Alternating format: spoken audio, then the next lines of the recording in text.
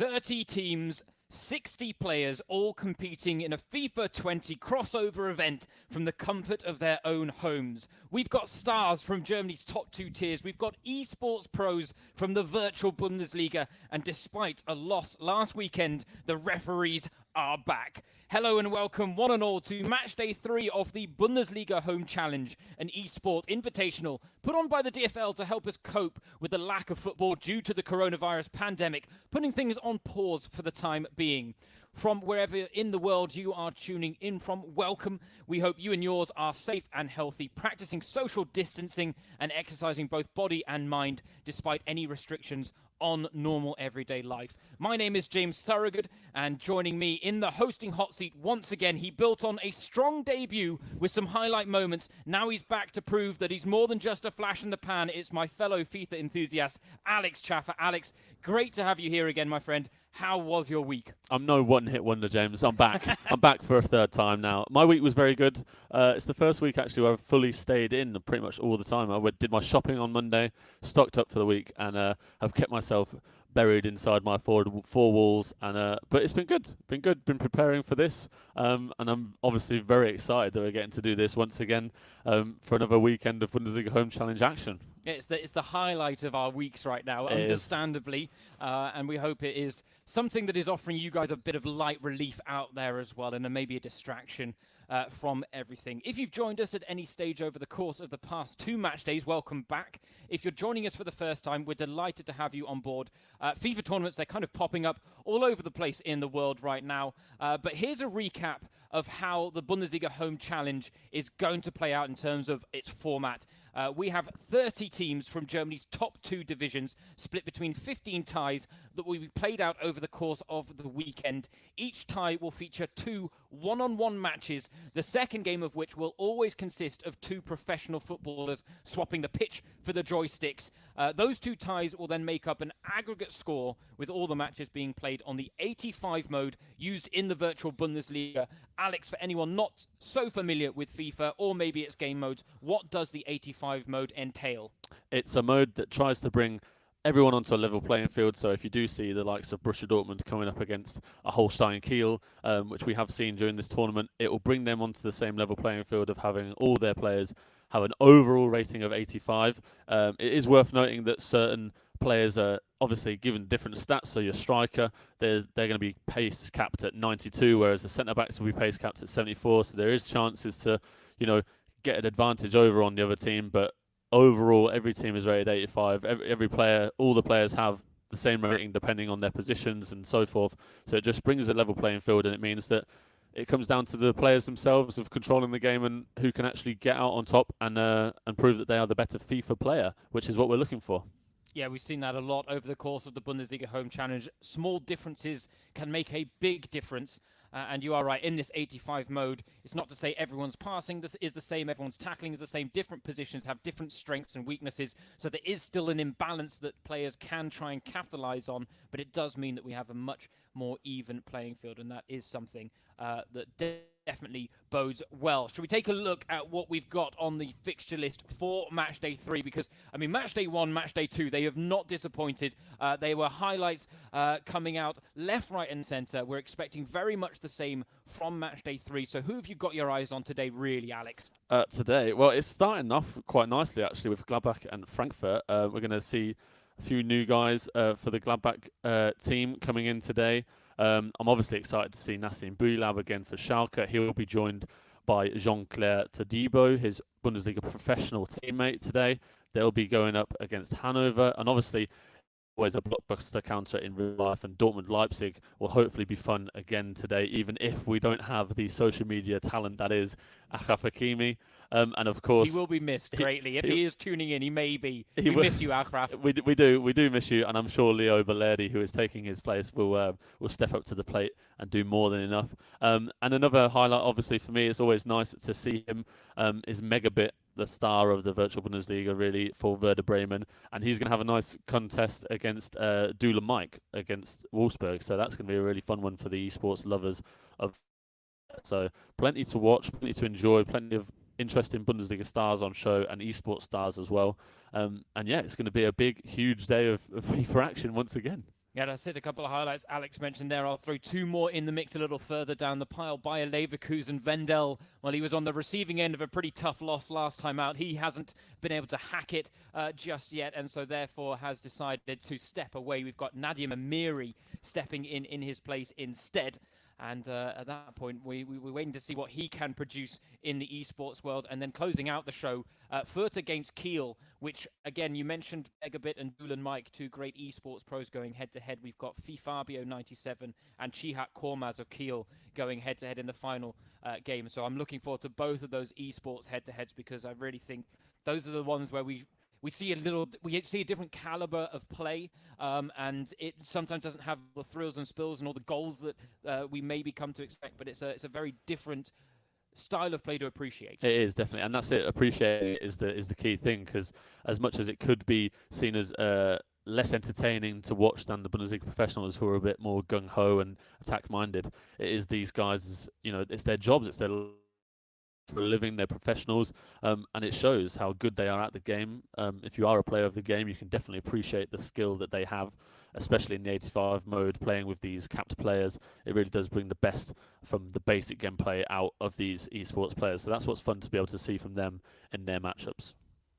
Yeah, that's it. It really is a very different style of game, very competitive. But we are here also for some of the highlights, and we have had some real top-notch ones over the first couple of match days. Where do we really start? I mean, let's talk about match day 2, actually, because match day 1 seems quite a while ago now, and there were some great matches in there, but it was very much a feeling out process, I think, for everyone in the Bundesliga Home Challenge and the footballers swapping pitch for joystick. Match day 2, we saw everyone settle into their rhythm a little bit more, and we had some standout matches. Do we start with Nico Schlotterbeck, Alex? I think we have to. I think we have to, just because of how incredible it was against Hertha Berlin. Obviously, he came into the game after his teammate Mark Flecken had lost 6-1 to Elias, who is a professional esports player. So there was no hard feelings in that. Schlotterbeck showing that this is no hobby for him. He plays it regularly. We knew he played weekend league on a regular basis and had a professional setup at home.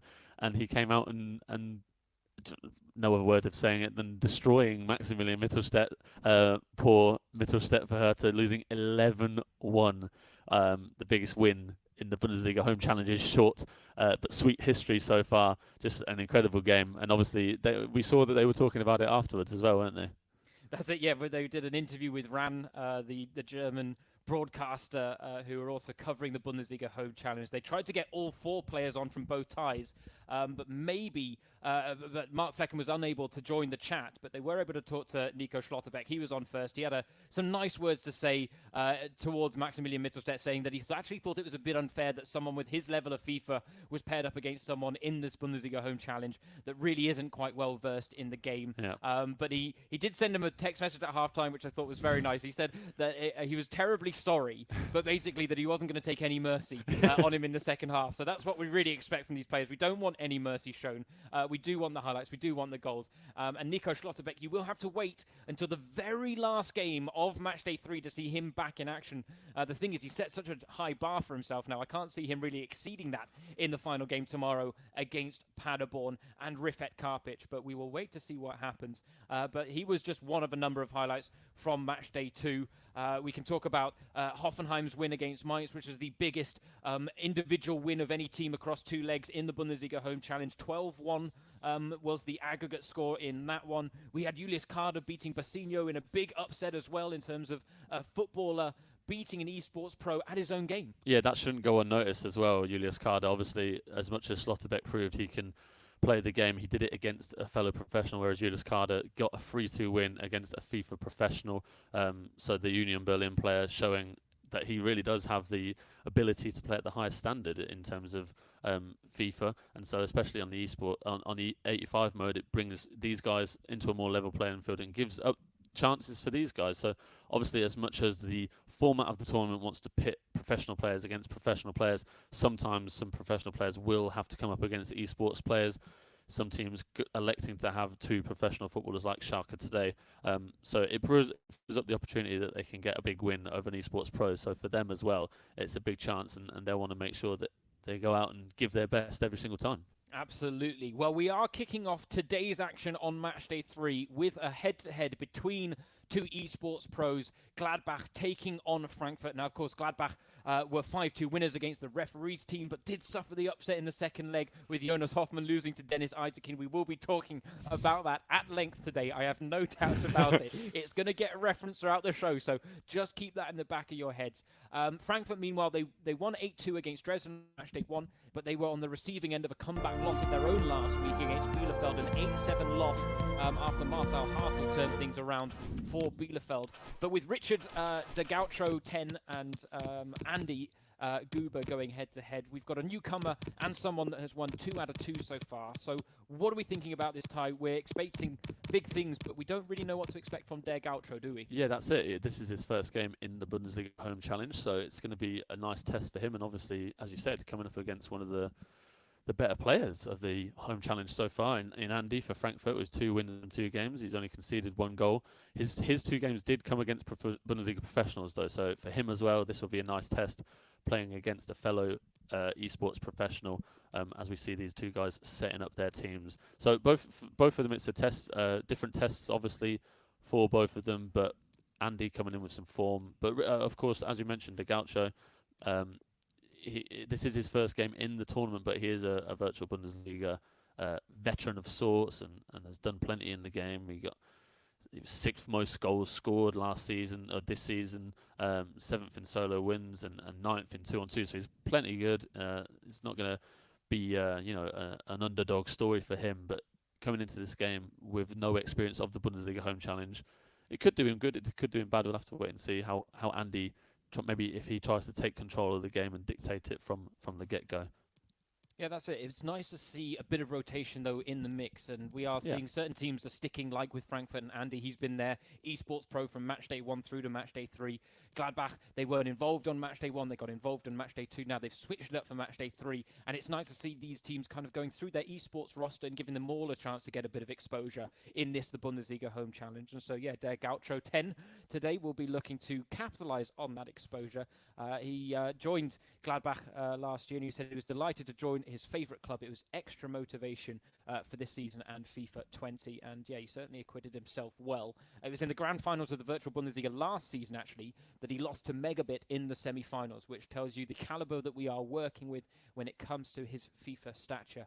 And so, yes, we will be intrigued as well to see then how Andy, for the first time in the Bundesliga Home Challenge, matches up against someone from his own backyard as opposed to a professional footballer that maybe isn't as well versed on FIFA 20 as he is. Yeah, and that's part of the reason why Gladbach probably changed things up last week, even in the Bundesliga professional terms. As we know, Jonas Hoffmann will not be taking part today for them after his defeat to Dennis Isaacin. Couldn't get over it. I don't think it's that reason. I don't think it's because of that defeat that he's. I hope it's not. I hope there's no hard feelings for Jonas. He did well, and respect to him for showing up and taking part in that. Obviously didn't go to plan for the Foals, so they've made some wholesale changes today and are looking to make sure that the results are not repeated in any way against Frankfurt here. Yeah, that's it. We are not too far away from getting the action underway on matchday 3. The hype has been building for Alex and I throughout the week as we've gotten closer to kickoff. We hope it's the same for you. Of course, you can get involved in social media channels and, of course, get involved in the chats and chat rooms on whatever platform you are joining us on. Hashtag Bundesliga Home Challenge is the one you can use on whichever social media platform you so choose to. We'd love to hear from you. We'd love to find out how you're feeling about this, who you're most looking for to see, where you think the upsets will be maybe today, and whether there's something that you'd like us to maybe discuss and talk about in amongst all the action, because you are going to be with us for a good old stint today, to say the very least. It's a long old slog for us in the booth, but it's one that we thoroughly enjoy, and we are just delighted that you can join us for however long you can. If it's for one match, that's okay. If it's for a couple, great. We're here to hopefully add to a bit of the relief during this football-free time and give you maybe some light entertainment as well on the side. And that's the thing that you mentioned earlier. We're both looking forward to this all week. It's that sort of feeling of knowing, during the week, the struggle, you could say, is continuing, staying at home. It's not ideal what everyone is having to go through, but even for us, we're getting excited about what's to come at the weekend, and hopefully that's the same for everyone watching at home, and for these guys as well playing. Hopefully they're experiencing the same thing, where you wake up on a Friday and think to yourself, "Oh, it's Bundesliga Home Challenge tomorrow. I'm gonna sit down and watch that, or I'll sit down and train myself and play a few games and get in the mood for it. So hopefully it's been able to bring back that feeling. And I think for us, especially with it already being 3 weeks of this, it almost feels normal now. For me at least. I'm not sure about you.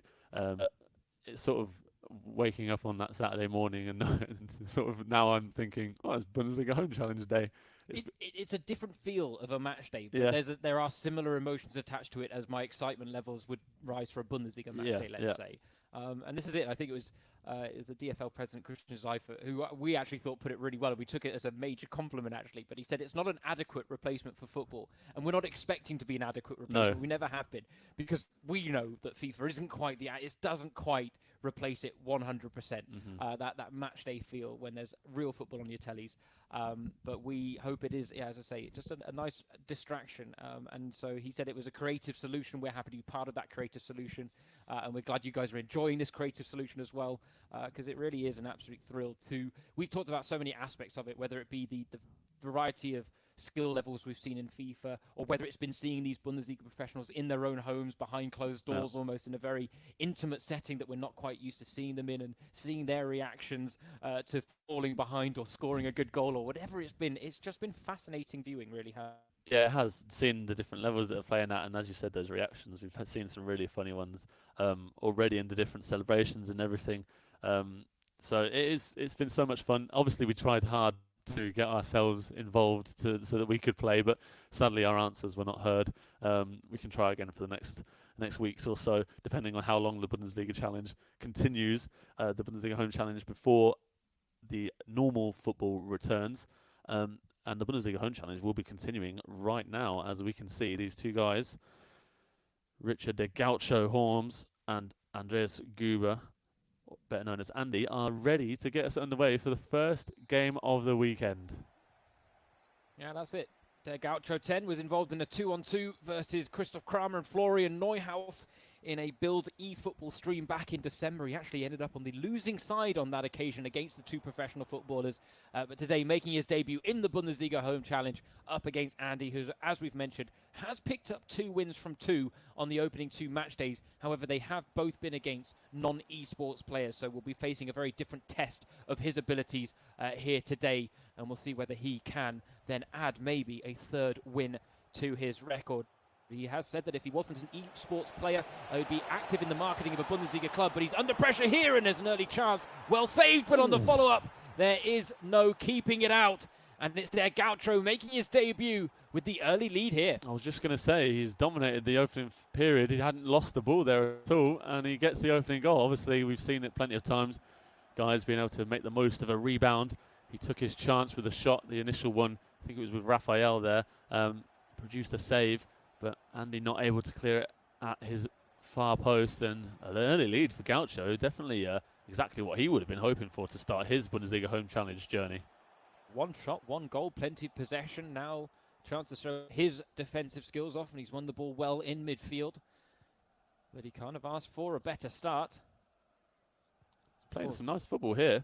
Passing around, as I said, he dominated the opening period, so you could say it a deserved lead, but for Andy, he's going to want to make sure that this trend doesn't continue, that he's able to, get involved in the game, as we've seen.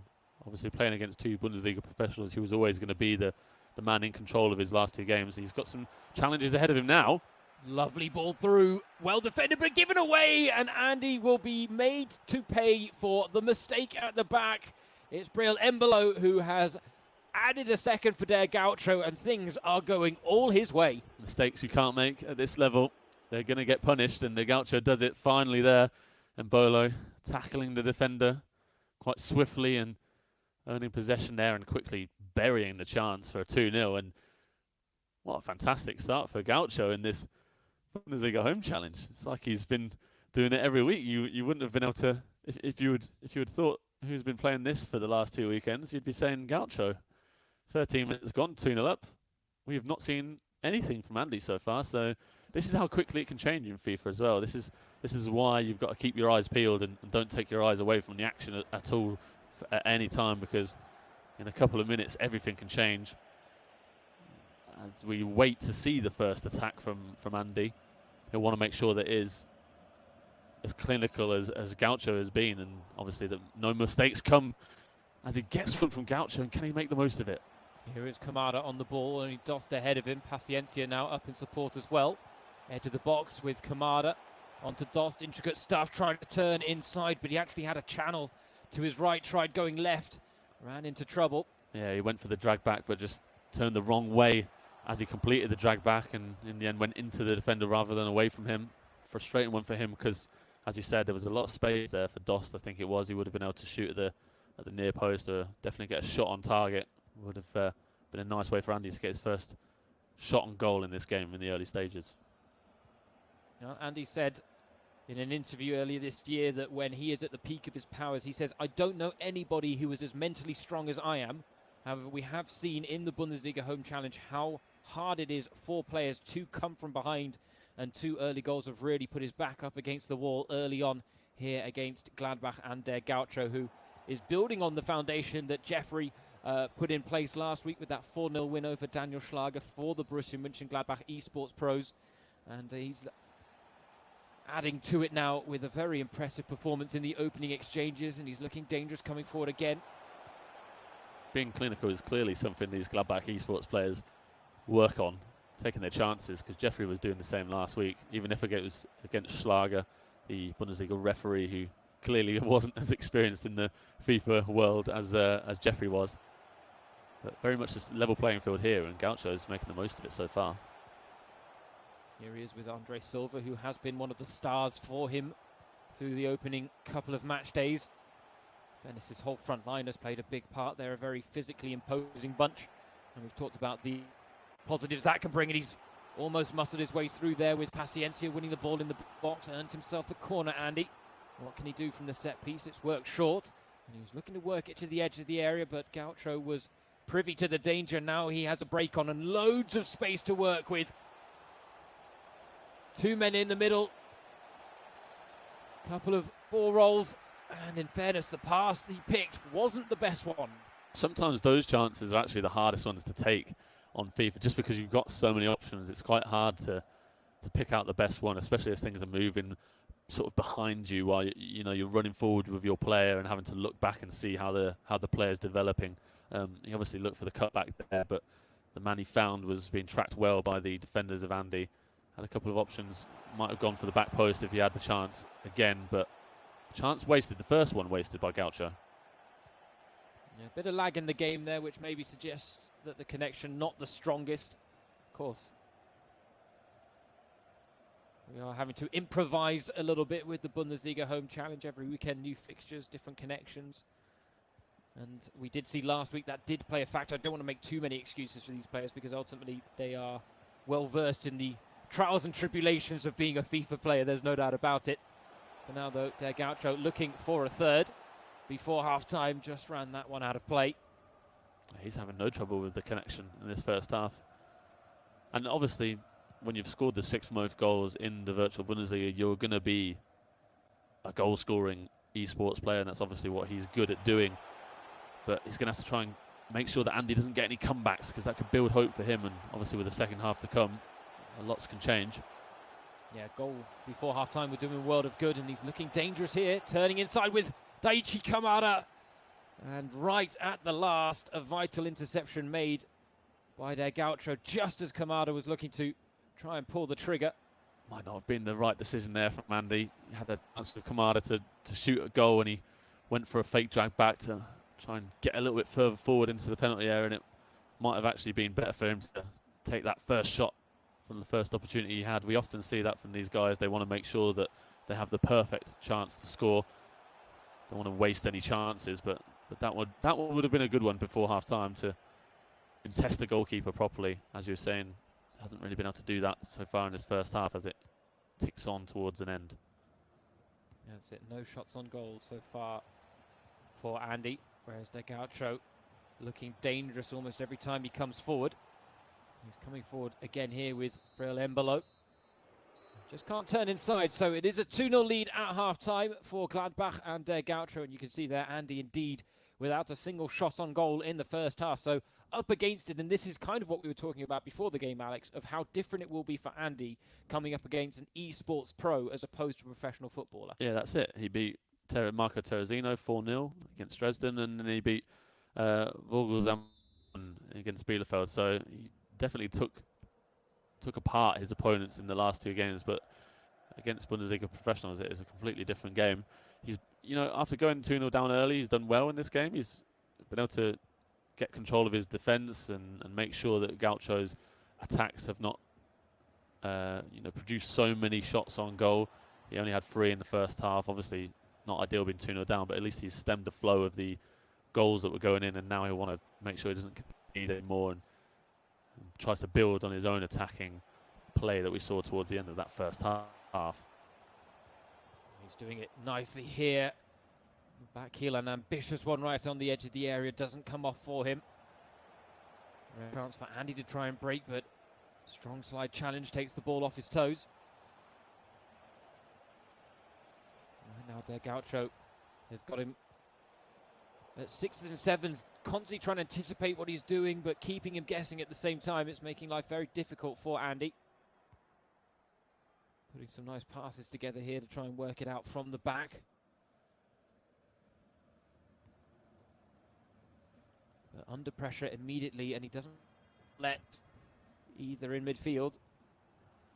Just wonder whether a change of formation could maybe open up some more space for him.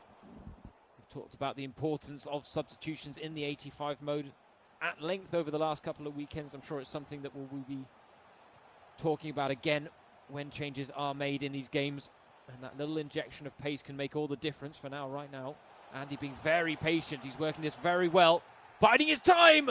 Oh, and so close to getting a goal back. That was the chance he had been working for this entire game. So nearly a perfect goal. You can see his frustration there as he leans back himself and the player cam. Just perfect possessional play, keeping the ball and moving it forward constantly. That is what these guys are so good at.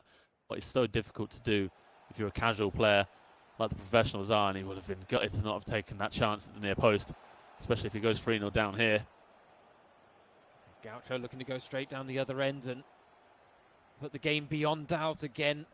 It's that last pass that just doesn't through for him. You can see the intention, just not quite pulling it off.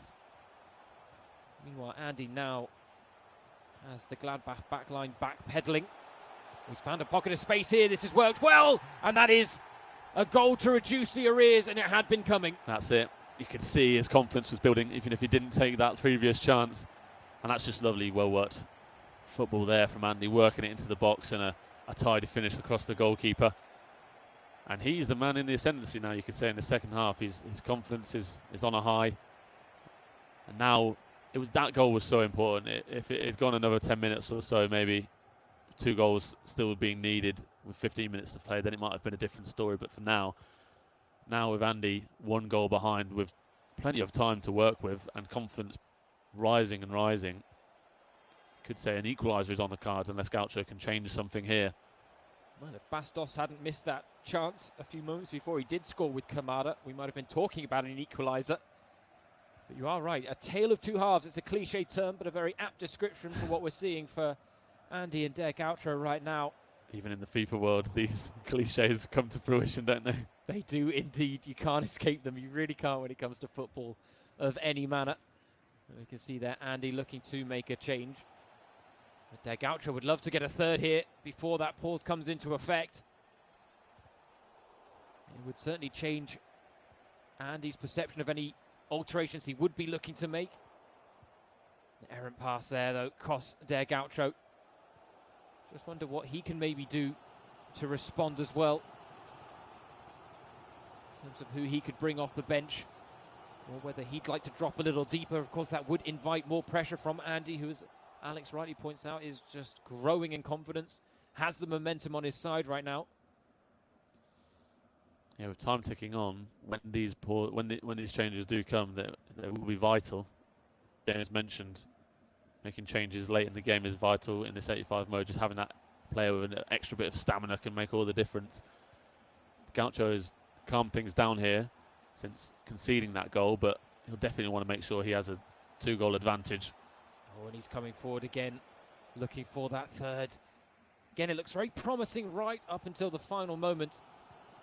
I wonder whether Andy's just got a better read on his opponent's attacking movements now than he did at the start of this game. It almost seemed to catch him a bit off guard in the opening exchanges. Definitely, he's defending really well on the edge of his own box.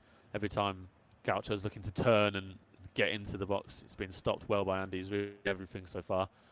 But this is what he doesn't want. He doesn't want Gaucho to take control of possession and let the clock tick down. He needs to get the ball back and try and keep it for these last 8 minutes or so.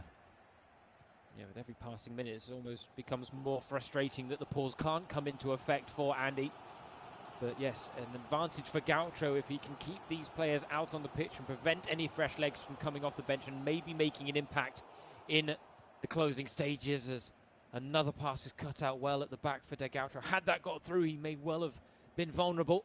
You can see how frustrated Andy is getting, moving away from his screen and now really leaning forward. Time is ticking on if he does want to get another final chance to get an equaliser here. It's with Bennett for Gladbach. Loses out near the bar. He's won it back well in midfield though, Der Gaucho. And there really is no onus on him to try and force the action. Oh, he's made a mistake out the back though. Can Andy make the most of it? Runs being made through the middle, but he has to slow his roll just for the time being. Working it well down the wings.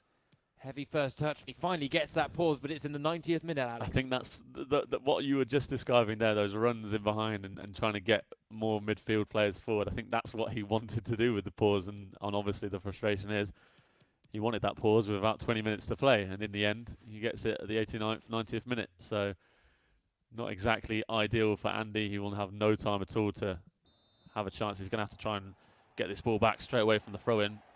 Seems unlikely.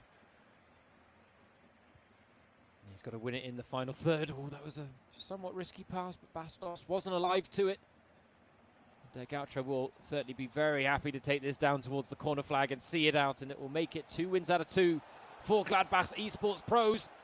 Well, the third was maybe on the cards.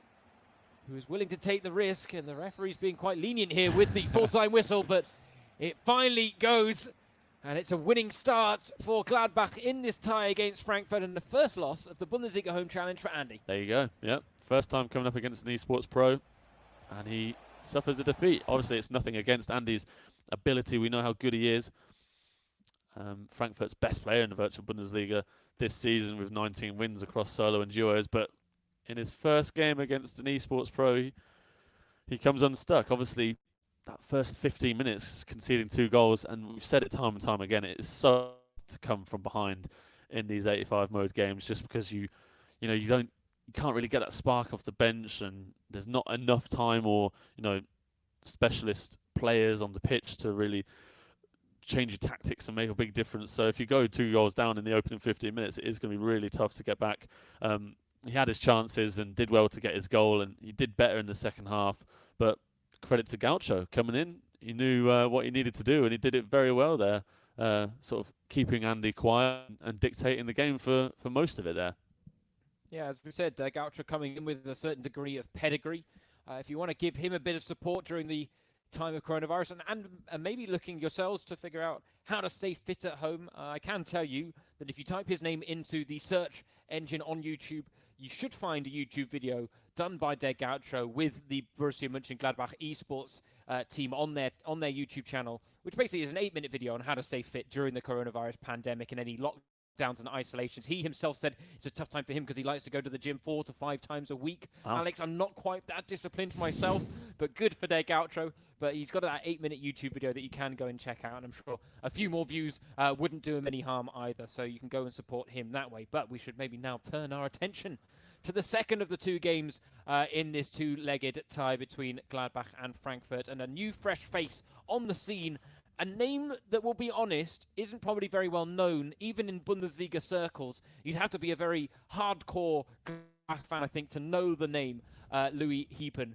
but we are eagerly anticipating to see what he can produce in the Bundesliga Home Challenge now against Nils Stendera, who has been in action twice over the last 2 match days. That's it. Unless you are a die-hard Gladbach fan, as James said, you might not know the name Louis Hiepen, 19-year-old academy player for the Foals. He's played 1 game for the reserves this season before suffering a knee ligament injury. The centre-back, left-footed centre-back, is we're interested to see exactly how good he is at FIFA.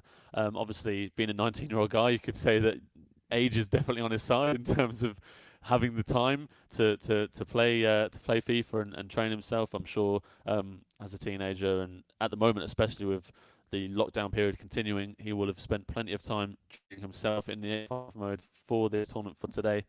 Jonas Hoffmann was the Gladbach player last week, but having suffered defeat, referee Dennis Eiterkeen, surprisingly, he is backed out of this weekend. He didn't. It was too much smoke, Alex. Too much smoke. Too much smoke. There was if he had suffered defeat to Nils Stendera today, it would have been the end. So I can understand it completely. And he's handed off the baton to a young foal, a young buck, you could say, trying to make a name for himself. So this is a good chance for him to show exactly what he's capable of. And as you can see, he's donning the Gladbach shirt there at home, dressed to impress, as is Nils Stendera.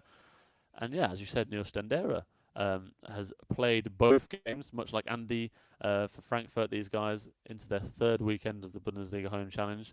Stendera got a 4-2 win over Baris Attic in the first game against Dresden before suffering a 7-1 defeat last week to Marcel Hartel in what was one of the most entertaining games we've had so far.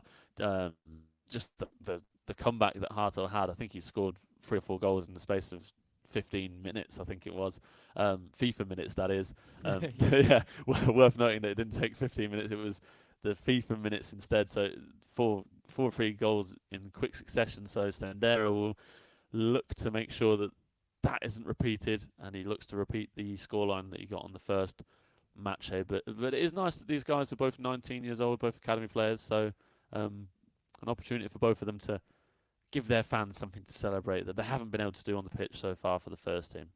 But that's it. It was one of the big lessons we learned from last week, is that no first leg lead is safe. Yep. And Nils Stendera was one of the examples on the Sunday. We had a lot of comebacks on Saturday, and Nils Stendera was certainly the big example to take from Sunday's action with that loss to Marcel Hartel in what was a back-and-forth game. It really was. It's some of the most thrilling stuff we have seen in the Bundesliga Home Challenge. So for the most part, we at the very least know that Nils Stendera is good for entertainment value in the Bundesliga Home Challenge. Plenty of goals, maybe a big loss as well. And the thing is, the difference this week is he doesn't have a very big lead to work with. Yeah, that's it. That's the difference now. He's had leads to work with so far in both his games that he's played, and for the first time now, he's got a lead to try and claw back. He's got a lead to overturn 2-1 down. And we've seen, some of these guys, some of the Bundesliga professionals are far more interested in their own personal games. We saw it with the man. Oh, who's the man for Stuttgart? Atakan Karazor. That's it. All these names. Atakan Karazor, who was suffering defeat to Cologne after the stranger had dominated the opening game for Cologne, and Karazor beat Rafael Chichos and was delighted with himself despite the tie going Stuttgart's way, Cologne's way overall, and not Stuttgart. So for these Bundesliga professionals, it's definitely personal pride that is also at stake for these guys. They want to make sure that they get the win themselves and don't suffer any FIFA embarrassments, as some have done in the last couple of weekends. As much as the overall tie is important, of course, as well, they want to make sure that they at least get a win for themselves. Even if Stendera can get a 1-0 win and get a draw over the tie, I'm sure he'll be absolutely delighted. So it is a test for him and for his start. Obviously, as well, not knowing how good Hiepen is. We don't know. We just don't know. We haven't seen anything of him in the FIFA world so far. So only his Gladbach teammates probably know how good he is, and his friends. So we're eagerly awaiting how good he is. Well, you say that. He looks like he has the type of setup that would suggest this isn't his first rodeo when it comes to competitive FIFA, or at the very least the esports world. He looks very well prepared, and it is Hiepen who gets us underway in this second leg.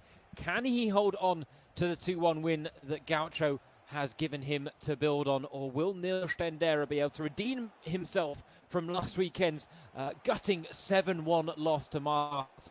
Saw Bielefeld sneak the win over Frankfurt. He's on the back foot here early, Neil Stendera, and early signs here that Heepen is not about to mess about when it comes to building on that 2-1 lead, but he was offside in that situation with Bril Embolo.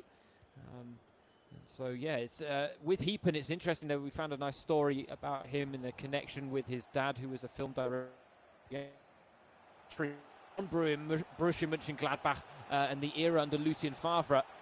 But Heepen here on the front foot early, much like Der Gaucho in his game. This time the shot blocked.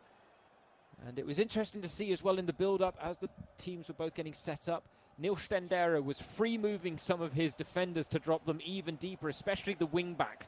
And I just wonder whether that was something he spotted in the first one, then bombing forward a bit too much last weekend against Marcel Hartl.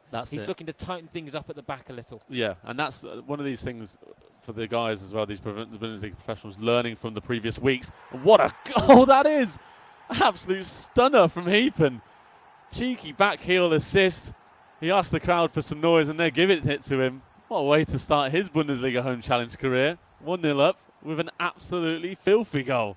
That is one of the sexiest goals we've seen scored in the Bundesliga Home Challenge, no doubt about it. And Heepen, well, he has not been messing about in the early exchanges. Neil Stendera may be wondering, oh dear, this could be more Marcel Hartl than it is Baris Atik. And he has gone down early, but that's the way to introduce yourself to the Bundesliga Home Challenge if you are Heepen. It is. Right smile on his face. I think we can see someone sat next to him in his player cam as well, so he's got some support right next to him. He'll definitely be getting some support after that goal. Fantastic. And he's looking good here. He's producing the dragbacks and the ball rolls and getting into the box, causing some panic in the Frankfurt defence. I don't think this pressure is going to wane at any point. Actually, he looks quite capable of making sure that this Gladbach lead is built upon. While Stendera is going to look to counter-attack here and counter-attack well. Oh, this is the chance though for Stendera just to call Heepen's jets a little. He's got two over in the middle. He's gone for the cross to the back post on the volley and on the rebound. It's in. It's in. The rebound comes to the aid of a player once again. It is Andre Silva who makes the most of it. Lovely cross to the back post. And it was good effort. I think it was Filip Kostic there at the back post on the volley, just straight at the goalkeeper. But luckily he had a man there. And that's the thing. That's how quickly it can change. Just mentioned Stendera looking to make the most of the counter-attack. And that is the difference between these esports guys and professionals as well. As you could see, there just one quick pass up from Stendera and Heefen's defence was nowhere to be seen. It's one of the things that the Bundesliga, the esports professionals pride themselves on so much, is being able to keep goals out. Defending is much harder on this game than attacking, and that's why often the esports games are lower scoring than these games between Bundesliga professionals. They're much more about scoring the goals, as Heepen looks to go into the lead again. But nice confidence for Stendera, getting a goal back straight away. Yeah, that's it. It's a roller coaster ride, some of these FIFA games, there's no doubt about it. So far, it's Stendera now coming forward. He has responded well to that early setback. And he's now actually fashioned a measure of control on proceedings. He's starting to toy with the Gladbach backline a little. I have to eat my words, I think, James. Stendera responding well, and he's an early pause here. He's changed around his tactics as Heepen takes a sip of his drink, just composes himself a little bit, having conceded his lead. And he's going to have a check at if Stendera making any substitutions, but I don't think he will at this early stage. It might have just been some tactical moves around from the Frankfurt band, but for him, very important to get that early goal, because Heepen did look good in the opening stages. And as you said, we can often read into the setup of these guys to see just how good they are. He's got the Turtle Beach headphones. He's got the chair. He's got the setup. He's got his support there. He's got his friend or partner with him, giving him support, and he'll need some support to make sure he doesn't go behind here in the first half.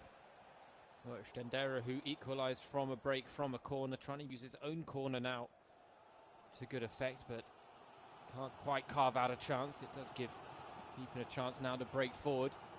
He's worked the ball well with Lars Stindl. Plenty of space to work. Kostic trying to close him down.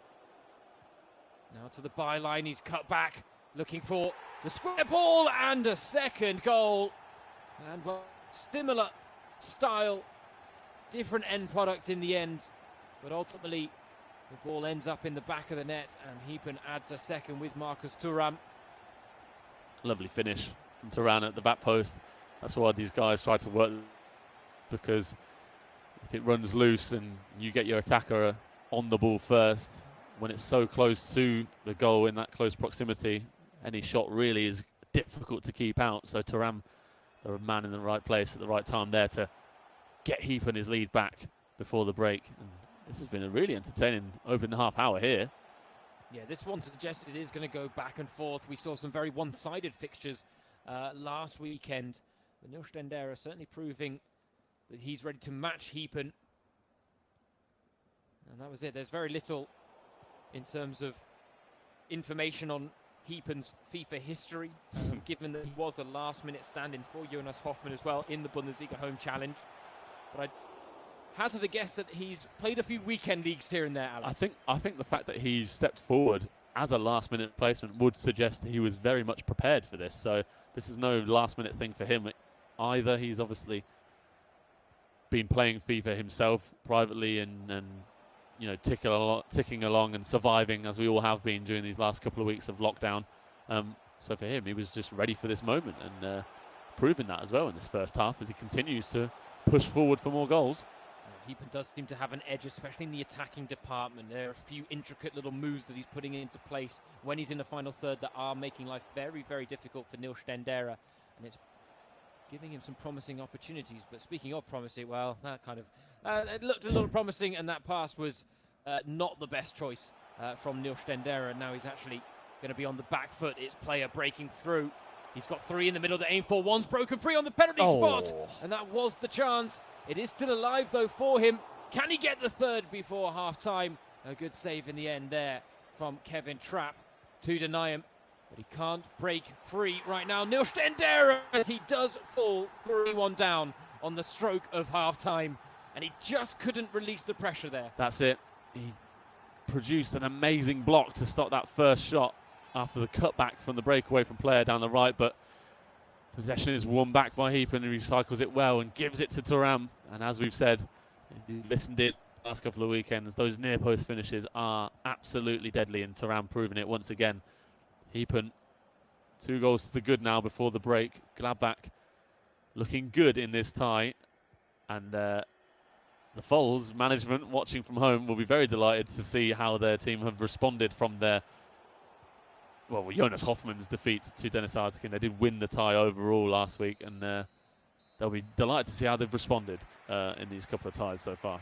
Yeah, absolutely. I mean, they've got a very good reputation in the esports world and in the virtual Bundesliga world. Borussia Mönchengladbach, they finished 4th this season, and they were actually leading the league at the halfway stage before the winter break, what we call here in Germany Herbstmeister, or autumn champions. And so they were, yeah, they do have pedigree behind them. Ultimately, they let the lead slip in the virtual Bundesliga with Werder Bremen taking the victory over the course of the campaign. But a very entertaining first half there, and it shows in the statistics, doesn't it, Alex?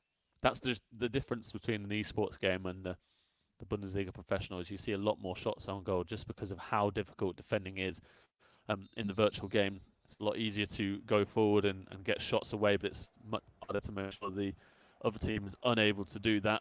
And as you mentioned, Heepen is producing these little ball rolls, little dragbacks, and little intricate moves, which can tell the difference between a hobby sort of player of FIFA and a normal one as well. Oh, what a chance that was for Stendera at the back post. Lovely cross, driven cross all the way to the back post, but unable to get it over the line there.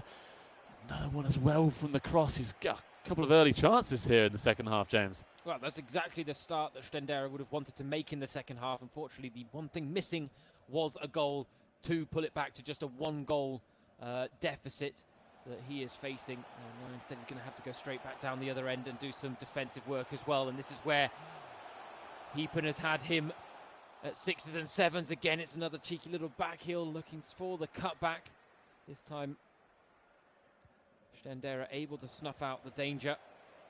as I was saying, those little moves that Heapen is producing in this game, the little dragbacks and moves, they're the difference between a casual FIFA player and one who plays it regularly on a private basis. Those are the things that can open up chances and open up space in and around the box, as Heapen is trying to do now again. He's now in his favourite position. This is where 2 of his goals have come from already today. This time, Stendera able to close off the angles well, prevent the danger from brewing any further. And now a chance for him to break. He's got a bit of space to work with. It's Bastos through on goal, and well, maybe Stendera could have taken another touch. He had so much time and space to work with. In the end, the Dutchman denied. Heapen did well there to bring out his goalkeeper. He read the pass quite well. Dost got it, and he did have that time, but it was a really difficult angle for him. Even at the near post, it was going to be a tough one for him to get past the goalkeeper. So Heapen, props to you for bringing your goalkeeper out. And now he's got a chance to go ahead again, and he takes it. And that's the clinical nature that he is showing. 4-1 now, and Lars Stindl finishes it off at the near post.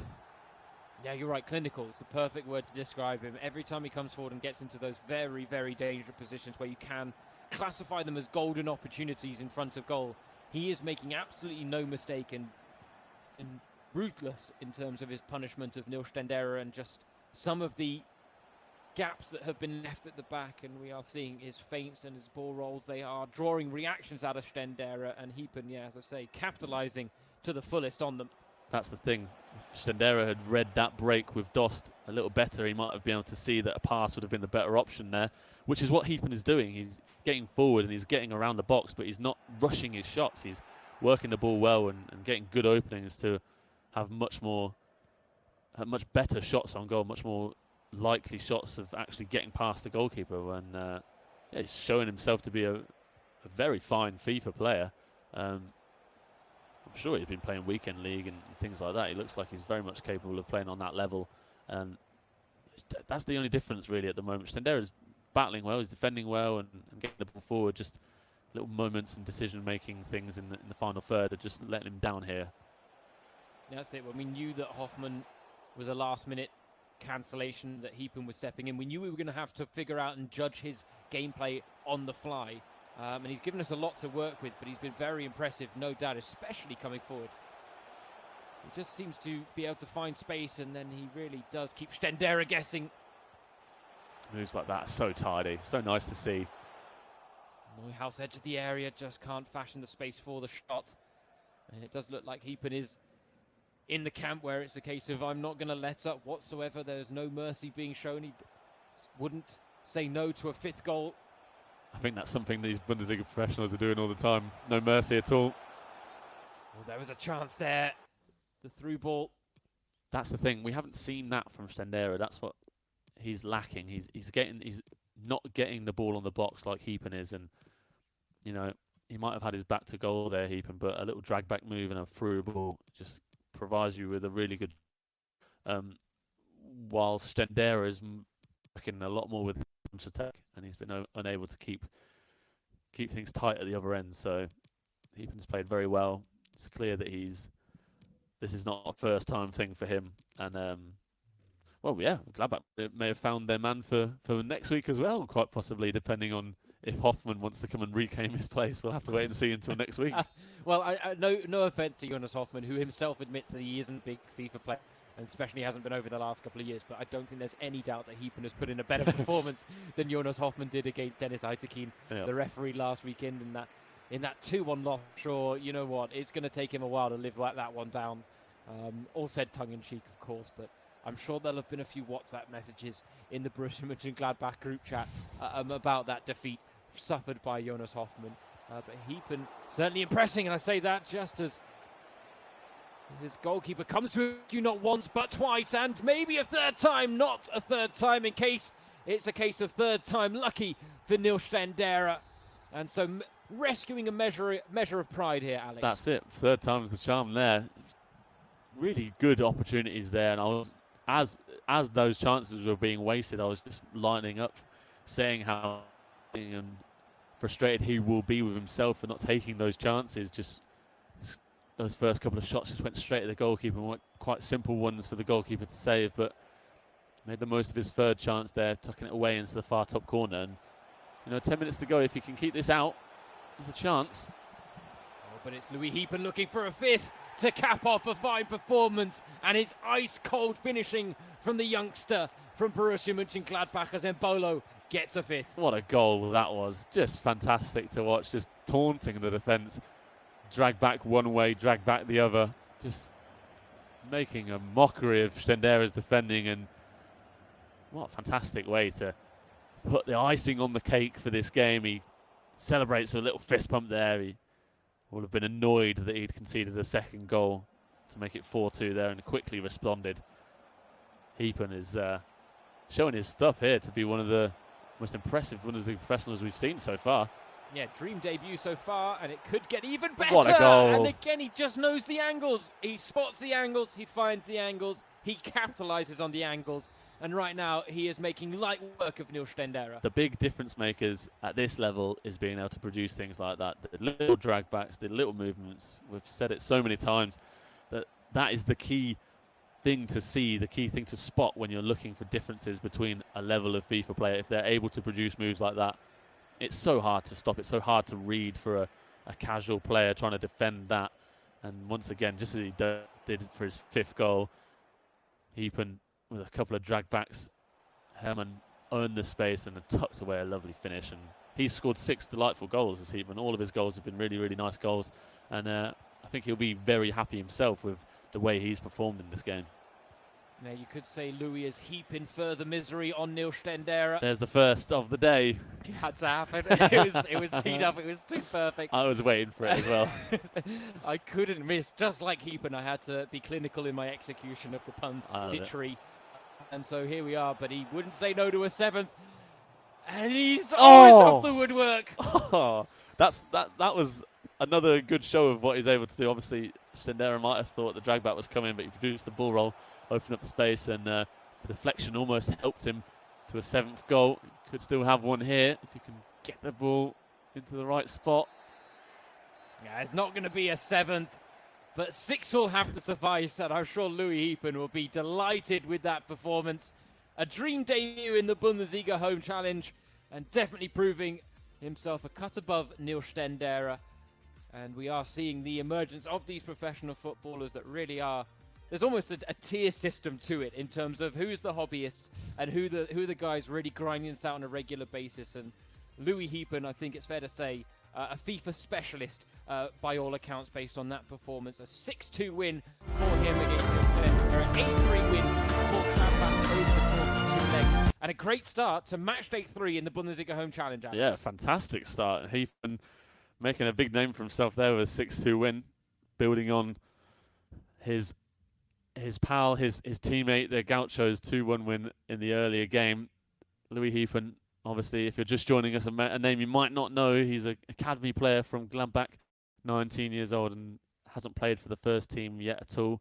A late change for Jonas Hoffmann, and he's come in, and he's definitely made a name for himself in the Bundesliga Home Challenge. A big 6-2 win, all 6 of his goals, really, really tidy goals, really tidy finishes. And yeah, that's exactly what you said. We're seeing a tier between these Bundesliga professionals. We're seeing we're seeing quite clearly over the course of the 3 weeks how like the likes of Nils Stendera, who's clearly a more casual player, and a guy like Louis Heapen, who hadn't played in the Bundesliga Home Challenge yet, perhaps hadn't played so much in the 85 mode either. Just coming in and showing the basics and showing what he's capable of doing. Yeah, we're definitely putting Louis Heapen in the higher tier bracket of Bundesliga professionals, and we'll be seeing another one of those very shortly in our next game, as Nassim Bouyelab will be taken to the sticks against her. But yeah, Louis Heapen is in that bracket now alongside the best of the Bundesliga professionals so far. Oh, that's it, you're right. Bouyelab is definitely amongst them. Munas de Boer of Hoffenheim is arguably the top, I think, in our estimate we've seen so far. Yeah. And so, yeah, Louis Heapen now, I think, comfortably climbing into our top 10, maybe even pushing for a top 5 right now, in my opinion. But of course, it is his first game. It was his debut. It's hard to judge on just one game because this is what we have seen as well in the Bundesliga Home Challenge. Form like that can change, but there were just so many parts of his game there we saw from Louis Heapen that do suggest he definitely is a bit of a cut above in FIFA. And now we are waiting to see whether Jean-Claire Todibo will be in the same bracket as Nassim Bouyalab, who's up in the second game against Julian Korb. We were hoping, Alex, that this would be the other way around, weren't we? And we are slightly disappointed. Yeah, it's one of the things I mentioned, how good Nassim Bouyalab has been in this tournament. Picked up a couple of comfortable wins over Marvin Knoll of St. Pauli and Lino Kasten of Wolfsburg. We've spoken about his record in terms of his FIFA playing ability. He's a regular in the top 100 on Weekend League. He's gone 30-0 3 times, which is no mean feat at all, especially for a Bundesliga professional, especially for a casual player who's not doing this professionally. And we were hoping that he was going to get an opportunity to come up against an esports player, because he maybe hasn't been tested quite as much as he's been by the fellow professionals that he's come up against. But hopefully Julian Korb will be a good test, and maybe that's the thing. Maybe Jean-Claire Todibo is even better than Bouyalab. So these are the things we're waiting to see, because obviously we don't know much about Todibo's FIFA playing ability, with this being his first time in the home challenge as well. Yeah, that's it. He's taking on Marcel H96_Donchap Deutscher as an esports pro for Hanover, who's actually been on the losing side twice the opening 2 match days, both against esports professionals. So this his first game. Footballer switching the pitch for the joysticks, but he suffered a 1-0 loss to Augsburg's Yannick 0109 on match day 1, and on match day 2 it was a 2-1 loss against Darmstadt's Gottseri, who isn't going to be in action this weekend, but arguably one of the best esports pros that we've seen in the Bundesliga Home Challenge. And so, yeah, he wouldn't mind getting a first win under his belt, and he will be taking on the winter signing that Schalke made from Barcelona, Jean-Claire Todibo. And, I mean, he's had a wonderful start to his life in the Bundesliga. He was actually named Schalke's Player of the Month in February, Alex. 3 appearances, and it was 2 draws and a loss in the 3 games that he played in. But he was seen as the lone bright spark in a bad few results for Schalke by the fans, and therefore claimed the Player of the Month award in February. And a fun one, I was watching an interview with him. He claims he hasn't been nutmegged by Messi in Barcelona training yet. Do you believe him, Alex? Not by any stretch of the imagination. Absolutely not. I don't think there's a player that has ever played, since Messi has become a player for Barcelona, I bet he has nutmegged every player on that team, and I don't think Todibo will have been able to avoid that either. It's surely part of the initiation process at Barcelona, right? Yeah, I totally agree with you. No, but I mean, as I say, he has certainly taken to life well in the Bundesliga. And talking about the Bundesliga Home Challenge, he said he was happy to be participating in it with his teammate Bouyalab, and he said, "Let's go Schalke." That was something he put out on his social media channels, so we will eagerly anticipate seeing what he can bring to the fore. James Thorogood and Alex Chaffer, your 2 hosts for today's action. This match day 3 of the Bundesliga Home Challenge. Match day 1 and match day 2 gave us thrills and spills aplenty, not to mention a hat full of goals, a stocking full of goals, something very large full of goals. There have been a lot of them, and we are expecting no less on day 1 of match day 3. And let's be honest, we got the ball rolling in a pretty good manner with Borussia Mönchengladbach picking up a big win, their second win of the Bundesliga Home Challenge against Eintracht Frankfurt, 8-3 on aggregate. And Schalke against Hanover is up next. And so, yeah, Schalke, they have certainly been a side that have looked good in the Bundesliga Home Challenge. This, though, the first weekend without Tim Latka, who, let's be honest, has been one of the most impressive performances, especially in terms of his defensive ability. And so it's a shame to not have him in action this weekend. It is, because he was really fun to watch for Schalke, partnering up with Bouyalab, the esports man. But it is a chance to see how good Todibo is as Schalke become the next team to produce 2 Bundesliga professionals. As we can see, looking over the format there as well for the Bundesliga Home Challenge, if you've missed it, 30 teams, 2 players on each team, 60 players in total, each team usually consisting of an esports pro and a Bundesliga professional. In this case for Schalke, they are coming up with 2 professional players, Jean-Claire Todibo and Nassim Bouyalab. And as we can see, they are getting themselves ready to go for this game. And Todibo, as you said, he has been really impressive for Schalke since he arrived. Obviously, on loan from Barcelona, they had defensive struggles just with injuries, mainly to Nastasic, Stambouli and and Kabak. In that centre-back position, it was becoming quite difficult for them. Weston McKennie was playing there quite often, so for them it was great to bring Todibo in. I saw he did an interview with Bundesliga.com a few weeks ago and said how he likes playing against the best players, like the likes of Dortmund's Erling Haaland. He likes putting himself against the best of the best. So that's what he's going to try and perhaps do today. Obviously, we were hoping that Buyelab would be the man to come up against Donchap here against an esports pro, but let's see what Todibo is able to do. He's donning his Schalke shirt. He's got his headset on now, a headband as well. He's ready and prepared to go. So let's see what he's able to produce here. Another dip into what is the French FIFA world as well with Jean-Claire Todibo. And so, yeah, we now will see what he can produce up against H96_Donchap. As Alex pointed out, we were hoping Nassim Buyelab, after some very impressive performances, would be able to test himself against an esports pro and see where he really matched up on the other circuit. And we were thinking that when Tim Latka wasn't named in the Schalke squad, that we may get that chance. Instead, the honour goes to Jean-Claire Todibo. And Donchap right now looking dangerous in the opening exchanges. Hint of an offside there, but the goal is going to stand. And so Donchap, well, it's exactly the start he'd have wanted to make and exactly the type of start that Todibo would have wanted to avoid. Yeah, that's it. Very tidy from Donchap, making the most of his first opportunity there. Todibo not looking too convincing in his defensive work there in the early stages, not able to close down Donchap with any real structure. And he'll be looking to make sure that those goals don't start pouring away, because, as we've mentioned, when you've conceded one, it's quite easy that the next ones follow, especially when you're a professional player coming up against an esports pro. That's exactly what Todibo won't want. Yeah, we can see here as well, they do seem to be suffering a little bit of a connection issue, Donchap and Todibo. It is one of those things, we have seen it on a couple of occasions. It tends to smooth itself out over the course of the game, but the opening exchanges can be quite frail as a result.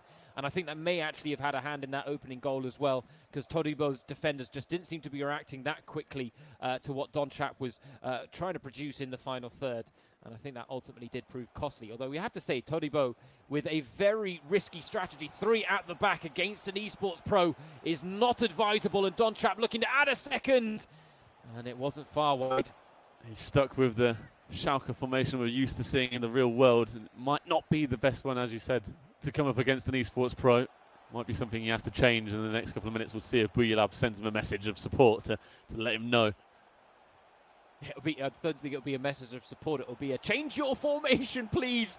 But he's 2 goals down now and really up against it as Marvin Duksch adds a second for Hanover.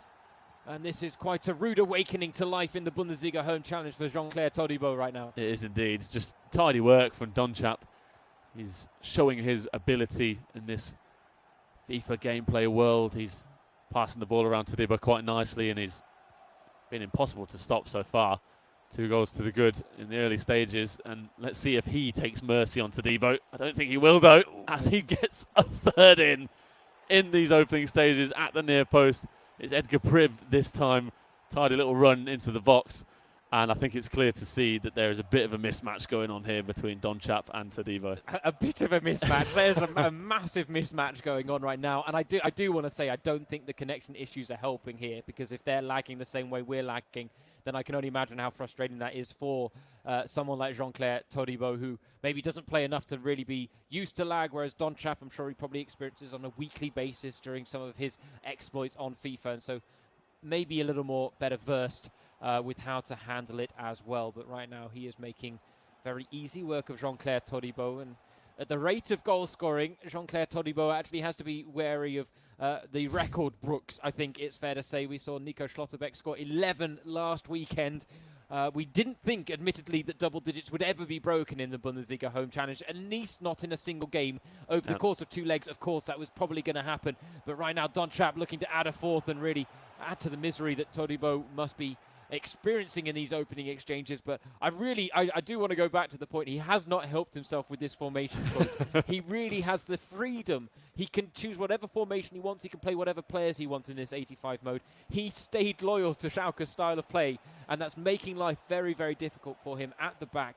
And it was already going to be difficult for him up against a guy like Donchap, Alex. So then to have one less player in that back line to help cover is just almost a nightmare Yeah. waiting to happen. That's it, because you need as many men behind the ball as possible when you're trying to defend, especially against an esports pro who's going to be one of these guys who can hold the ball up really nicely as he's trying to break here into the box, looking for a fourth. Every attack is looking dangerous, and I almost don't want to get too excited because I'm starting to feel sorry for Todibo, and we're not even half an hour into this game, and it makes for tough viewing when it is such a mismatch. That's it. Todibo is struggling here. As we were just saying, Donchap just clinical in his way of going forward, and Todibo not having enough men behind the ball just makes that even harder for him to defend, and it's proving to be quite simple work for Donchap so far, but I'm leaning towards the same way you are. Oh, a lovely tackle there. A lovely late tackle from a Chipka. Oh, and we've got the first red card of the Bundesliga Home Challenge. There it is. The first red card, and Todibo can't believe it. He's down to 10 men. He's 4-0 down in half an hour, and I think this is going to get a lot worse before it gets any better for the Frenchman. It's a carton rouge for Bastion of Chipka of Schalke, and yeah, well, he only had 3 men in his back line, and it's a fifth already. This is looking very bad now for Jean-Claire Todibo and Schalke. The one, if we are bright side of life people, which I believe we are, Alex, We are. the one good thing about this is this may bring out the best in Nassim Bouyalab in the second leg, because he is going to have to do some real repair work in the second tie against Julian Korb. And that just may see him produce some of the best FIFA we've seen, or some of the most relentless and ruthless FIFA we have seen. But Jean-Claire Todibo, I mean, what we can hope for now is he maybe gets a consolation effort and keeps it tight. The consolation effort is on, though! Yes! He has one back! And we're celebrating that more than any of the 5 goals that Donchap has scored. So no offense to Donchap, but poor old Todibo, he has not had an easy ride of it so far. But he's got a goal back, and we're delighted. Yes, apologies to Donchap for the little celebration there. I think a lot of people from back at home will be on our side as well, rooting for Todibo in this situation. He did really well there to stay patient and composed and work the ball to Harit, as Donchap is looking to do here. And just quickly as Todibo got a goal back, the 5-goal lead is restored before half-time. It's 6-1 now, and Todibo, as much as he can smile here, he's trying to wipe away the disappointment on his face just before half-time. It's 6-1 now to Donchap. But again, I think you're right. I think this is going to stir up the fire in Bouyalab's belly as well, and he'll be wanting to make sure that he can produce something special. Obviously, in his games, he's only scored 3 goals in each of them, so perhaps he's going to have to break out of his shell in his game to really get this tie back in Schalke's way. It could also be the case that he steps forward and says, "Hey, look, next week, get me against the esports pro. I want to have that challenge. That's my challenge to have." As Todibo is clearly struggling to stay up with the task against Donchap. Oh, this is all about damage limitation now, and so much damage has already been done by Donchap. As we said, 6 goals in the first half. If he matches that in the second, and he's got a man advantage, he could be breaking Nils Schlotterbeck's record for most goals in a single game in the Bundesliga Home Challenge. And, well, dear me, yeah, this really... Things could not be going worse for Jean-Claire Todibo in his Bundesliga Home Challenge debut right now. Of course, he is on loan from Barcelona, the La Liga giants. There is a buyout clause in his contract, and Schalke have mooted the possibility of maybe keeping him, especially given the current climate. But Barcelona, I think, have made it quite clear that they would like to have him back. So they do think highly of the young Frenchman, and I think it's fair to say that we can see why based on his performances in the Bundesliga. He slotted into this Schalke backline quite seamlessly, it seemed, as part of a 3-man backline, which maybe is also a system he's not quite used to playing. And he's acquitted himself very well. A man who says his biggest role model is Pirlo. Not your go-to choice as a centre-back, though, you'd say? No, yeah, it obviously shows how his mindset is. We've seen, obviously, when he's been playing for Schalke, that he's a ball-playing centre-back. He's very comfortable in possession. Could probably play in midfield just as comfortably as he can at the back, and that's obvious when you come from a club like Barcelona, being able to play in possession and be comfortable on the ball. And that's one thing he's prided himself on in these opening weeks and months with Schalke. And for him as well, this is a real good chance to grow personally, because obviously coming from Barcelona, where he hasn't played every week, you're used to winning and, being on top in games and being a team to beat, whereas Schalke, as much as they are one of the best teams in the Bundesliga this season, It doesn't always go their own way, and it's often that they can get themselves into big battles, and that's why Todibo said he loves playing against the best of the best, because it is a challenge for him. And obviously, he's doing that right now against Donchap, and as much as he is suffering heavily here, this is a nice challenge for him, and it's clear to see that he's not giving up in any way, despite being down to 10 men. We saw him change his tactics a little bit at half-time, go to the 4-man defence, even if he is down to 10 men, and hopefully that can help him as he looks for a second goal, and he gets it! It's a lovely, lovely way to make it 6-2, and I feel bad for getting that excited because it is only 6-2, but I'm so happy for Todibo to get a second goal, and that was a lovely way to do it. Oh, lovely little chip finish. Suat Serra running onto it. He had the pace to beat the goalkeeper to the ball and the defender. And yes, a very composed finish there from Todibo, which shows he's no mean feats with the sticks. But then, oh dear me, I say, it's just so hard to watch. Straight down the other end, and Donchap adds a 7th. So the light relief that Todibo has had every time he scored. And now I almost think it's fair to say getting 2 goals is quite an impressive feat, especially with 10 men as well. But the minute he scores, he concedes. It's a cruel twist of fate that Todibo has suffered on 2 occasions in this game. And you are right, he has changed up his tactics, but it hasn't really helped as an 8th goes in. Donchap wants the record, Alex. He sees the record. He knows 11 has been the bar has set by Nils Schlotterbeck. He wants 12. He wants 12, and it looks like he's going to get it. I was going to say that he looked like he'd become a bit more merciful, but every time Todibo has scored, he's looked to go on. And as I say that, he's definitely not feeling merciful at all here as he looks for another goal at the back post. It just gets cleared away though, but half an hour to go with 4 goals needed. Oh, almost one there with some risky defending from Todibo. Yeah, with time going on, this could be a record score. And obviously we've already seen our first red card, so this game is destroying the record books, and it could do more before the 90th minute and the final whistle come up. Yeah, we wouldn't say no to a few more record-breaking feats on match day 3 in the Bundesliga Home Challenge. And right now, Donchap is giving us a lifeline in that respect. He's got just under half an hour to work with in FIFA terms. We could maybe also see one of the highest scoring individual ties of the Bundesliga Home Challenge, even if Donchap doesn't maybe break the record, but he is still looking very threatening. That counter was curtailed by Todibo, and you have to say he did bring a 4-man backline into effect at half-time. He almost left Okchipka at left-back, which actually would have left him with a 3-man backline. He noticed it just before the start of the second half. The problem is I think he's changed his settings to be a bit more attacking, and so what we're seeing is the 2 centre-backs are just being left in a 2-on-2 virtually against Hanover's front line, and that is making life very easy for a player of Donchap's caliber. And he's on for a 9th, but it's well dealt with at the back. And Stamboulou can now bring the ball clear for Schalke out wide to Omar Mascarell. Not quite the pace that Todibo needs out wide, but he's worked it well here. Mascarell keeping his run going. 2 men to aim for in the middle towards the back post. Oh, went down looking for the penalty. In the end, the chance comes to nothing for Todibo. Quarter of an hour remaining. Donchap with an 8-2 lead as things stand.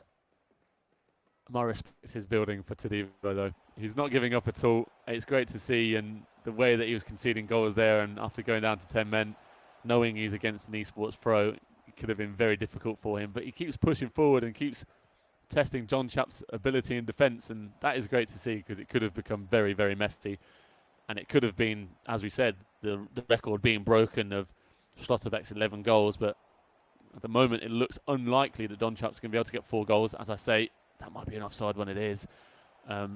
He's going to keep going for it, is Donchap, but respect to Todibo as well. He's 8-2 down and down to 10 men, but he keeps on smiling. He's enjoying this, and well, who knows? Next week he might stick around and replace Tim Latka again, and then we might see Buyulab against an esports pro, and perhaps as well as that, Todibo then gets to play against a fellow professional and has a bit more of a chance to show what he's capable of. That's it. I mean, we've seen, as we've mentioned, a huge spectrum and range of different experiences on FIFA throughout this Bundesliga Home Challenge. And I think the reason we were disappointed that Buyulab wasn't playing against Donchap is I think we would have maybe preferred to see 2 evenly matched games as opposed to 2 one-sided ones, where we can in comebacks, and don't get me wrong, they entertain in equal measure as well. and some may even argue they're even more entertaining. But two really evenly matched games with players of a similar FIFA skill level is certainly produced arguably the most competitive games and some of the most enjoyable to watch. Of course, we wouldn't say no to comebacks like Nico Schlotterbeck's on a regular occasion. But right now, things have quieted down on the goal-scoring front. It all came thick and fast in the opening exchanges, but you are right, Toribo has done well just to close down the angles in a more proficient manner. And we're also seeing a few more errant passes from Don Chap in and around the area. The question is there one last goal in this? Don Chap wouldn't say no to a ninth, and he's got a ninth. Cloud 9 for Hanover's Don Chap. Todibo, if you don't laugh, you'll cry is the call for him, and he's laughing away there as time ticks on and the full-time whistle does go to bring an end to his torture there, really, you could say, and a huge 9-2 win for Don Chap. 3 goals there for the hat-trick hero, Henrik Weidant. Job done for Don Chap. Simple one for him. And Todibo is definitely not a novice at FIFA, a total novice. You have to say that he was coming up against an esports pro, did go down to 10 men, but that's not how he will have wanted things to go in his Bundesliga Home Challenge debut. No, absolutely not. Not the introduction you would want. And it's funny, we've seen some strong challenges throughout the Bundesliga Home Challenge. I'd almost go as far as saying we've seen worse challenges than the one that actually gave him a red card with Bashnok Chipka in that one. And I'm not saying that would have made a great difference to the scoreline, but it may not have been as emphatic in Don Chap's favour.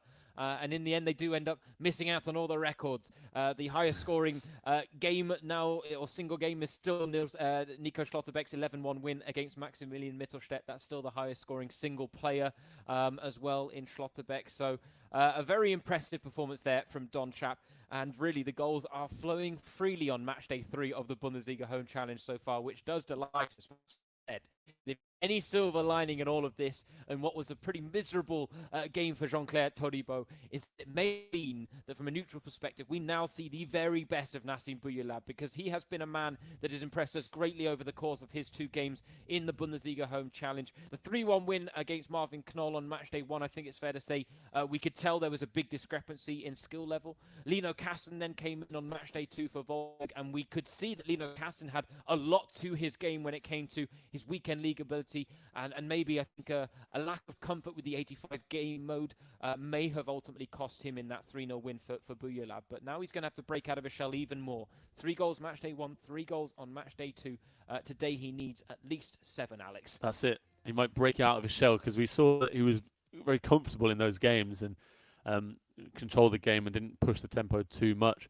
But now, obviously, this is a completely different scenario for him. Obviously, he's playing weekend league as well. He's used to just playing these single games online and taking the score as it is there in that single game. Whereas now, thinking about the tie, he knows he's 7 goals behind now, so he's going to have to make a move and get things ticking along now for Schalke, and if he wants to get them back and get a win in this tie. And of course, this provides us with another great opportunity to see one of these second leg comebacks that have become so common in the Bundesliga Home Challenge. We saw so many on the second weekend and the first weekend of the Bundesliga professionals overturning the defeats of their esports comrades from the first leg with huge wins in the second leg. No more so than Nico Schlotterbeck's 11-1 win, against Mittelstädt. And if Bouyelab can produce something similar, I think it would be less unexpected. I'm expecting Bouyelab to win this game, but as we said, he's been comfortable and controlled in his 2 games, so whether he can handle having to become a bit more attack-minded remains to be seen, because he's going to have to go out and try and score a few more goals than he'd previously had to. Yeah, of course. And, he's got to keep things tight at the back as well, which is an area of his game he admitted before match day 1 is his weakness in FIFA. I think it's everyone's weakness in this FIFA, to be honest. You're either on it or you're not. And if you're not, it is incredibly costly at times. But that's it. I think it's almost harder for Bouyelab as well, because we have the precedent of it happening time and time again. Yeah, that's it. And one point to make as well, we did ask Bouyelab some questions coming into this weekend, and he did say, we asked him what was his favourite game to watch a game of football that he'd watched so far in his life, and he did say it was Barcelona's comeback in the Champions League against PSG, where I think it was 6-1 they won at the Nou Camp to overturn that incredible Champions League game against the French team. So he's a favourite of comebacks, and he'll be looking to take inspiration from that game in this one now. And obviously, if he can get a comeback to get Schalke a win in this tie, you could almost say that it would eclipse Barcelona's comeback against PSG. Perhaps not in the total footballing scale of things, but in the scale of Bundesliga Home Challenge, it would definitely eclipse things. We're talking about him going for the comeback and whether he's going to break out of his shell, Alex. I think we can see that on the left of our screen. He is well and truly ready to break out of his shell. He is indeed. He was originally planning to play a 4-2-3-1, which is what we had seen in the last couple of weeks. And as you can see here, he has gone for the FIFA well-known tactic of pure all-out attack, which is the 4-2-4. And he's changed that to his attacking formation. So we'll have to wait and see if he does switch to attack mode when he gets into the game. He's going to start with that 4-2-3-1 formation, but we'll have to wait and see if he immediately goes to attacking. I think he has to, I right? think he has to. He has to, he has to take the risk and hope to reap the rewards. This is going to be a fun one, I think. But yeah, seriously, ladies and gents, if those are his tactics, buckle up, get ready. We are potentially about to see a bucket load of goals, because Buyelab is someone that, even in a very conservative formation, has been able to score quite freely in his 2 games in the Bundesliga Home Challenge. And it is worth noting that Julian was on the end of a 2-1 loss against Felix Platter of Darmstadt. He scored a wonder goal in that game, Julian Korb, but it wasn't enough to rescue him a positive result in it. And I think it's fair to say he is 100% going to be up against it here against Nassim Buyelab, who will be looking to get the goal scoring going as early as possible, because he's got to at least win by a 7-goal margin to tie the tie with Schalke and Hanover up. And he's getting through early here, and there is the opening goal in less than 4 minutes. Buyelab has broken the deadlock, and that's just what the doctor ordered for him. That is the perfect start. We see that celebration again. The little finger on the lips is cheeky stuff from Buyelab, and that is the dream start. 4 minutes in, he's 1 goal up. And as James said, buckle in, guys, because this is going to be a fun game as Buyelab pushes on and looks for a second immediately here with Rahman. Who's got the bit between his teeth, and I think it's going to take a lot to get it out of there. Buyelab knows what's on the line here. Schalke have, incidentally, won both of their Bundesliga Home Challenge ties reasonably comfortably. It was a 4-1 win against St. Pauli on match day 1. It was a 5-1 win against Wolfsburg. So the fact they've conceded 9 here, I think, shows how much they're missing Tim Latka, first off, and this change from an esports pro and professional footballer combination to a combination of 2 professional footballers with Todibo and Buyelab. But it does mean that we now have what could be an absolute firecracker of a fixture on our hands, because Buyelab is going to be looking to score with every push forward he makes, and he cannot afford to make any mistakes at the back at the same time. Burgstaller, he's already got 1 goal. He's looking for the drag back now with Merkan. It's fallen nicely here to Buyelab, but the offside flag had gone up against him.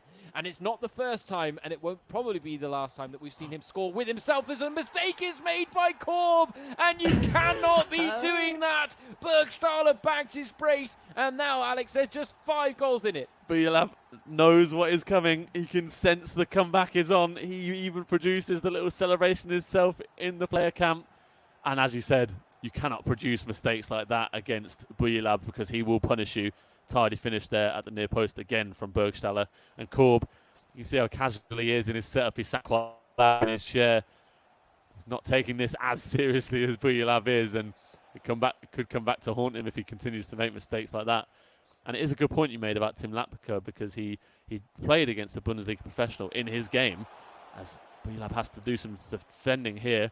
Latka did play against Luka Zander of St. Pauli in his first game, and he came away with just a 1-0 win, which could be seen as a bit, perhaps underachieving for an esports player. But the control that he had in that game, he did really well to just make sure that Zander didn't get as many chances as he could have been able to. And that's what is the difference between the esports pros. They're much better at defending and controlling the game. And perhaps that is what they really needed in that first game from Tim Latka, rather than Todibo being able to keep the goals out rather than shipping so many of them as Todibo did.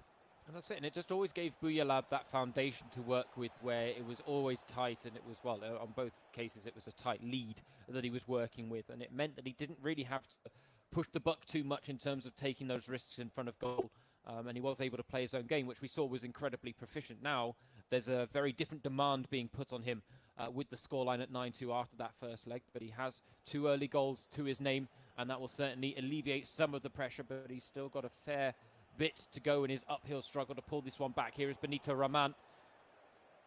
And the problem is Korb will happily actually take as many seconds off the clock. He really doesn't have to push forward with any great urgency, but he won't want to be too complacent, because Buyalab will be looking to punish at every opportunity. Here he is, Julian Korb with Cedric Teuchert on the ball.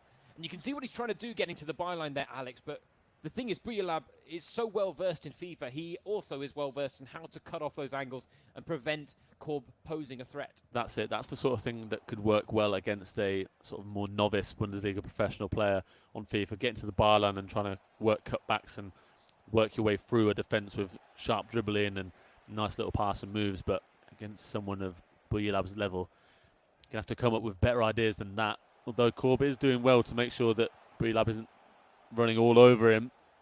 You want to make sure that this lead isn't added to in the first half. As time ticks on, Buyalab looks for another couple of goals before the break. Still 5 goals behind on aggregate. If he wants to overturn this tie, as we've said, Buyalab's going to have to break out of his shell a bit more and push on. He's had a perfect start, but Korb doesn't need to force the agenda. He can take inspiration from Donchap perhaps and try and play a more possession-based game and just dictate the play, as he is doing now. He's doing well to just compose himself and pass the ball around the back, and this is where Buyalab's going to have to come out and press a bit more and try and win the ball back, which is going to change the way he wants to play as well. Well, this is it. You have to say Korb's done very well just to bring a measure of calm back into the game, because we've seen how momentum can play such a huge factor, and it looked like Buyalab was really going to start running away with it. 2 very early goals, one coming courtesy of a pretty hefty mistake from Julian Korb, it has to be said. But he's done well just to slow the role of Buyalab as we approach half-time, and he wouldn't mind getting a goal himself. He's at the byline, and again, it's those very promising positions that he's getting into, but he's just not making the most of them, Julian Korb. He loves that byline, does Julian Korb. Getting to it every time and trying to work back, but Buyalab defending it well, even if he's trying to bring a bit of caution to the wind here by passing it around with his goalkeeper. But yeah, Korb is handling things well. If Buyalab can get a goal before half-time, though, that'll really build his confidence even more to go 3-0 up into the second half of this game. But Korb looks like he's capable of holding him to just a 2-goal lead. It's a case of Buyalab holding his nerve as well. He cannot get too frantic in chasing that lead. And at the end of the day, I think, yes, he knows he's probably going to win his individual tie. But we've talked at length over match day 1 and match day 2 about this being a wonderful outlet for some of these players and their competitive juices, which will have been, building and building during self-isolation and quarantine. And Buyalab with a chance to add a third before half-time, and makes absolutely no mistake with Benito Raman. Dun, dun, dun. Benito Raman. Benito Raman. How does it go? You know the lyrics, don't you? I just know the Schnellster of the Bundesliga. It is the Schnellster of the Bundesliga, but there's all lyrics to it, but we're not quite as well versed. Maybe Buyalab knows he'll be able to sing it if Raman scores again. That was a really tidy goal again, just opening up behind the Hanover defence. But Korb has a chance here. Oh, you can see what he was trying to do.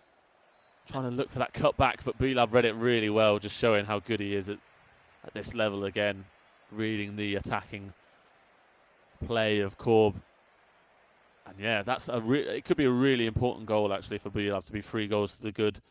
There you go. He's only had 3 shots all on target so far, and he's scored 3 goals. So really clinical from Buyalab. He really is on the sort of level of an esports player, just staying composed and keeping calm.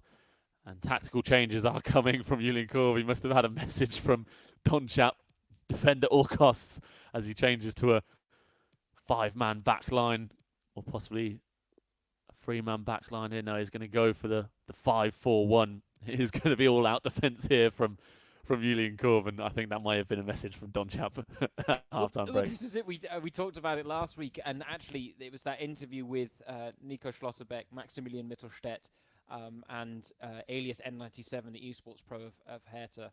And they said, you know, Alias was kind of complaining afterwards, saying, I was waiting for Mittelstädt to formation, try and tighten things up, and he just didn't seem to make any changes. And he was actually a little frustrated by that, seemingly, seeing as the fact that he had picked up a 6-1 win in the first leg, and he thought he'd put Hertha on course for victory. But Korb maybe learning from Mittelstadt's mistakes and going, you know what, I will change things and not let this get away from me. And he has gone for the more conservative approach. And as we said, with every passing minute, the onus grows when it comes to Buyalab needing to get a goal back in this one, because he has managed to reduce the arrears. It's just a 4-goal difference now over the tie on aggregate. He scored 3 goals in the first half. He needs at least 4 in the second to tie things up. I think we can see he's looking for an early pause as well. We must have seen quickly how Korb has changed his lineup. Buyalab will want to do the same and maybe bring in that 4-2-4 perhaps that he was setting up before the start of the game. He's so composed even at the back.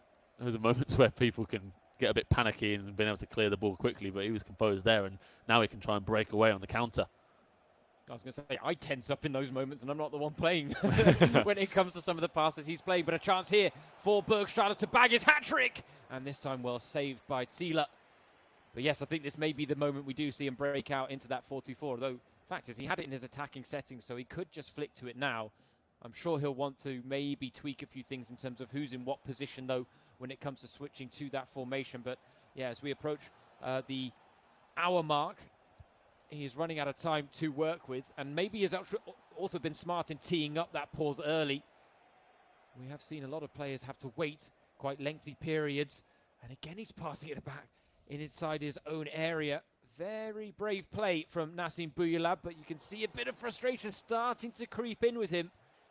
And this is just, for me, it's well played by Julian Korb. He knows he probably isn't going to win this game, but he does know he can hold on to the tie after that 9-2 lead that Don Chap gave him. He definitely can. He definitely can. And the 5-4-1 change has worked well for him. He brings on Soto there to keep working hard up front as a lone man. And it's also nice to see how Buyalab's getting a bit frustrated here, because as much as he is 3-0 up, and as we've said, some of these Bundesliga professionals are happy with their own win, he clearly wants to make sure that Schalke don't get beaten in his tie, and he wants to produce that Barcelona-style comeback. We also found out in the build-up to this that his favourite actor is Jason Statham, the famous action man of the world of film. So he's probably going to want to take some inspiration from Statham and try and get some action going in this second half as time has ticked away. He's still got plenty to work with, more than half an hour, but as we can see, I think Korb may have definitely got some messages from Don Chap about how to set up his team. It's very defensive now and keeping everyone back and trying to break away on counter-attacks. But Buyalab as well, this is a test of his composure and whether he can go out and push on and get more goals. As we see, he is in that 4-2-4 now. 4 men stuck right up at the top for Buyalab. Plenty of men on that halfway line already. But he's just getting a little bit frustrated here as Buyalab not being able to get the ball forward to them. It's something different for him. He's not used to quite playing this way. So a good test for Buyalab as well. This has worked out quite nicely, actually, having to come back from this deficit. Well, you talked about him being a Jason Statham fan, but one of the good things for Korb right now is that this game is not fast and furious, because that's really the way Buyalab would like it. But he doesn't have a lot of space to work with. He's trying to work it well with Bergstaller. And he did all the right things, but a vital block out the back for Korb. As much as he's gone to that 4-2-4, that's his first real chance of the second half. With only 20 minutes to play, he needs to get a lot more going. There's just a big gap between his midfield and attack right now, and it's with so many men back for Korb, it's proven difficult to break him down. Oh, and I thought that was in as well, and so did Buyalab. I think it was Katuchu who shot towards the near post and just whispered wide of the upright. What an opportunity that was, and that could have really kicked him on to get this comeback back on the road. Well, that's the other thing. Given how hard he has had to create chances in this second half, he really couldn't afford to miss a chance like that, because you've got to think that in order to rescue this tie, he's going to have to find free-flowing goals. But if you can't create chances, then goals are hard come by. But of course, we've got a big one coming up next after this. Borussia Dortmund against Leipzig is the next game in the Bundesliga Home Challenge on match day 3. So we're flipping to the other side of the Ruhrpott, the black and yellow. Shortly for now, it's Royal Blue Central with Nassim Buyalab. Good run was made there by Kutachu, and he found him in the box eventually, but maybe a little too late. And you do start to think that this really is running away. We've seen some really impressive comebacks. We've seen lots of goals scored in very short amounts of time. But you've got to think this is maybe beyond Buyalab, even for someone of his skill level, to score 4 goals in the final 15 minutes. I think so too. But this is one of the games, probably one of the first games we've seen where the second leg has really, both players are really playing for the tie. Buyalab frustrated by the lack of goals he scored, even if he is 3-0 up, and Korb totally defending here and changing his tactics, as we saw, going to a 5-man back line. Both these guys are playing for the aggregate win rather than self-pride, which is also nice to see, just because we're used to seeing them each play for their own personal win. And Korb could even get himself a goal here on the counter-attack. Man at the back post is over, and he can't get the header on target with Duksh. And so just under 10 minutes remaining now for Buyalab, and it is going to take a minor miracle for him to get back into this tie. And that maybe is something that we saw last week, where a lot of these players were looking at not looking at the whole tie, they were looking at their individual game. And so Maximilian Mittelstadt went, oh, you know what, I'm up against it against Schlotterbeck. I'm not going to change my tactics. Doesn't bother me if I lose heftily. Whereas Korb has almost taken the approach of, let's say if this was a genuine knockout tie, a Champions League 2-legged tie, and you had won the first leg 9-2, Korb is doing everything he can to win it. He doesn't mind if he loses 3-4, 5-0, as long as he doesn't let the tie get away from him. And I think that's an interesting approach that we've now seen implemented on match day 3 that we didn't see in match day 2, where there was this reckless abandon almost that the players would play with. It was reckless abandonment, is that the way of saying it? We saw it so often. And this is the first time that these two players in the second leg have really set themselves up to go with the aggregate win and take their first leg score into account. But Korb continues to defend well and press on the counter-attack. Buyalab cutting it out well, but time is just ticking on for him to be able to actually get back into this game properly. And the key of this game, obviously, has been the way that Korb has defended and changing that tactic, changing to that 5-man back line. It's proven a bit too hot for Buyalab to handle, and he's struggled to break down the Hanover defence as he tries to do so with Matondo here on the left. Trying to get to the byline. Intricate work. And in the end, again, there are too many red shirts in between ball and goal. Buyalab can't find the spaces. Here he is with Arit, and there's another chance. And it's a good save from Zieler. Great save from Zieler at his near post. Buyalab frustrated there. Chances few and far between in the second half, but that was a good one. Arit now with the ball on the edge of the area. Still plenty of Schalke players forward from the corner. Here is Ahmed Kutacu. Back with Amin Arit. Didn't want to go for the long-range effort there. And that could be that in terms of goal-scoring chances in this game. So a strong win for Nassim Buyalab, but not enough to overturn the tie. We are not stopping at comeback central just yet on match day 3 of the Bundesliga Home Challenge. But Buyalab could be happy with the win. Another one for him. That's 3 out of 3 in the Bundesliga Home Challenge. But for the first time, Schalke on the losing side of their tie. Maybe Buyalab is only able to score 3 goals in FIFA games, because he's scored 3 in each of his games now. 2 3-0 wins and a 3-1 win. But as you said, this is the first time that Schalke have come away on the losing side after 2 legs. And again, plenty of goals in that game. That's what we would like to see. We saw an 8-3 scoreline for Gladbach in the first game. And now we've seen Schalke suffer a 9-5 defeat at the hands of Hanover. All 9 goals for Hanover coming in that opening game, as Todibo suffered a huge defeat to Marcel Donchap-Deutscher. And yeah, Buyalab, as much as he did try his best to make that comeback a reality and get inspiration from his favourite game. Let me ask you a question then, Alex. Do you think that's different if Buyalab plays against Donchap and Todibo plays against Corp, because again we talked about the evenness of those two, the potential evenness of those two games, and I don't think we would have seen quite a big discrepancy on the scoreline had it been flipped that way. No, I agree. I think we would have seen two very evenly matched games. I think uh, I think Buyula put up a much better fight against Donchap, and that will have in turn given Todibo and Korb a bit more freedom to play their own game, their one-on-one game as it is. Just because there's no huge lead to try and overturn in that second leg, and when you've got a mismatch, which we did have there in Buyulab and Korb, I'm sure Korb will have known as well that he was coming up against a really good player in Buyulab, so that's why he set up so defensively and played for the win in the tie overall. And yeah, for Hanover, it's a huge win to be able to get. Obviously, we didn't know how good Todibo was going to be in the game. It just proved unable to match the level of Donchap.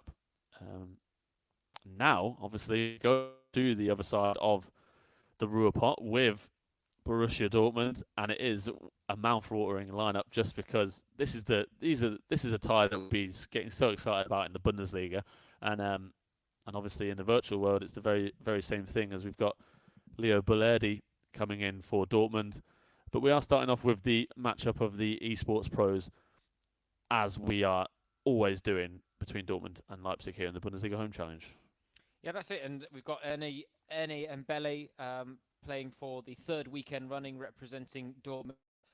He is a very competitive FIFA player, but is known more for his work on YouTube, where he's got just under 2 million subscribers over his two YouTube channels.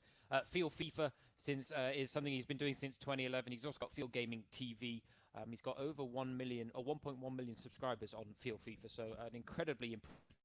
He is one of the best-known names in the FIFA community in Germany, but he is also taking on a new fresh face as well. Adjidan Islamovic, a pro esports player. He's a free agent right now, interestingly, and has been competing in the Austrian E-Bundesliga on occasion, but today representing Leipzig, so a third new face we've seen from them as well.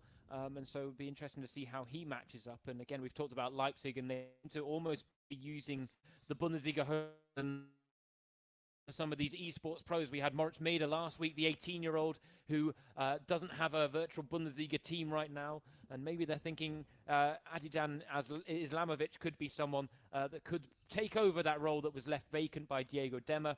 He played 2 games in the virtual Bundesliga, the professional footballer, switching over to the joysticks. He was the trendsetter, arguably, and one of the reasons that we are having this crossover event. And just to run you through the rules of the crossover event as well, 30 teams, 60 players, 2 one-on-one matches that will be played on the 85 game mode. An aggregate score will be made up of both legs, and it gives us a chance to see a variety of different skill sets and ultimately different results as well. The goals are flowing. We had 139 over the course of the entire match day 2, Saturday and Sunday. And by all accounts, the way we started off match day 3, we could smash that record again, as we did after match day 1.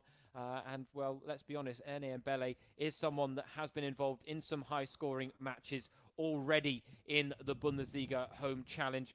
He picked up a 1-1 draw with Julian Kreis on match day 1. It was a 3-1 loss to Jack Kormaz, who, again, is one of these esports pros. So maybe Erne Mbele at a slight disadvantage coming from the YouTube world, crossing over into the competitive esports world. But he hasn't acquitted himself badly, and he does have a very good reputation, as we've said, someone that regularly amasses figure views on his Twitch channel as well. And actually, he's been in commentary action for the Borussia Dortmund channel as well on YouTube. And he, like we did, Alex, got quite excited for Keys on win line. There you go, and he'll be looking to get his first win of the Bundesliga Home Challenge as well. As you said, he's only able to get a win so far, and this is a great opportunity. Obviously, with the esports guys, we often see the virtual Bundesliga guys come up against each other, as they often do in obviously the virtual Bundesliga. But this is an opportunity, as you said, for two guys not in the virtual Bundesliga to show what they're capable of. Erne, coming from that YouTube world, unable to get a win so far in the Bundesliga Home Challenge, it's a chance for him to prove that capable of going toe to toe with the best in the competitive world. Whereas for Islamovic, as we've said, he's looking to make a name for himself, and become the next guy to impress for Leipzig as an esports pro, as it is clear that they're looking to try and maybe scout for a new esports guy. And so for these two, it's a good chance for them to both make the most of this opportunity and show exactly what they're capable of, show that they're good enough to compete at this level in the Bundesliga Home Challenge, and it could earn some of them. Obviously, for Erne, he's very happy with how his YouTube world is going. For Islamovic, it could earn himself a little spot on the Leipzig virtual Bundesliga team. Yeah, this is a chance for players to make a name for themselves, and we've seen plenty do that already in the Bundesliga Home Challenge. These are some of the biggest names from the virtual Bundesliga crossing over with some of the biggest names from the real football world as opposed to the virtual one. And it has been a fantastic invitational event put on by the DFL to help us with these football free times. Of course, if you'd like to get in touch via social media, hashtag Bundesliga Home Challenge is the one to use on your platform of choice. But get in touch in the chats, get in touch in the comment sections.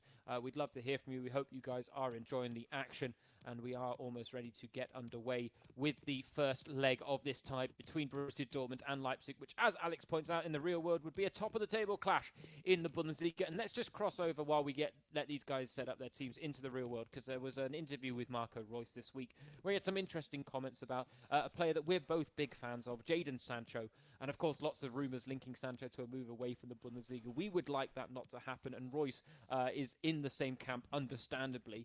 And he made some comments in the press this week saying, I'd advise Jadon to stay another year, maybe two. In his opinion, he says there's no better place for him than at Dortmund. And I think it's fair to say we can agree with that. Jadon Sancho, who was actually in action in his own FIFA tournament yesterday. Yeah, that's it. He played for, well, not for anyone. He played against Marcus Rashford, his England teammate, yesterday in their own version of the Bundesliga Home Challenge. He came out with a win against Marcus Rashford, and Sancho's just another case of one of the big USPs of the Bundesliga, in that it is the best place for young players to thrive and to build their reputations and become, capable of playing at a world-class level. We've seen it in his own case. We've seen it in so many cases over the years, and most recently we've seen the case of Erling Haaland.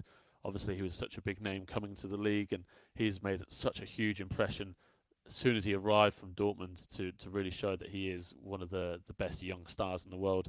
And for Sancho, he's got a big future ahead of him, and it's likely that he's not going to stay in the Bundesliga forever, but the way that he's progressed so far is just astronomical, and I don't think he or anyone would have ever imagined how far he has come so quickly. So is that what's impressed you the most with him? Yeah, I think obviously Dortmund would not have signed him if they knew he wasn't that talented, and he was given the number 7 shirt, and so many big statements were made so early on, but I don't think anyone could have expected it to come this quickly. He took some time to bed in his first season. I think he only he didn't make that many appearances in his first season. It took a while for him to really get going, and then I think he scored his first goal more towards the end of his first. He joined in winter, and it was towards the end of that season where he got his first goal and started to get assists in games and things like that. But you could see the raw talent that was on show. And one of my favourite Sancho moments is that assist he got for Maximilian Philipp against Bayer Leverkusen in his first season, where he took the ball down in the air on the run with the outside of his foot on the move, bringing the ball forward on the run in front of him. It's one of the most incredible moves I've seen, and if you haven't seen it, do go and give it a look. And that's where we saw his raw talent, and then in the last couple of years we've obviously seen that raw talent become world class. He's bulked himself up, he's improved his tactical know-how, he's improved his in-game sort of intelligence, being able to pick decision-making moments and things like that.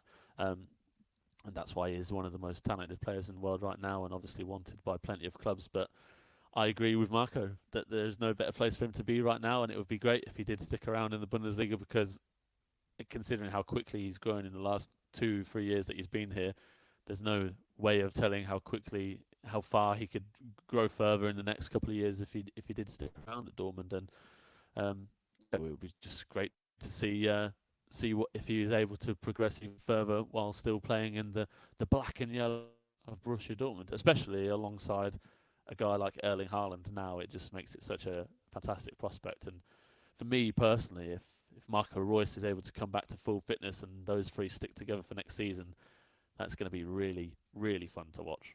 That's going to be a very enticing prospect. But you're all right, Jadon Sancho, I mean, he is mesmeric at times. The guy is a walking highlight reel, seemingly out on the pitch.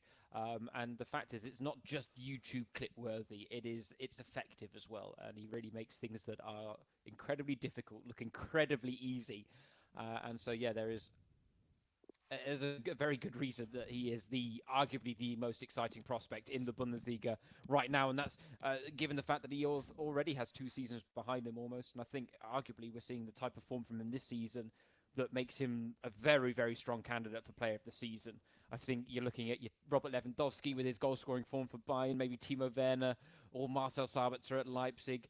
But Jadon Sancho right now, Kostic at Frankfurt is another, but then he'll suffer because Frankfurt aren't probably going to get into Europe, whereas Jadon Sancho has not just done it all, he's done it with a team chasing for the title, and on top of that, he's built on a season that people didn't think he could better. That's it. He had that incredible season last year where he got 12 goals and 14 assists, I think it was, last season. And now he's got 14 goals and 15 assists in just 23 games. And this is all at the age of, well, he's just turned 20. It's absolutely ridiculous that he's able to bring out those numbers, especially merely the fact that he's, on paper, a winger. He's a pacey winger with incredible skill who would be, usually you'd see him as the guy to go for assists, but he's also the guy to go for goals. He's Dortmund's leading scorer this season. He's Dortmund's leading assist provider. And while they haven't been able to call on the talents of Erling Haaland for the whole season, or Marco Reus due to injury, he's been producing it week in, week out, and has arguably become Dortmund's most important and best player right now. So the way that he's improved is beyond belief, and he's just become such an all-round attacking talent. And Erne will be wanting to make the most of him here in this game for Dortmund in the virtual world to show that Sancho is obviously as good on the game as he is in real life. And have to wait and see if he's capable of doing that as he looks for his first win of the Bundesliga Home Challenge. Yeah, up against the newcomer for Leipzig, Adjin Islamovic. What can he bring to the table as we get this game between Leipzig and Dortmund underway? It took both players a while to get their system set up, which shows that there's a lot of thought being put into this before kickoff by Islamovic and Mbele, and as we've said, Mbele would really love to get that first win of the Bundesliga Home Challenge at the third time of asking, maybe a case of third time lucky for him, because he has performed well and he was on course for victory in that first game against Mainz, against Julian Greis, and it was a wonder goal, it has to be said, from Greis with Robin Quaison, a lovely, lovely chip that ultimately levelled the scores there and denied Erne Mbele a winning start to life in the Bundesliga Home Challenge. He has been in action this week. He was opening his weekend league rewards during the week, and he packed 90 rated Ilicic twice, no less. And it may not be the best 90 rated pick you could have, but he called it an Erfolgserlebnis, which is an experience of success if we're translating loosely. And he's looking like he's on the back foot early, and Islamovic has made easy work of the opening exchanges, and he's taken an early lead to boot. That's it. He scored with his first chance. Really tidy work around the box. I think it's Timo Werner who does the job there. We're used to seeing it so often in the real world. With his back to goal there, he just does really well. The telltale signs of an esports pro. He's able to work with his back to goal with his player. Just moves and shapes his way to be able to earn a shot at goal, and turning onto Werner's left foot and shooting at the nearest. It's always so difficult to stop. And that is why this game is going to be quite fun, I think, and not your usual esports pro lineup, because neither of these guys are, virtually players. Out Erne coming from the YouTube world predominantly. He's not going to quite play the exact same way as an esports pro, maybe not quite as dominant in terms of possession and controlling the game, but these guys are both good at what they do and both good at the game, so it's going to be a fun one, whatever way it turns out. Yeah, Erne now looking for an immediate response, and that would be the ideal way to go about things. He's earned himself the corner after getting into a promising position there with Hakimi, who we have seen feature very prominently, not just playing for Borussia Dortmund, but out on the virtual pitch as well. He's scored a fair few goals, notably when he's been playing with himself, admittedly, which we have been denied the opportunity to see that for a third time, with Achraf Hakimi being replaced by Leo Balerdi. We'll have to see if Balerdi plays himself later on in defence. He's centre back or right back. We haven't seen much of him in the real world. Chance for him to maybe show in the virtual world that his player is up to scratch, especially in the 85 mode. Gives him a good chance. Ball to the back post here for Mbele, and it breaks free, and that's a wonderful goal line clearance from Ademola Lookman. Don't know what he's doing on the goal line, Lookman, but he was in the right place at the right time. There's another good save, this time by Chauner. So Mbele responding well to the early setback, looking for a goal of his own, and he's not going to get it like that. We're shooting like that from Thomas Delaney. Yeah, even in the 85 mode, Thomas Delaney's right foot doesn't improve that much, sadly, the central defensive midfielder. It is interesting to see, again, Leipzig using some unknown names, you could say, the likes of Bias and Kraus and Hartmann all starting here in attack, and it's working wonders for Islamovic. But no matter who is playing, the main man scoring all the goals is that man, Timo Werner. He's bagged a brace already here, 2 goals at the near post, and this is clinical work from Islamovic. Yeah, he's making no mistake with his chances, but it was wonderful. You were talking about all the unknown players, but it is the man that we all are very familiar with who has bagged a brace here, and a great start for him, because we actually haven't seen Werner feature that prominently, because we've talked about the 85 mode and how that really does detract from his key abilities in FIFA in terms of his pace and dribbling ability, and he has been curtailed a little bit by the 85 mode. But this is one of the first times I think we've actually seen him started through the middle by a Leipzig esports pro in this Bundesliga Home challenge, and it's paying off so far, as Lookman again with some very tidy defensive work there, something we're not used to seeing from him as he looks to now release Hartmann. Lots of space to work with. He's done well to keep it in play, and he had Mbele dancing, but in the end lost the ball himself there, Islamovic. You can see Balerdi there playing in the Dortmund defence, so that's a sign of things to come perhaps in the next game as well. And it is quite a fun thing as well to see which players are, you know, good in the 85 mode. As you said, it does cap some players and deteriorate some of their stats, the likes of Timo Werner and perhaps of Jadon Sancho, whose pace and dribbling ability isn't quite as good as it usually is. But these young guys, the likes of Hartmann and Kraus and Balerdi even for Dortmund, it's nice to see who really is good in terms of, you know, these usually lower rated players getting boosted up to an 85, how good they're able to perform.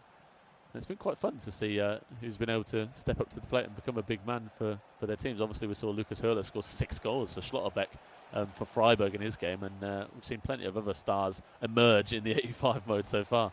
Yeah, lovely passing move there from Ene, and Belly did everything right, and he couldn't just fashion the chance with Haaland looking to turn his way towards goal. And you can see there that Ene Belly certainly is very comfortable when moving the ball pace. But it's when he has to adopt a more measured approach, because Islamovic has got men behind the ball, that just doesn't quite have as much joy when he's in possession. You can see there he's trying to work it with a lot of passes, and it was working well, but it's certainly a high-risk strategy. Yeah, Islamovic is finding a few more holes in the Dortmund defence than Mbele has been able to find in the Leipzig one. It's just, he's working it really well as Islamovic, and oh, that's a tasty tackle from Witsel. I thought it might have brought a foul, but wins the ball for the referee, and this is it. This is Mbele struggling to maybe get as many men forward as Islamovic is. He's breaking forward quickly, but struggling to get the support. He's doing well here as he looks to build up an attack before the break and maybe try and get a goal back before half-time whistle blows. Yeah, this is what I'm talking about. He does not have a lot of time or space to work with, and he's in a very threatening position here with the ball with Witsel and Delaney, and he needs to get it into these types of positions with Haaland, but when he's doing that, he's got no room to work with. Yeah, that's it, and that's a struggle, because as much as it is good to get the ball into that area inside the box, you need guys around the likes of Erling Haaland to be able to pass with and produce that pass and the moving, which we have seen from Islamovic, being able to get Werner into good positions around the box to get quick shots away, and it's not always easy when you've got your back to goal to be able to turn and get shots away. Often you do need to get other players involved in the build-up, and Bele's just not so far. Yeah, I think this is another case where we can see that Islamovic is just a little bit of a cut above Ene and Belly, and he's not happy, and you can see there he's streaming right now, so he's talking to his chat throughout all of this, if that's what you're wondering what's going on. But you can go and join him on his Twitch channel if you'd like to. I'm sure he'll be putting up some YouTube content as well. But yeah, certainly a frustrating first half for him. And it does look like that win is still going to prove elusive in the Bundesliga Home Challenge after the 1-1 draw with Julian Greis on match day 1 and the 3-1 loss to Jihad Kormaz Kiel last time out. So he has had a bit of a tough time tough time of it in the Bundesliga Home Challenge. We can see here, immediately looking to make some very attacking changes, get some more bodies forward. We're even seeing the introduction of Mario Götze as well, which is interesting. Oh no, actually, I think he's been on the pitch the whole time, actually, based on his stamina bar there. We may actually be seeing him being brought off. That could be the commentator's curse right there. And Bele going to that 3-4-3, which Dortmund have made their own in the Bundesliga this season under Lucien Favre. They've been fantastic while playing with it, and now Mbele's trying to do the same in the virtual world. It hasn't quite worked out for him. Well, that formation worked well for Hakimi when he used it last week. That's it, yeah. Maybe Dortmund is just one of these teams on FIFA in the 85 mode that works just as well in their formation in real life as in the virtual world. So Mbele's trying to make the most of that and take inspiration from Hakimi here in the second half. He's got to be careful, though, because that switch to a three-man backline could leave him even more exposed against Acin Islamovic than he was in the first half. Islamovic, who won the ESF 2019 FIFA tournament, which is Austria's biggest and only esports festival, so proving himself to be the best in the country. And he has won the Austrian E-Bundesliga with RB Salzburg as well. Switching RB alliances to Leipzig instead. Strong challenge there on Royce, and it is going to be a free kick in a dangerous area for Erne. I don't see many free kicks in these games between esports players. And so comfortable in defence, don't lunge in, they stand up and are able to hold off. But Bele earning some pace. Oh, what a shot that was from Haaland. Schauner didn't even see it, and it just sort of hit off him and went out for that corner. That was so well worked from Erne as well, from the free kick. And the chance really opened up there for Erling Haaland. You have to think, had he scored there, it really was a case of game on. Instead, the frustration for the YouTuber continues to mount here against Islamovic, who is defending tooth and nail at the back to try and, at the very least, maintain this 2-goal lead that he's fashioned for himself. He's talked on social media about the fact that he will be moving to Linz in the summer in Austria. I wonder whether those moves will be put on hold. Who knows current climate, but he has promised his followers regular streams, so he's going to keep his FIFA content going. Although a move to Linz could make it difficult to play in the virtual Bundesliga for Leipzig, it has to be said, which is something that we were wondering whether is the case in this audition phase almost of Leipzig's scouting process for their esports team, which is a man down after Diego Demme joined Napoli. Half an hour to go here, and Bele is going to want to make sure that he's definitely the man to score next, because a 3-0 lead would be pretty difficult to overturn. It looks like it could be a 3-0 lead here. Paulsen's through on goal, and it's a big save at the back to keep Mbele in this game. Huge save there, Paulsen looking to go for the near post. I'm not sure who it is in goal for Dortmund. It's not Hitz or Berkey, it must be the third choice, or fourth even. I thought that was Ilschlagel, but it's not even him either, because that name would stand out a little bit. It definitely was a big goalkeeper, so able to make a big save there. Paulsen did well with Islamovic to work it to the near post, and he was composed and took his time, but couldn't quite beat the goalkeeper. And now Götze working his way for Mbele, just not able to get that final pass through. Islamovic showing that he's really capable in the defensive side of things. And now he can break down the wing with Hartmann, opening up the space. Drilled into the delivery, and it was certainly dangerous. Fortunately for Erne and Dortmund, he had a man over at the front post. I believe it's Jonas Hooper in goal for Dortmund and Mbele here.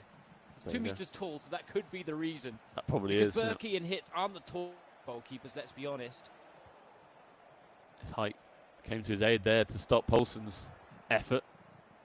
Vital challenge as well by Zagadou there, because the break was on for Islamovic. Instead, it's now Mbele looking to reduce the arrears, but he just can't find that final pass, can he? That's the only thing he's missing. He's defending well, and he's bringing the ball forward from defence into midfield and then into attack. But that final pass in the final third is lacking at the moment. He's not been able to open up space around the Leipzig defence. He's trying to do it here again, but once again we see that connecting pass between the striker and midfield is just, that's the only thing that's missing so far. And with time running out, it looks like it could be difficult for him to change how that is working out, but he's going to have a substitution here to try and make those changes. Well, it's also nice for Erne that this is the first leg. The pressure isn't quite on him as much as it would be in the second leg. And so 2-goal disadvantage going into that second leg isn't the end of the world. He'd love to reduce it to 1 if he can. But ultimately a 2 advantage is something we've seen caught up quite quickly in this Bundesliga home challenge on more than one occasion. So Leipzig certainly not clear and dry by any stretch of the imagination. You have to say a very impressive performance from. The thing that's impressed me the most is his ability to read the game. He almost seems to have been a step ahead of Erne in every single moment, and that's Bele can't produce those final passes because Islamovic is almost ready to anticipate them already. He's already worked out the angles, he's already cut off the channels, and here he is with Klostermann edge of the area, now with Paulsen. Plenty of Dortmund players back defending the goal. Campbell on the turn finds Klostermann, who stayed up, and it's well worked to Paulsen, and that's a good save from Hooper. You're right, James. He's reading the game so well, and he does it there in attack as well, reading the passes. He's one step ahead of Mbele. Lovely passing move to open up space for Paulsen again with a shot there. Should really have tucked that one away, but it went straight at the goalkeeper, and that's the only reason it's not 3-0. But that's exactly right what you said, reading the game. That's as much as Mbele has struggled himself to get things going. It's been Islamovic who's one step ahead of him, and that is what is often so important on FIFA, being able to read your opponent, read what they're planning to do. If you can get ahead of them and be prepared for what they're going to do next, you can stop it in the tracks. Paulsen's through on goal for a third for Leipzig. No mistake made by Islamovic, as Paulsen is the latest name on the score sheet. The frustration just continues to grow for Erne, but the delight on the flip side for Islamovic is doing exactly the same. Indeed it is. Game, set and match for Islamovic. Just got a bit lucky with the break there for Paulsen, but you have to have a bit of luck in this game, and once again showing his clinical ability. And we warned it, and Bele changed into that 3-man back line. It was always going to provide the opportunity for a counter-attack, and that's what Islamovic got there, and he made the most of it. Really tidy finish, and more goals could be on the cards here if he wants them, but doesn't need to force the play. Yeah, we've all been there, a game of FIFA where nothing seems to go your way, and your opponent seems to have to rub the green every time as he turns inside with Paulsen again. And he's trying to do well to keep touch tight with the Danish frontman, but he's having a rough ride of it.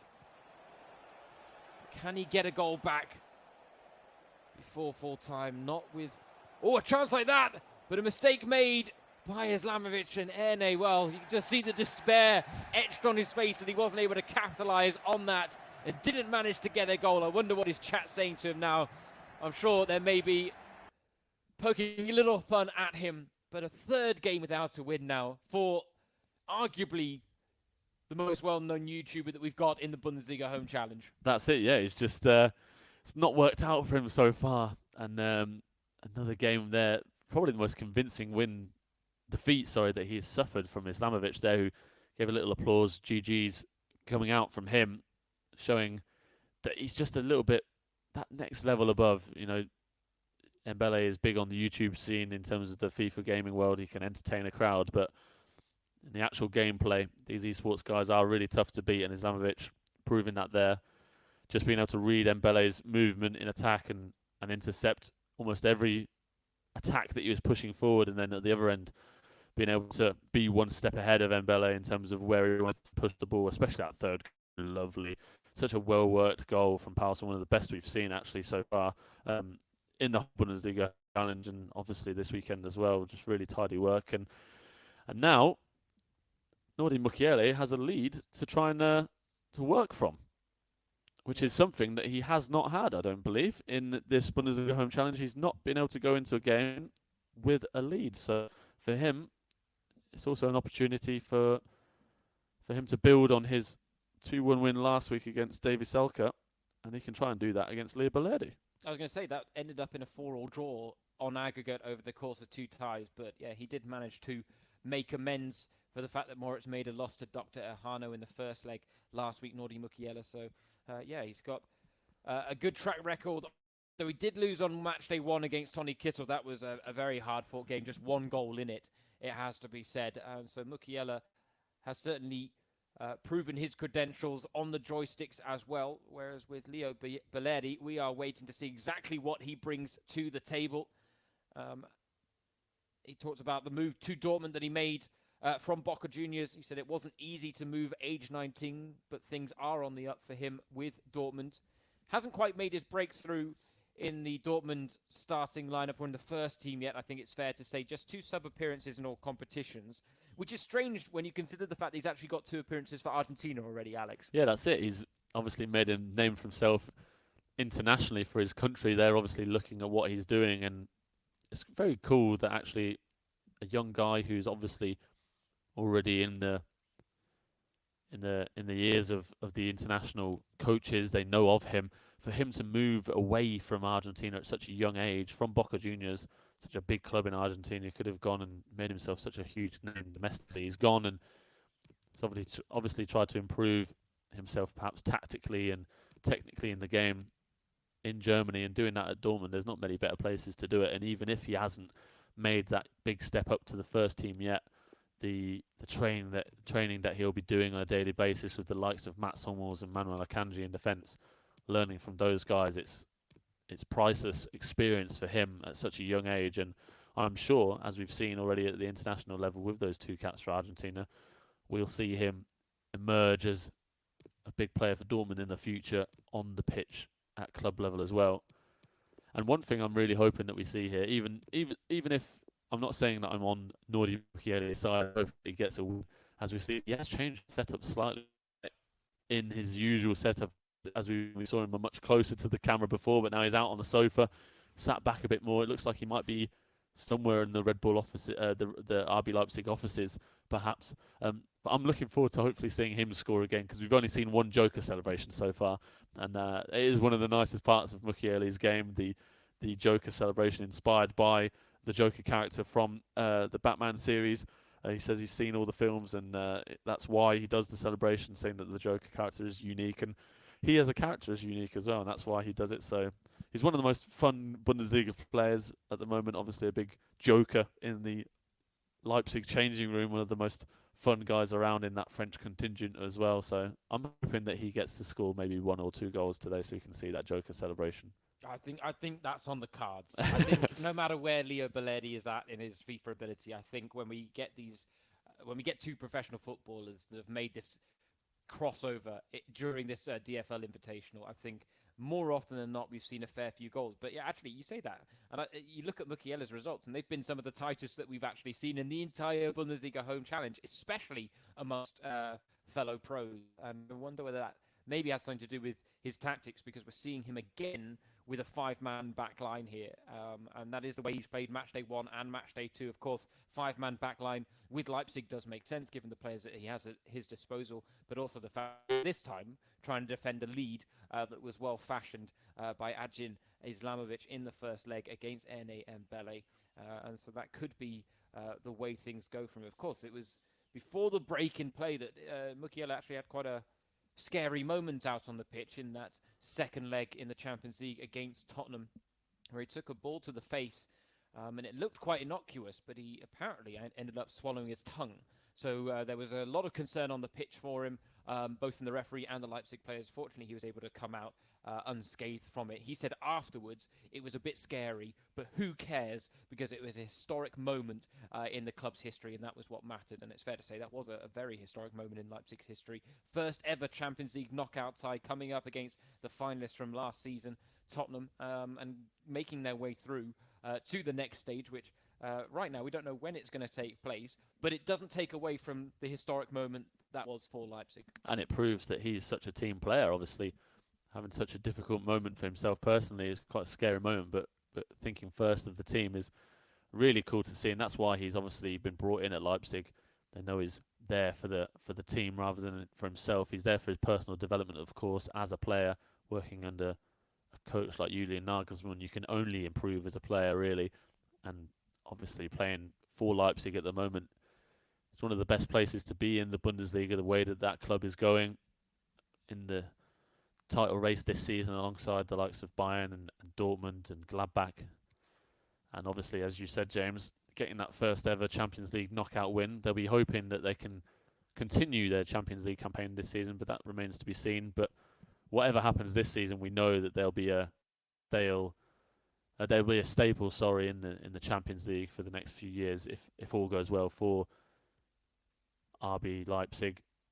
Nice smiles on the face of Beledi here as we're getting ready to get underway. A few stretches from Mukiele. We love to see it. These guys taking it so seriously. And neither will want to come out on the losing side in what is a mouth-watering tie in the Bundesliga, as always, against Leipzig. And it's Beledi against Mukiele. Absolutely brilliant. This is exactly what this event is all about, pitting two Bundesliga stars against one another and seeing what they can produce in the virtual world as well. We haven't had a comeback yet today, so that really is on Leo Beledi if he wants to take us back to comeback central. We wait to see just where his FIFA skill set is at in this tie against Mukiele, who we've seen he's very composed, very calm, not exactly the highest scoring player. We see it in moments like that where he goes cross as opposed to having the drag backs, the ability to stop the ball and maybe cause a backline a few more problems. It does mean that games like this are a little more open on the whole, and we wait to see what these two can produce. But the goals have been flowing freely, and we don't expect that to be any different in this tie as Beledi comes forward with Haaland losing out. As we've now switched to the Spanish mode of FIFA, you may notice, with Jugadoras a seguir. That's probably terrible pronunciation. Do apologise to anyone Spanish watching. But for now, we had a carton rouge earlier for Bastianok Chipka. I don't know what the Spanish equivalent is, but I can get excited when it does happen instead. Roja, is it? Roja? It will definitely be something Roja, won't it? But I'm not sure what card is. But this just proves how global the Bundesliga is. We're reaching all corners of the world and in all languages. As Mukiele almost finds the back of the net for the first goal. And it's that man, Timo Werner, who's proving to be a really key man in attack, as he is on the pitch, in this tie against Dortmund in the virtual world. Wipe of the brow there from Beledi. He's already a little bit nervous. And we've heard about it from some of these players that are getting involved, the fact that they are more nervous playing this FIFA tournament than they are sometimes stepping out in front of packed-out stadiums in the Bundesliga. Marco Richter has been chief amongst them. Of course, if you've been following us for the last couple of streams, you'll know that Alex has a direct line to Marco Richter. So we've been finding out lots of interesting little tidbits. For now, though, he is in action later this weekend, and it's Beledi under pressure in the opening exchanges. Mukiele not able to add to the 3-goal advantage that Islamovic built up in the first leg, but he is certainly very much on the front foot. And he's got Beledi with his back to the wall. Here is Kevin Campbell, the chance opening up. And it's a wonderful tackle with Beledi himself. We've seen lots of players score with themselves. Now a wonderful challenge put in by a defender by himself. That's what it's all about for these guys, these defenders. They might not be able to score with their own players, but they can certainly keep the goals out.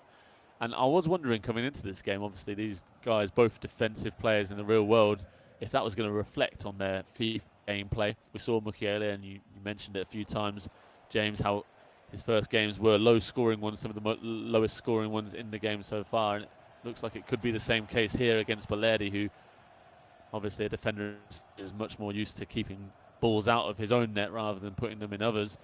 So it might be the case that these guys are trying to reflect themselves from the real world into the virtual world.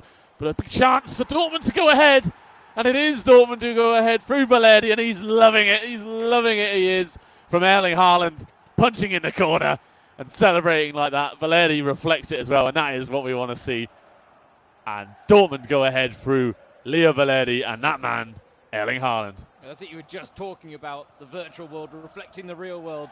And I think it's fair to say that Erling Haaland's goal-scoring prowess has definitely not let it down in FIFA, much in the same way it hasn't let him down since his introduction, and his incredible introduction, it has to be said, to life in the Bundesliga.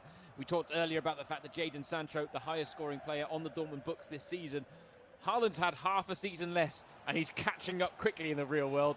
And when it comes to his FIFA scoring abilities, we've seen it on match day 1, we've seen it on match day 2, and we're seeing it again on match day 3 as well. And that's exactly what Belerdi needed, an early goal to get himself back into this one and maybe just strike a little bit of fear into Nordi Mukiele, who was looking to defend that 3-goal lead, and he's now seen it cut down to just 2 already. That's it.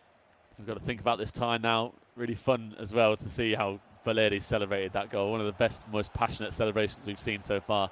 Obviously him coming into this game. What a ball that is! Oh, what a goal! What a goal that is from Leo Belerdi. He's absolutely loving it. And that is one of the most special goals we've seen in the Bundesliga Home Challenge so far. And the celebration to boot. I am loving Leo Belerdi.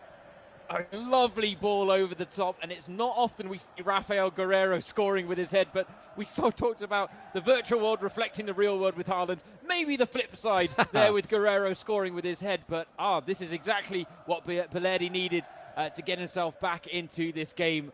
And you have to say that was incredibly well worked from the youngster, and well, I think it's fair to say fear has been struck now in the heart of Nordi Mukiele. He realizes that 3-goal cushion is hearing quite quickly, Alex, and he knows he needs to try and get a foothold in this game. He's coming forward here with Kevin Campbell bursting into the box, but again, Belerdi doing well just to defend there and close out the tight spaces. Campbell has won it inside the final third, having a little tete-a-tete there with Hakimi. And I wonder whether Hakimi would have said anything to Belerdi as well as saying, I've set the bar here, lad. I've played well. I got a draw in my first game against Daniel Brzezinski. I got a big win last weekend. You've got to pick up the baton now and keep running. And Belerdi so far doing a good job of it. He won't have wanted Belerdi to let him down, Hakimi, not at all. And he's doing superbly here. 2 chances, 2 goals. And that really was one of the best we've seen so far. That ball over the top and the header. And I think you were totally right. Maybe in the real world, the bravery of Guerreiro might not have quite been the same in the real world to go for that header. He got clattered by the goalkeeper there, but got his header away and finished one of the nicest goals we've seen so far. And that was almost a third for Belerdi with Haaland on his right foot. One of the deadliest strikers in the box in the real world, and he's looking deadly again here, is Erling Haaland. And that's it. There was a lovely interview with Harvard Nordveit of Hoffenheim, who is, of course, international teammates with Erling. His quote was, inside the box, he might be the best or the #1 striker in the world, which I thought was actually a nice way of kind of adding context to a big debate as to whether he is the best. But in terms of the goal-scoring instincts, I mean, they are rich in abundance, it's fair to say. Mukiele's goal-scoring instincts, unfortunately, not coming to the fore for him against Belerdi, who really, you have to say, from his perspective, has arguably had a perfect first half. Oh, definitely. 2 really, well, not 2 really nice goals, but Haaland hustling and bustling for that first one, and then the bravery from Guerreiro to get that header after a lovely ball over the top. Belerdi will be in dreamland, and again, really nice to see how happy he was to get those goals, how passionate he was with the celebrations, and clearly with the celebrations that he did, 2 different ones, he's no novice in this game. He knows what he's doing, he knows how to celebrate his goals, and I think he's one of the first ones we've seen who's copied his own celebration. But as the half-time whistle goes there, Mukiele slapping his leg. He's frustrated. As much as Belerdi can smile away, Mukiele is disappointed at the moment. 2-0 down. And Un problema para los defensas. Even I can work out what that means, Alex. I believe Erling Haaland is causing the defence problems. He's causing a problem for the defence, and that problem is Erling Haaland, one of the deadliest strikers in and around the box. As you said, he's developing himself as a player, and Belerdi is finding all the ways to work with him as best he can in the virtual world as well. What do you do now if you're Mukiele? Do you react? Do you change things formation-wise? I mean, I don't know. Well, actually, the fact that we haven't gone into the second half yet suggests that Mukiele is making changes. It looks like he is making some changes there. If I was him, I'd be switching from that 5-man back line, not into a 3-man back line, but certainly into a more attacking one, four defenders and getting more men forward. It looks like he may have stuck with the 5-man back line. We're not quite sure yet. Maybe he's just made a few personal changes, or it's gone to that 3-man back line. We see Schick has come on for Poulsen, and Forsberg is on for Konrad Laimer. And Agnolino is on for Konate as well. So 3 changes at the break for Mukiele. He's definitely changing things up. He's not happy to be 2-0 down, and he's not wasting any time in terms of getting that comeback, and he's not wasting any time here. He pours forward for Leipzig.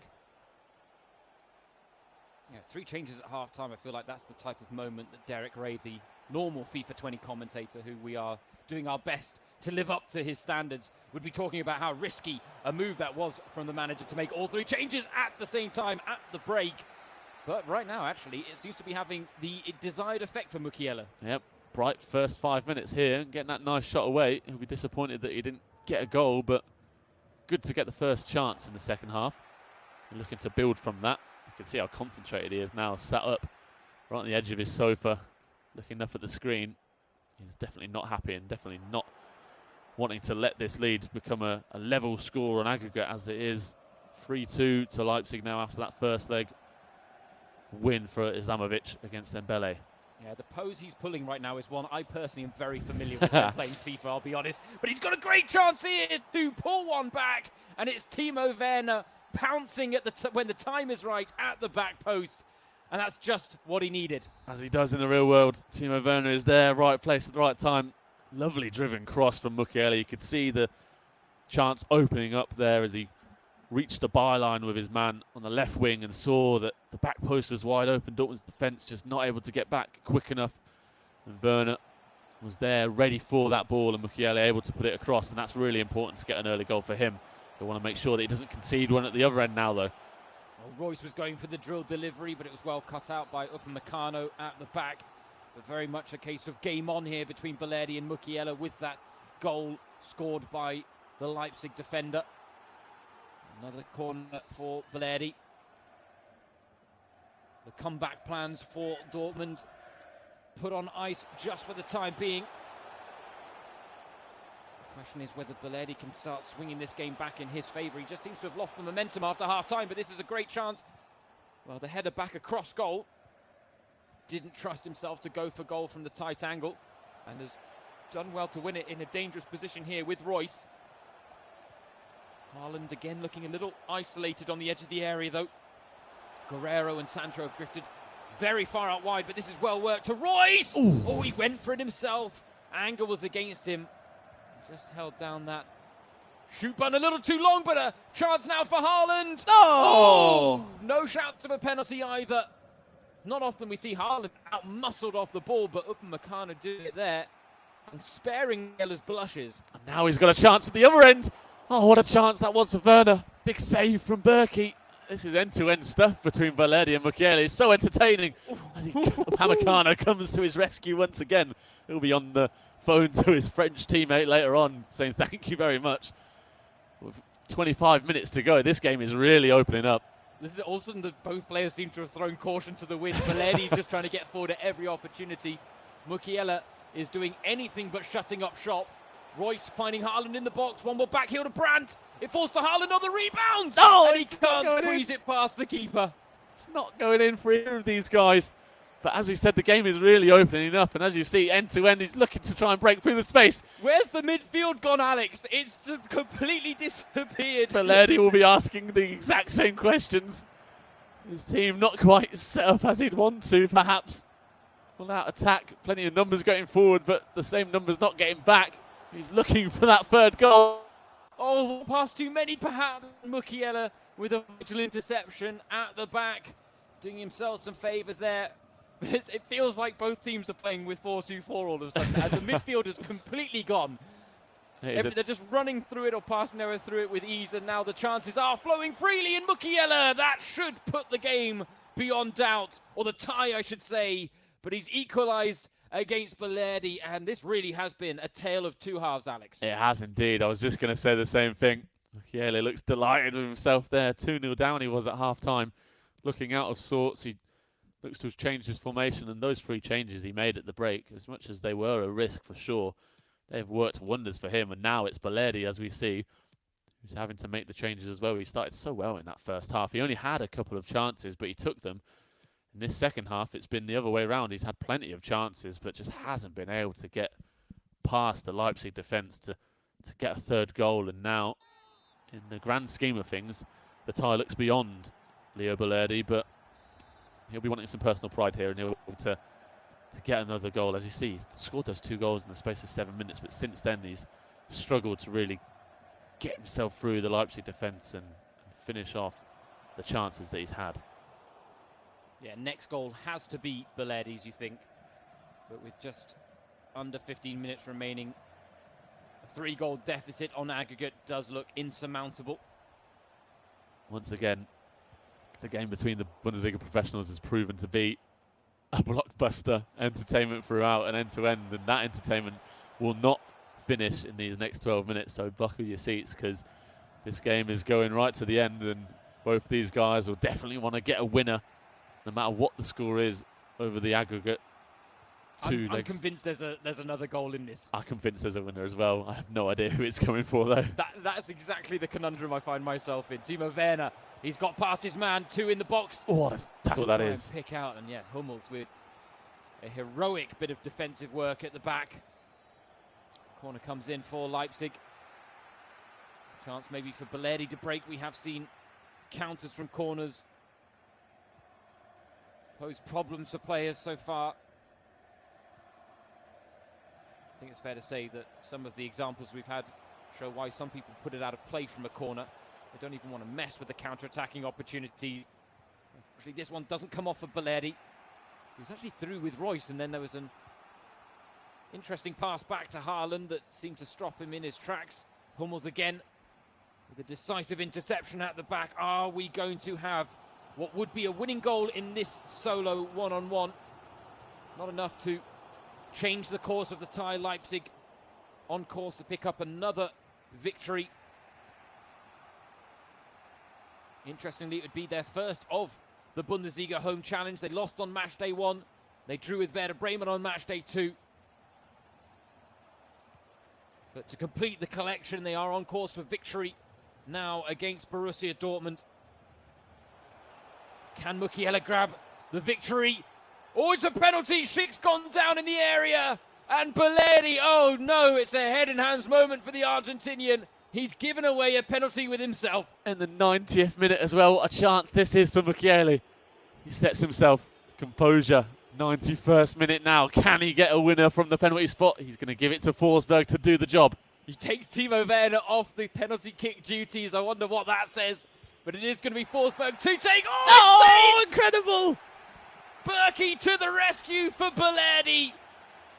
And that should deny Mukiele a come-from-behind victory that looked to be on the cards. What drama at the last between Dortmund and Leipzig, between Belerdi and Mukiele. It might not be over just yet. Chance! Goal! There He's got it is! He snuck the winner, Mukiele, and just look at the delight for the Frenchman. Unbelievable.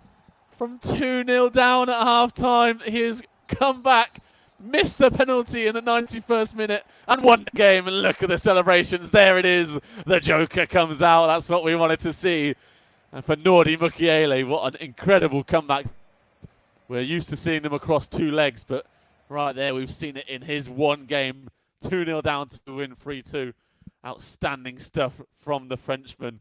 And I don't think we've seen a more incredible end to a game there. Nordi Mukiele missing a penalty with Emil Forsberg, but getting the winner in the final seconds. I mean, that game had a bit of everything. We thought Belerdi was on for the comeback initially, took that 2-goal early lead, and then Mukiele makes 3 changes at time, which is one of those things that you only see in FIFA, really, let's be honest. And it worked an absolute treat for him. But yeah, the ending to that was absolutely spectacular. Something that the Joker movies themselves would be proud of if we're taking the lead from Nordi Mukiele. But what a game that was. And yes, so far, this is a day where we are seeing the complete opposite to what we saw on match day 2, where it was all about the comebacks. It was all about the first leg leads not being enough and never being safe. And now we're seeing them come through and being converted into victories over 2 legs as well. In case you're just joining us, James Thorogood and Alex Chaffee, your 2 hosts for the Bundesliga Home Challenge on whatever platform you're joining us. Welcome. We are delighted to have you along with us. Get in touch. Hashtag Bundesliga Home Challenge on whichever platform you so choose to use on social media. But the action on match day 3 of the Bundesliga Home Challenge is again exceeding our expectations. We have seen this thing on a rapid trajectory towards excitement and entertainment.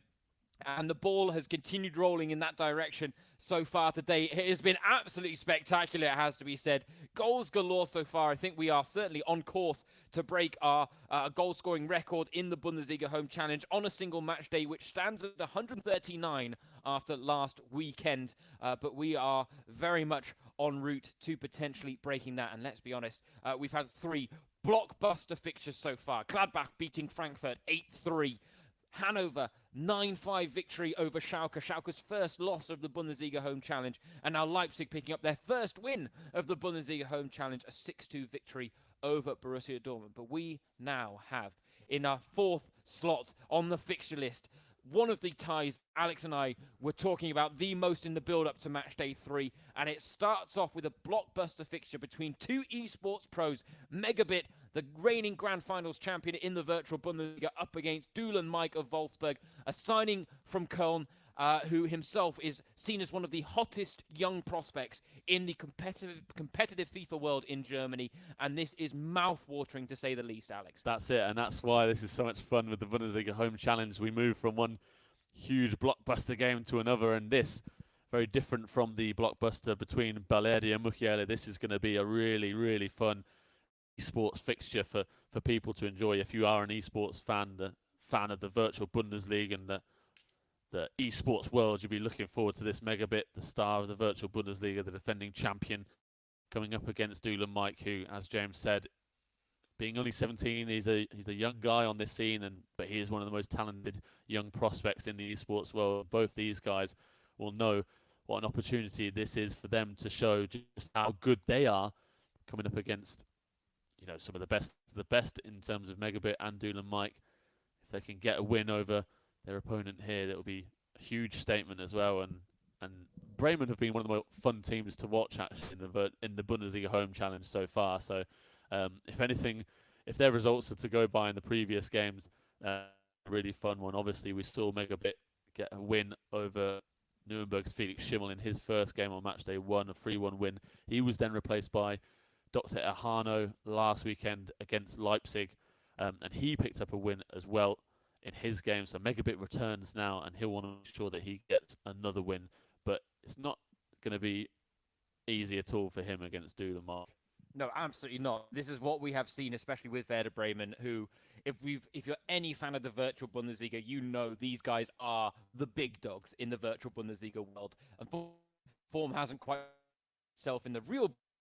Have won back-to-back titles in the virtual Bundesliga, and as we've mentioned, Megabit was the Grand Finals winner for the virtual Bundesliga. So once the season ends, the virtual Bundesliga breaks down to a solo tournament, Xbox, PS4, and Megabit was the man who came out and triumphed over them all, and arguably was the favourite going into the Grand Finals, which were meant to take place 2 weekends ago here in Köln, and unfortunately got curtailed as the sports world got put on hold by the coronavirus pandemic, which seems a good actually time to say we hope you and yours are all staying safe and healthy.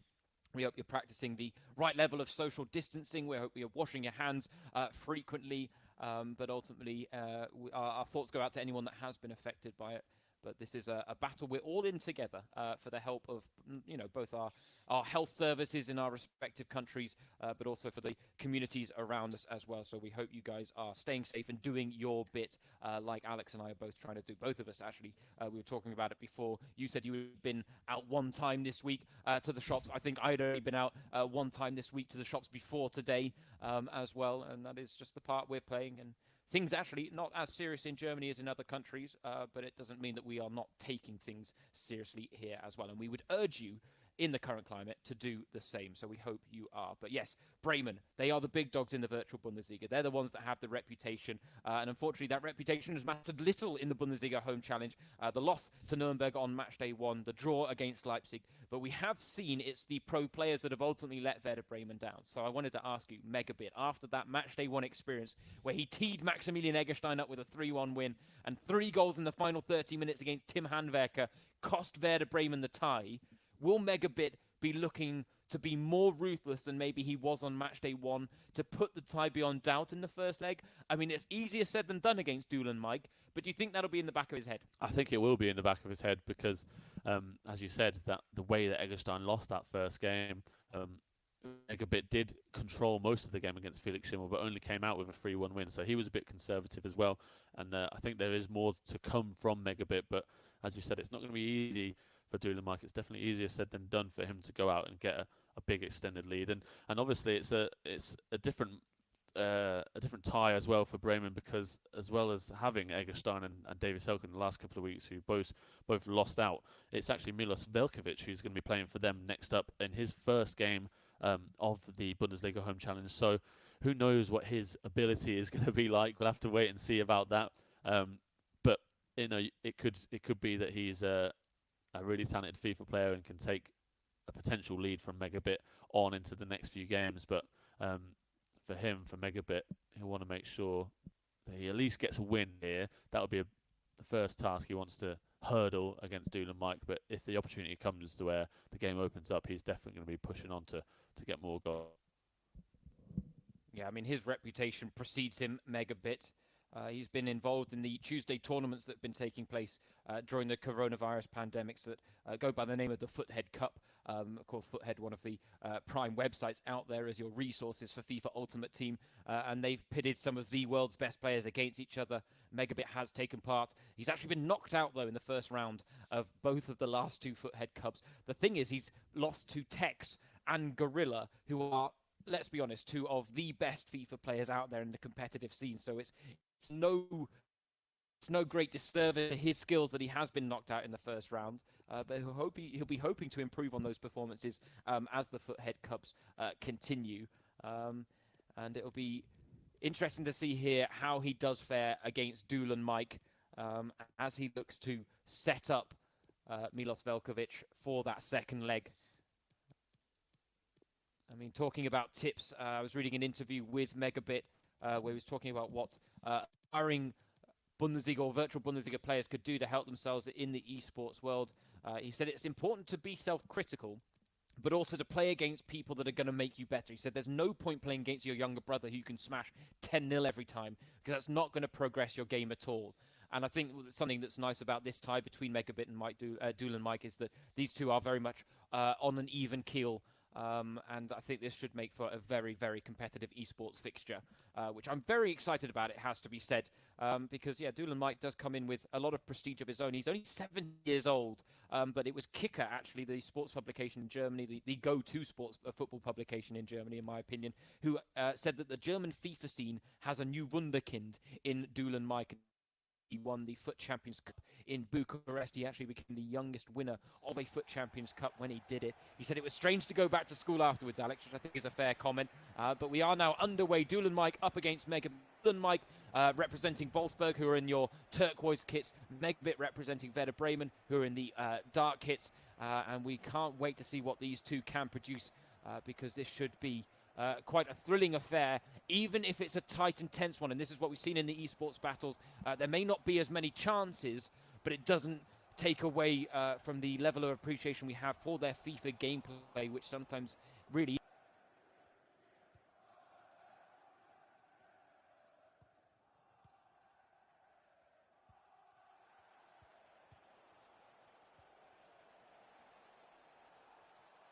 open and attack-minded one, as we saw between Balerdi and Mukiele. We're going to see these guys going for goals, of course, but it's the opportunity for them to show exactly what they can do as esports players. And for esports players, it's much more about defending the goals and keeping them out, whereas for the Bundesliga professional players, they're definitely in the mindset of scoring as many as they can. And these two guys, they know that defending is harder on this game. They know that each of these guys can attack well, so the big first priority for both of them is going to keep the other one out and to try and control the game and build some pressure, and then show those nice little movements and skills around the other person's penalty area and earn a shot at goal to perhaps get a goal. But shots are going to be few and far between in this game. It's going to be much more a controlled one. Yeah, that's it. We've only had one goalless draw in the entire Bundesliga Home Challenge over the course of 2 match days. That was last weekend on Sunday. Felix Schimmel, who was the man who took on match day 1, he ground out a 0-0 draw against an esports pro, actually, so a very impressive result for the Nuremberg 20-year-old. He drew 0-0 with FCSP Tom of St. Pauli. But that is the only goalless draw we've seen. And I think that's fair to say that's what we expected. We know defending is such an important facet of FIFA 20, but we weren't expecting this to be too tight and tense. But here is Dulan Mike, who's looking for the step-overs with the Brazilian João Victor. Just couldn't quite pull it off, but that was a wonderful chance for him to try and capitalize on a rare bit of space afforded by Megabit, which is something we don't see from him too often. Yeah, it would have been nice. He had a nice advantage there in terms of numbers trying to break forward. He tried those step overs to get through with João Victor, but Megabit, with really his last line of defence, they read it well and kept it out. Now he's trying to push forward as well at the other end. Oh, and he hits the post. And again with a rebound. Unbelievable. Megabit smirks there away, looking at the game, and I'm not sure he can quite believe that he's just hit the post twice. Well, somewhere in the FIFA 20 world, Derek Ray is talking about the woodwork reverberating still right now after twice being struck there by Megabit, but that was the chance, and he couldn't believe it. Oh, it's just one of those FIFA moments that you have to smile at. But already we're seeing both of these guys look threatening in front of goal. It really was one incisive pass there that really cut the lines for Megabit and opened up that chance for Claudio Pizarro. Now it's Dulan Mike trying to respond in kind. Ginczek frustrated that he hasn't earned his side a corner. I almost held what I was saying there when Megabit's first shot hit the post, because it came back, the rebound, and I was expecting it to riffle the back of the net. But again, I was surprised. I was as surprised as Megabit was to see it hit the post again. So not often we see these guys at the elite level miss a couple of chances like that. But even the best can come unstuck in front of goal sometimes. Even Megabit can do it. So if it happens to me and it happens to Megabit, I can take a bit of pride in my own gameplay in terms of not being able to score from every opportunity. Well, the rebound game, you're right, has been strong in the Bundesliga Home Challenge. We've seen a fair few goals go in that way when keepers have let their players down. For now, Megabit once again trying to crank up the pressure on the edge of the area. Lofted ball in towards Claudio Pizarro. Now a few neat passes. Claudio Pizarro intended target, but Lino Kasten was sharply off his line for Dulan Mike. Lino Kasten, who will be in action for Wolfsburg in the second game.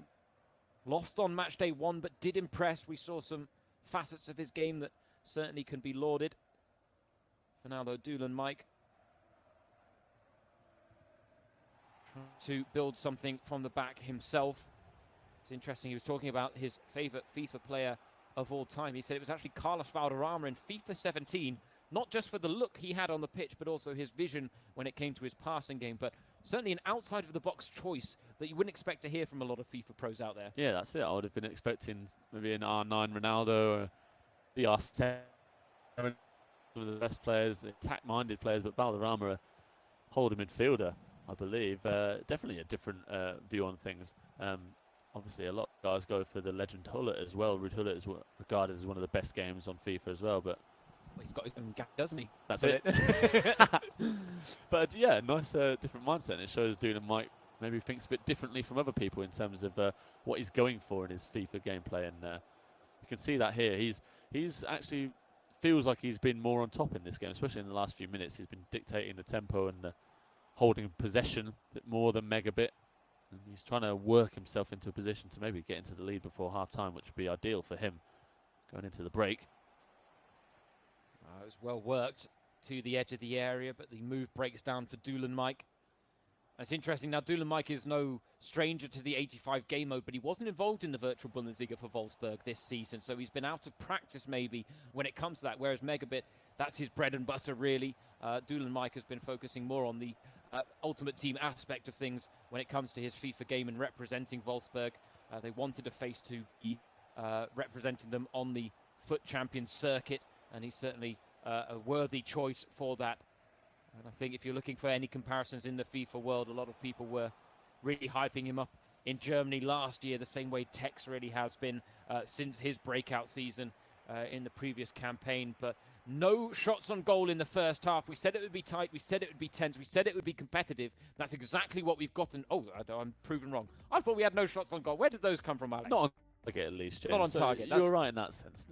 Neither able to get a shot away on target. We had Megabit hit the post twice. What am I talking about? Both, yes, you're right. No shots on target. Yeah, both his shots coming in the space of a couple of seconds and both hitting the same post. And you said Megabit has had a lot more experience in the 85 mode. We said in his first game on matchday 1 that he has his style of play that the Bremen team have followed, with wing backs playing at centre back, and we see out on the right wing Luke Earhorst, the only left-footed striker for Bremen with 4-star weak foot. These little things that these guys pick up on, they learn with all the practice that they have, and pick up on the little advantages that they can get. Obviously 85 mode means it's more of a basic game for these guys. It comes down to their own ability on the joysticks more than the players themselves out on the pitch. So being able to get little advantages from each player is going to be huge and going to be crucial. Megabit will want to make sure that his arm made the most of, and it's a lovely move from Megabit, and he goes ahead early in the second half and shows off. I believe that's a chili on his the sponsor there of his Bremen Esports shirt, but what a goal that was from Megabit.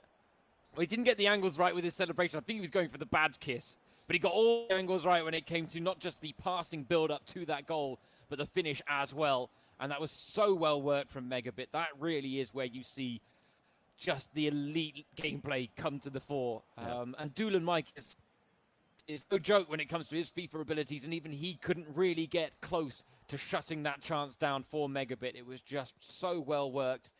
And that is an early lead in the second half for Werder Bremen. First shot on target produces the first goal in this tie between these two esports pros. Just shows how clinical they are. Again, the point being proven here, one shot on target and we have a goal. That's why these guys are so patient in their build-up play. They know that, you know, if they do get a chance to shoot a goal, the likelihood is that it will go in the back of the net. So they want to produce the best shot they can, because that is the best way for them to score. If they waste shots from the edge of the box, it's unlikely to go in, whereas if they're patient and composed, they can work the ball into the box and give themselves a far better opportunity to score. That's what Megabit thought he had done in the first half when those two chances hit the post, but as you said, he was just a step ahead with every pass in that build-up to the opening goal here. Even if Doolin Mike is one of the best around, he couldn't keep up with the passing and moving of Megabit there. Yeah, fun fact about Megabit that I learned in the build-up to this is that he's lost to both Nuri Sahin and Tim Wiese on FIFA in the past. Not that we should really read into those results too much, I don't think. It gives hope to us, I guess. It does indeed. If Tim Wiese can do it, then I'd back myself as well at some point. No doubt. He didn't strike me, Tim Wiese, as the pro footballer who would find himself on FIFA all too often. Of course, retired now, but Doolin Mike gets a goal back.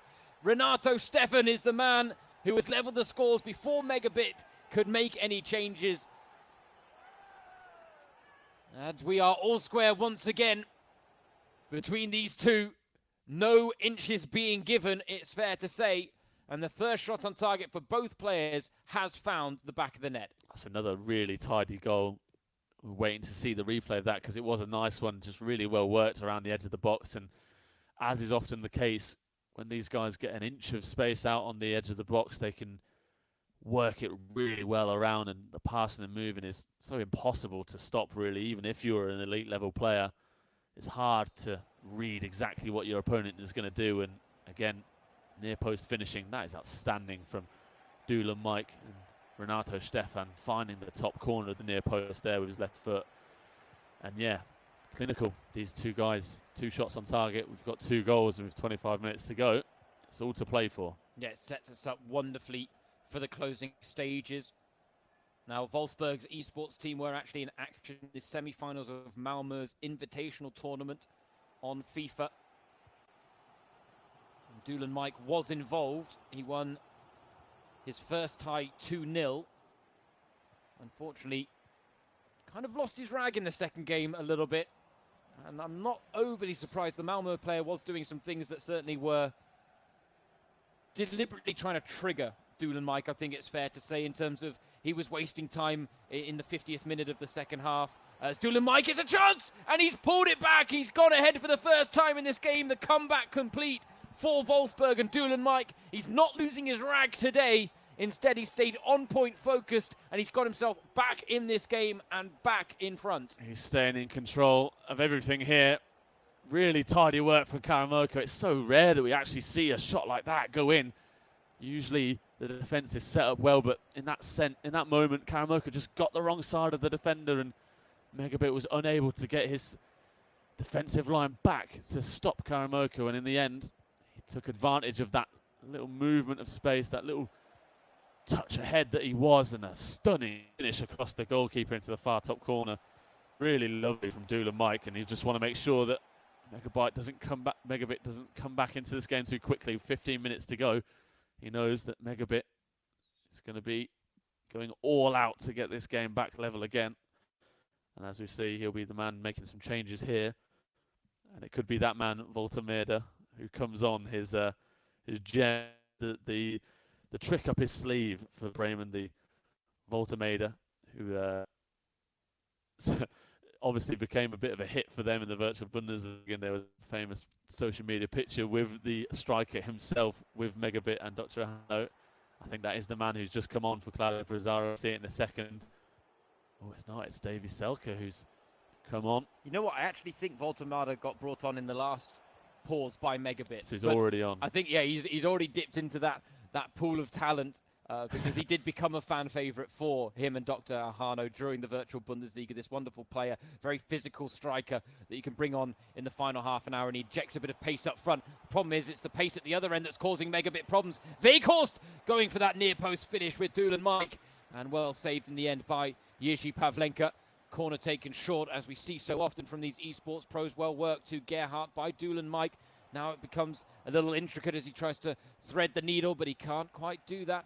And a chance for Megabit to break. So he won on match day 1, but he's on course for a defeat here. Megabit, the reigning grand final champion in Germany. Doolan Mike just getting the wrong side of the Bremen defence often here. When he's bringing the ball forward, the Megabit is bringing his defenders out of their back line, and Doolan Mike's working it well around them and being able to get in behind them. That's why he got that 2-1 lead. He's going to want to try and do it again as he's frustrating Megabit here by winning the ball in the Bremen half and breaking forward as he has now. Karamoko with the cutback. Oh, the first time shot there from big Wout Weghorst, flashing across the face of goal. I don't think Megabit was expecting that shot. It almost caught him off guard. But as I said, I think the best thing that Doolan Mike is doing right now is actually winning the ball off Megabit when he's trying to break forward. It's what's causing him so much frustration. He's been able to keep most of the possession in the final 10 minutes here, and with less than 7 minutes to go in this game, it's all on Megabit now to break through Doolan Mike's stranglehold on this game in terms of his strong defensive work and equaliser. Not sure if he's going to be able to do it with the time winding down, but he's going to work the ball here to probably try and get the last chance of the game if he can. If anyone can, Megabit can. I would put my faith in that. But he can create the chance. It's whether he can convert it too. Here is Nick Voltemada on the turn. And, well, yeah, that wasn't the easiest chance given his positioning. Yeah, a lot of things were against him there. Back to goal, his tight angle at the near post, and obviously Doolan Mike had brought out the goalkeeper as well. It was really well worked, and so is that here for Doolan Mike and Wolfsburg. Well, I was waiting for the lob finish from Weghorst. Instead, he takes the touch to work the angle well. The goal was at his mercy, and Doolan Mike was not going to pass up the chance to put this game beyond Megabit's reach, and that is exactly what he's done with that goal. So composed. I was waiting for the lob as well, but he saw that Megabit took control of the goalkeeper, and he knew that he just needed to take a touch and wait for Megabit to make the first move. That's exactly what happened. And when that happens, there's going to be space at the near post, and that's what Doolan Mike found. Really, really good work from the 17-year-old who is proving here in the Bundesliga Home Challenge, as he has done on the FIFA scene in recent years. He is one of the most talented young players around, and he is beating Megabit at his own game here, 3-1 up. Voltemada with a chance! Didn't connect very cleanly with that. I think, if anything, Megabit's a bit surprised that the shot was so tame in the end from the fan favourite that is Nick Voltemada, but in the end, it is an upset of kinds. Megabit being the #1 dog in the virtual Bundesliga world when it comes to esports competitive FIFA players. But Doolan Mike showing that he can match him. And he did more than that in this one, coming from behind, which is also something we haven't seen too often in this Bundesliga home challenge. So credit to Dulan Mike, and a dream debut for the youngster, as we said. That's it. If you didn't know about him before, you do now, because Megabit is the big name in the virtual Bundesliga world, and obviously Dulan Mike hasn't been involved in the virtual Bundesliga world so far. So if you're an esports fan from the Bundesliga side of things, you might have missed him. But he's made a huge name for himself there, beating Megabit for the first time in the Bundesliga home challenge, the 17-year-old. Huge statement from him. Well, it's the first time the Bremen Esports Pro hasn't won in this tournament. That's a very good point as well. It's been wins for Dr. Ahana and Megabit in the first 2 games. So now it's a first chance for the Bundesliga professional on the Wolfsburg side to make a name for themselves, and that is going to be Lino Kasten here, who, as you said earlier, came unstuck last week against Nassim Bouyelab in a tough opening Bundesliga home challenge game for him, losing 3-0. But he comes up against Milos Velkovic, who is yet to play in the Bundesliga home challenge himself, so he'll be wanting to make the most of that experience from last week and prove that, although Bouyelab did beat him 3-0 quite comfortably, that we did see bright sparks from Kasten wanting to build on that against Velkovic here against Bremen. Well, this is it. We've seen the Werder Bremen Esports Pros win on matchday 1 and matchday 2, and the Bundesliga Pros then let them down in the second leg. Now that we've seen the Esports Pro lose, could Velkovic completely flip the script on us and then turn out to be the first Werder Bremen footballer to swap the pitch for the joysticks and actually prove successful? Because, well, let's be honest, the bar's been set quite low, and I don't mean that in a disrespectful manner to Maximilian Eggestein and Davy Zelka, but Eggestein lost 4-1 on matchday 1, and Davy Zelka lost 2-1 last time out as well. So Velkovic, there's room to improve when it comes to these Werder Bremen pros getting themselves on the controller instead. But as you said, Lino Kasten did acquit himself quite well, and I think it's hard to read into a 3-0 loss to Bouyelab, who, as we've spoken about on today's show already, has proven to be one of those that's most proficient on the joysticks when it comes to this crossover event. And so now we wonder what he can do maybe with a less one-sided playing field and the odds not stacked against him. He has said that he thinks that goalkeepers and their overview gives them a small advantage on FIFA, but he also thinks the hand-eye coordination plays a role in it as well. And so those are the little things that can make a difference. And yeah, really, I just to expect from Velkovic. And the thing is, what we've seen from Eggestein and Zelka, I don't want to get my hopes up too high here, because I think this could be another bad day at the office for Werder Bremen when it comes to their footballers. Because if Maxi Eggestein was their number 1 player and he didn't win, and then Davy Zelka was maybe second choice and fancied the crack and he didn't win, at this point, you talked to Josh Sargent. We might as well get him involved, even though he FIFA. It might as well be a bit of fun. I think if Velkovic does come unstuck here, I might have to send another message to Sargent just to say, your number's up, mate. You need to get involved here because your guys are struggling. Well, you've got nothing to lose as well. Exactly. There's no point worrying about the result. This isn't a competitive tournament. This is an invitational, so this is all a bit of fun. And it's not like he'd be the only Bundesliga professional player to have lost. So for him, there's definitely nothing to lose. But obviously, he'll be hoping that he has no reason to be called upon if Velkovic can get a win here for Bremen. But as we've said, Lino showed signs of promise last week. He's got those FIFA Ultimate Team cards behind him once again, and he did tell us that the new hobby he has picked up in isolation so far in the last couple of weeks has actually been just playing the PlayStation even more than before. So if that's anything to go by, he has definitely been improving in the last couple of weeks, and no need to find a new hobby for him. He's already got his. That may be a lot of people's new hobby since isolation. Actually, it may just be a case of, I've picked up the PlayStation controller a little bit more often than I normally do, and I can count myself amongst those as well. You've been on Football Manager a lot recently, so I'm not sure it's necessarily been the same case for you. But no. Hey, everyone's got their poison. We all pick it, and there's nothing wrong with any of them. But I think, that's a sign that Lino Kasten is taking this very seriously. And now I really am intrigued to see how he fares against not someone like Nassim Bouyelab, who we have seen is a cut above a lot of the professional players, but against Velkovic, who is an unknown quantity, and it could be a very interesting tie. But as we say, things not looking good for Werder Bremen. They are still without a win in the Bundesliga home challenge, and they are up against it after that first leg loss suffered by Megabit, a 3-1 defeat to Dulan Mike, who has certainly made a name for himself, both in the esports world and now in the Bundesliga home challenge as well. And so it's up to Kasten and Velkovic to try and pick up the momentum from that first tie and see what they can produce. Of course, Veljković is a player who has won both the Under-19 Euros and the Under-20 World Cup with Serbia back in his days. 25 years of age now, so he's into the full national team where things aren't quite as easy. 9 appearances for them, but they did have that incredible run of success at youth level with the generation that came through, and he was a part of it. In fairness, he signed from Tottenham, joining Werder Bremen, and of course he used to actually play on the books with Harry Kane at Spurs, which I thought was interesting back in their days. He called him a super player, and he said he learned a lot from him, and he said there was one conversation in particular that stood out to him. Harry Kane was being shipped out on loan once again to Norwich, and at that point he decided to make a big change to his diet, which Veljković believes played a big role in Harry Kane really developing into the world-class striker he is. So it inspired, which I thought was a nice little story to share. That's very nice as well, and it's interesting because I didn't actually realise that Veljković had come from Tottenham and come from the Premier League world. So obviously another one who's come to the Bundesliga to develop.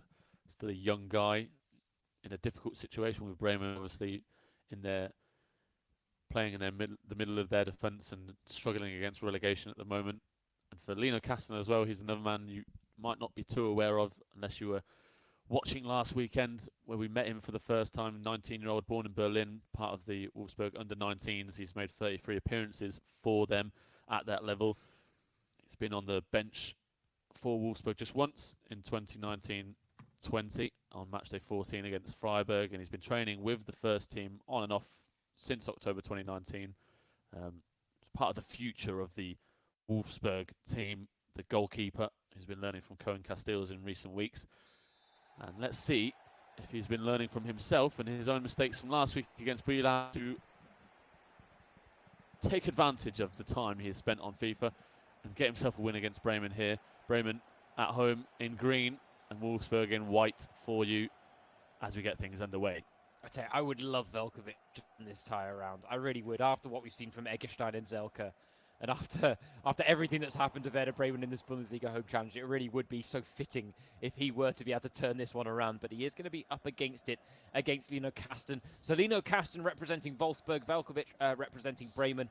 Bremen are this time in the green kits, Wolfsburg in the white and blue for Lino Kasten. So a slight change there to your viewing experience when it comes to Bremen against Wolfsburg, 2 sides from the north of Germany. And a good, strong challenge there from Veljković in the middle of the park. It would be crazy if Veljković did come out and get this win. And as you said, I think Bremen have been the craziest team in the home challenge so far. So expect the unexpected from them, and I think that will just continue. Absolutely, it really would be. It would be Hollywood script stuff from Veljković if he was able to turn this one around. Or was it a strong challenge? He didn't win the ball, so I don't know how a free kick hasn't been given there, but that's the way FIFA goes. From himself as well. I was going to say, I wonder whether he's rigged the system in his favour there. Looks like he's trying to bring the ball forward with himself as well there. He's smiling away though. He gets the free kick there. Perhaps he should have been penalised for a free kick beforehand, but at least he's enjoying himself here so far in the opening 10 minutes. This is it. This whole tournament, or invitational event, I should say, that the Bundesliga Home Challenge was brought in to ultimately provide a bit of light relief, not just for you guys at home, but also for some of these players. Veljković and Werder Bremen have had a very tough time of it in the current campaign. He's talked in an interview about how disappointed he was about burying Werder Bremen's European ambitions. But he said, we can't mourn for long. We've got a long road ahead of us to survive this season. Right now, he's surviving a little onslaught there from Lino Kasten, but his keeper comes to his rescue. Good save by Pavlenka. Long ball forward from Veljković, which, I'll be honest, is something we haven't seen a lot in the Bundesliga Home Challenge. And it doesn't fill me with confidence about his familiarity with FIFA 20, Alex, because I think that's something a lot of people cut out a long time ago. Yeah, I think the modern style, both in the real world and the virtual world, is to play out from the back. But Veljković perhaps showing his lack of FIFA know-how there by just booting the ball at the pitch. Not exactly the best way to keep possession, and it gives a chance to Kasten to break forward, as he is doing now for Wolfsburg. Just cut out there, but both these guys trying to get forward well. It is Kasten who's doing it more often than not in the opening 20 minutes or so, but Veljković handling things well, must be said. Yeah, you can see there's something about his game. He's definitely got the basics down, which is a good start, let's be honest. Start, yeah, exactly. It's a very well start. But in terms of his positioning and his ability to read the game, he's not doing too badly. He's staying tight with the Wolfsburg players for now. And you can see there just putting pressure on the striker as he looked to get off the shot. That's always going to make life more difficult for Lino Kasten. A couple of little ball rolls and drag backs there as well. So there are signs that Veljkovic could produce something in this tie. He's growing into this game quite quickly, he is. Ooh, lovely little turn on the edge of the back, and a good drag back to boot. Unfortunately, he couldn't find the finish to match it all. And it's Lino Kasten coming to his own rescue there. Looks as if Lino Kasten might have taken control of himself there. Just didn't expect the keeper to quite be in that position. Veljkovic goes for goal again. Really tidy move, though, from the Bremen defender to drag that ball back and into space with Josh Sargent and go for goal. But you know, been expecting that to find the back of the net from the position he was in. But Kasten, with himself in goal, we're delighted with that save. And we wanted to make sure he doesn't have too many more of those to make as this game continues on. Yeah, he's looking to build a move forward of his own here. It is with Joao Victor. He's got a few tricks up his own sleeve here, Lino Kasten, as he looks to fashion the chance. And well, he's looking for the golden opportunity on the edge of the 6-yard box. Couldn't quite pick out his teammate there. And so the chance in the end comes to nothing for Wolfsburg. And now we're going straight back down the other end with Veljkovic, who's getting in behind here with Zelka. A 2-1 loser himself on match day 2 for Werder Bremen in the Bundesliga Home Challenge. And now Veljkovic exposed at the back. A look forward for Kasten has caught him out. And a chance now for the opening goal. And that's a fine, fine finish from Lino Kasten, who, well, we all love a good dead fish celebration, don't we, Alex? We do indeed. We saw one from Valerdi. We see another one here from Kasten. And what a stunning goal that was on the break. Just a powerful run forward. And a stunning finish off the far post. You love to see those. Felix Klaus showing that he is definitely one of those players taking well to the 85 mode. A really powerful run there from Kasten, just opened up the space in the Bremen back line. Veljkovic won't be happy with that, but Kasten showing that if he's given those opportunities, he will be clinical and he will take them. He's won the ball high up the pitch here, Kasten as well. Looking to apply even more pressure, but now loses out. Pizarro, the full pressure now on Veljkovic, even more so than it was at kickoff, and he's done well to keep the ball in play there with Augustinsson. 3 in the middle to aim for, but Kasten comes out punching. Berlin Wall there, as he's been nicknamed by his friends, coming to his own aid there to punch the ball away. It's a guy who's close with John Brooks in the Wolfsburg setup, as they're both born and raised in Berlin. He says he hangs out with Jay, as he calls him, quite a lot, mutual friends that the pair have in Berlin, spending plenty of time together in the capital. So although he's not part of the first team on a full-term basis, he definitely has lots of connections and obviously close with Castells as well. So for him to be representing Wolfsburg here now is very cool for him as well. Big first-team opportunity for him. That's it. We've talked about this tournament being an opportunity to offer some exposure to maybe some of the bigger characters in both the Bundesliga and virtual Bundesliga world, as Veljkovic tries to curl one towards the far post. And I think that certainly goes or rings true for Kasten, who may not have been a name that a lot of people were familiar with, and now this added exposure will only help as he's looking for a second before half time, and he gets it to the byline cutback. We've seen it time and time again, but it's always effective. What a stunning goal that was. I think it was the keeper actually who booted that ball forward towards Klaus on the right wing. Outstanding kick. A lengthy celebration as well here, Alex.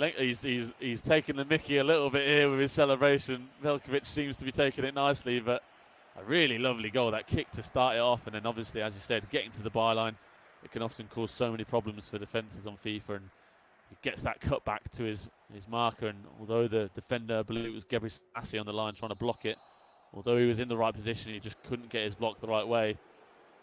And it's 2-0 the scoreline at a break. Veljkovic with plenty of work to do as Wolfsburg extend their aggregate lead in this tie to 5-1. And it doesn't look likely at the moment that Veljkovic is going to be able to turn the tide. Yeah, he needed a minor miracle coming into this game. We knew he was the underdog, or we felt, at least we should say we felt he was the underdog, given he was someone that we hadn't seen in action in the Bundesliga Home Challenge yet. And I think our pre-match predictions have proven correct.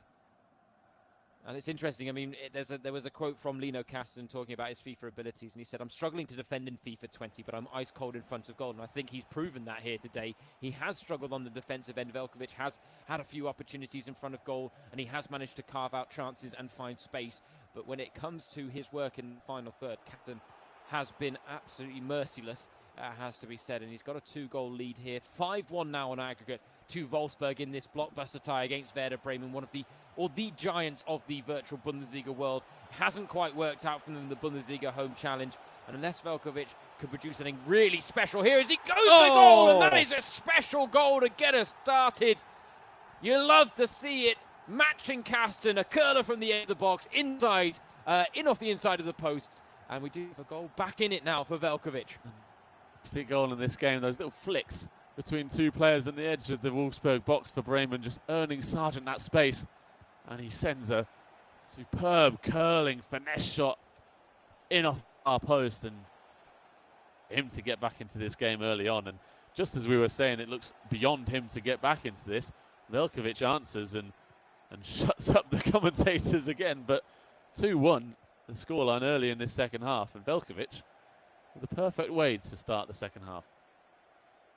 That's it, those defensive frailties that Kasten was talking about on FIFA 20, rearing their ugly head and underlining his point even further that we were just making about him. That's it, he was just not able to read those little flicks on the edge of the box, and as Bremen clear it away again there, it's just Kasten being one step behind Veljkovic. Veljkovic maybe doing the unexpected, you could say, there with his flicks. You're not really used to seeing that all that often, but Veljkovic was obviously prepared for it, and it worked wonders for him. I want to try and do it again here as he breaks forward. Yeah, Zelka now with full Krug. Sargent twisting and turning inside the box, a little drag back. He's teed up Klaassen, and a shot was blocked. A vital block, it has to be said as well. Good challenge inside the area to keep the pressure on here for Veljkovic. He'd love to capitalise on it. He wants a handball, and he's not going to get it. I love that, the call for handball. But yeah, he seems really tidy when he's in the opposition box. He's able to keep the ball and dribble around quite nicely. And to be fair, even if he is 2-1 down and losing in the tie, he's loving life in this game. He can't stop smiling. So that's what we like to see. Even if he is losing, he's enjoying himself. Yeah, this isn't meant to be the most serious competition. Some have taken it more seriously than others, and that's absolutely fine. We respect everyone's approach to the Bundesliga Home Challenge. But yeah, Veljkovic, I think he is the target market, someone that is a casual FIFA player crossing over in the event and looking to kind of just have an enjoyable experience. And he certainly seems to be having that, despite the fact that he is 2-1 down. But the comeback is on.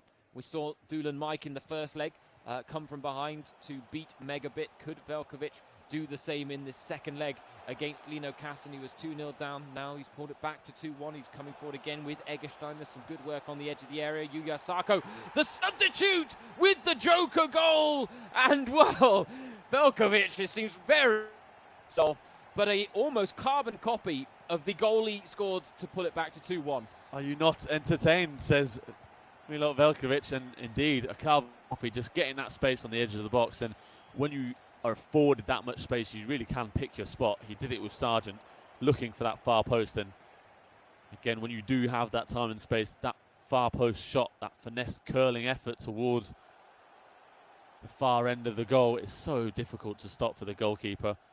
And when it's executed perfectly and has that right power, which it has had, a mouthful for me, or twice for Veljkovic, it is really difficult to stop. And what a turn of events this has been. A game of two halves once again, as Veljkovic brings us level. Yeah, maybe that's the trend of match day 3 so far, as Kasten, well, he was going for an even more premium curler from an even further distance out. Kasten trying to bring his keeper out here. Very dangerous play with his Wolfsburg defence.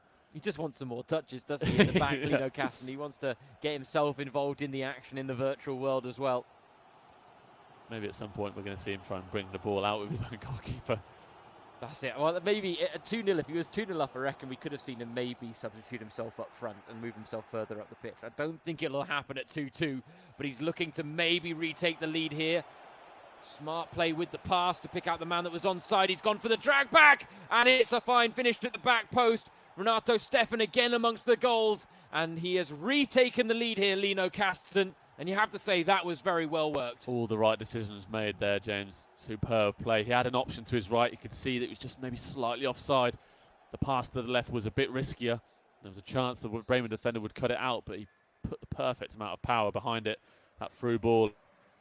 In the end, the ball across the goal again was superb. And Stefan Renato, being able to provide the finish at the back post superbly. And he's got another chance here to go ahead. Karamoko just getting knocked off balance at the vital moment. Velkovic knows how to, at the very least, put in a decent challenge at the back. He's very much known for his last-ditch challenges in the Werder Bremen back line. Oh, a little flick towards the back post. Well, it turned out to be a lobbed effort. I don't know. The goalkeeper and defender getting themselves in a bit of a mix-up there. Not sure it was what Kasten was planning to do there, but it almost worked out for him. Both these guys have been so clinical in front of goal in this game, but a bit of something different there from Kasten. But now, with less than 10 minutes to go, Velkovic, as you can see, his frustration's building. He'll want to make sure that he can get an equaliser here to give himself what would be, you could say, a deserved draw, considering his second half performance so far. Lovely acrobatic clearance, but not very effective there from Kasten. He does win it back, though. And that is it.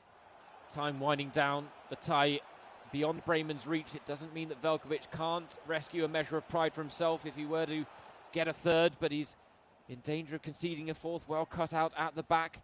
Fulkrug now looking to win the ball high up the pitch. He's done well to battle against Mbabu, but Mbabu wins it, and he looks to immediately release Karamoko, who's got space to work with. Now on with Renato Stefan again. A fourth in the making for Kasten. He's got it as well. It's a tidy finish. A gilt-edged chance, and he makes no mistake. And after the comeback from Velkovic, Kasten has re-established his dominance in this game. Kasten is flexing his muscles here in the second half. Superb work in front of goal. He said it before that he's ice cold in front of goal. He's proven it here. Those last two goals superbly worked. Karamoko, the beneficiary there. It's really nice interplay into the box. So difficult for Velkovic, even as a defender in the real world, to read that and be a step ahead of him. But Kasten backing up his word beforehand with his actions here, and as we expected, I think it was to be said that, you know, even though he did turn out with a 3-0 defeat against Nassim Buliab, he showed good signs of his FIFA ability, and he's shown them completely here to produce 4 goals, Milot Velkovic, and he's heading for victory. Well, this is it. We talk about how hard it is to judge these players on a single game basis, but over the course of 2 games, I think, with Lino Kasten, I'd put him comfortably in mid-table in terms of the pros that have crossed over here. As Velkovic wouldn't mind a third. It would be a consolation effort and a great chance and a great save from Kasten. Well, he's done his work on the joysticks. He did his work between the sticks as well. But it's a comfortable, in the end, 4-2 victory for Lino Kasten. But that game did have a bit of everything for us, didn't it, Alex? It really did. That was a lot of fun. A game of 2 halves. Obviously, Kasten going ahead 2-0 there so well, taking the lead in the first half. And Velkovic did pen him back. It was 2-2 at one stage, but Kasten, as we said, just proving his quality there. Just really clinical in front of goal. Really tidy finishing, tidy ball work, passing it through the Bremen defence. And in the end, he comes out with a 4-2 victory. And overall, a nice 7-3 victory for Wolfsburg, against Werder Bremen. We've seen plenty of goals again today. We said so many goals in this Bundesliga Home Challenge so far, which has been one of the hallmarks of the competition, proving how nice it has been, even in the 85 mode, where the players are restricted and reduced sometimes, or built up in certain cases. Everyone on a more level playing field. We are seeing these games open up, and we're seeing plenty of goals being scored, especially between the Bundesliga professionals. And Bremen, once again, suffering in the Bundesliga Home Challenge as they come unstuck against Wolfsburg. And if you are just joining us, it's a good opportunity for us to talk you through the format of this tournament. We're into our third weekend now, loving it, as are the players as well. We've seen plenty of players come through and try their best in this game, and there are 30 teams involved in the Bundesliga Home Challenge with 60 players. Every team has one professional esports player and one professional football player, and each matchup between the two teams consists of 2 ties, one between the 2 Bundesliga professionals and the other between the esports guys. All matches, as we've mentioned just moments ago, in this 85 mode. If you're not familiar with it, it brings all the players onto an 85 rating. It doesn't necessarily mean that they've all got 85 ratings across the board. We'll have strikers with capped at pace of 92 and defenders not quite as fast as them, but strong in the tackle and better in tackling than their striking opponents. So it brings everyone onto a level playing field. And as you can see there, myself, Alex Schaffer, joined by James Thorogood for the third time, for the third weekend of the Bundesliga Home Challenge. Wherever you're watching it, you can keep track of the schedule, keep track of the scores across all 3 match days so far on the virtual Bundesliga website. You can get involved on Twitter, get involved wherever you're watching, on YouTube, Facebook, no matter what platform you're on. Hashtag on social media is hashtag Bundesliga Home Challenge. So just send through your comments, send through your thoughts, as we have now reached the halfway point of the first day of match day 3.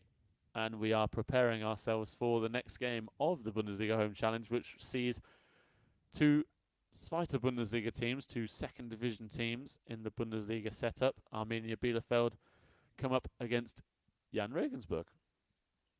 Yeah, you were talking about the goal-scoring feats even on this 85 mode, and we're used to it with the Bundesliga. It has the best goals per game average of any of Europe's top 5 leagues.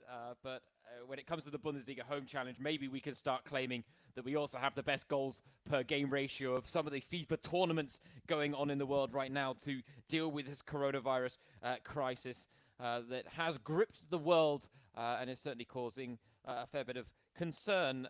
But I think it's fair to say if we all do our part and chip in terms of making an effort to social distance and do things right by those in the world, then I think it's fair to say that there will be a time where normal life will resume, and we're wondering when the normal Bundesliga will get back underway. For now, though, we are keeping ourselves very much entertained with this, the Bundesliga Home Challenge. As we've said, the goals are flying in. The lowest scoring tie so far today has been the 6-2 victory that Leipzig secured over Dortmund over the course of 2 legs. So we'll see whether Arminia Bielefeld and Jan Regensburg can kind of pick up the mantle and keep the ball rolling. Now, Bielefeld, they have been involved in 2 very high-scoring fixtures or ties over matchday 1 and matchday 2. It was an 8-4 loss against Kiel on matchday 1, but they were the comeback kings on Sunday last weekend, picking up an 8-7 win against Frankfurt. Jan Regensburg, on the other hand, they've been on the receiving end of 2 5-1 defeats on both match days, so they'd like to maybe go a little bit better today. And Tom Bark will be up in the first game for them against Keanu Stauder. 2 young players, 21 and 23 years old, respectively. And Tom Bark actually, hasn't done too poorly in the Bundesliga Home Challenge. Doesn't have a win to his name.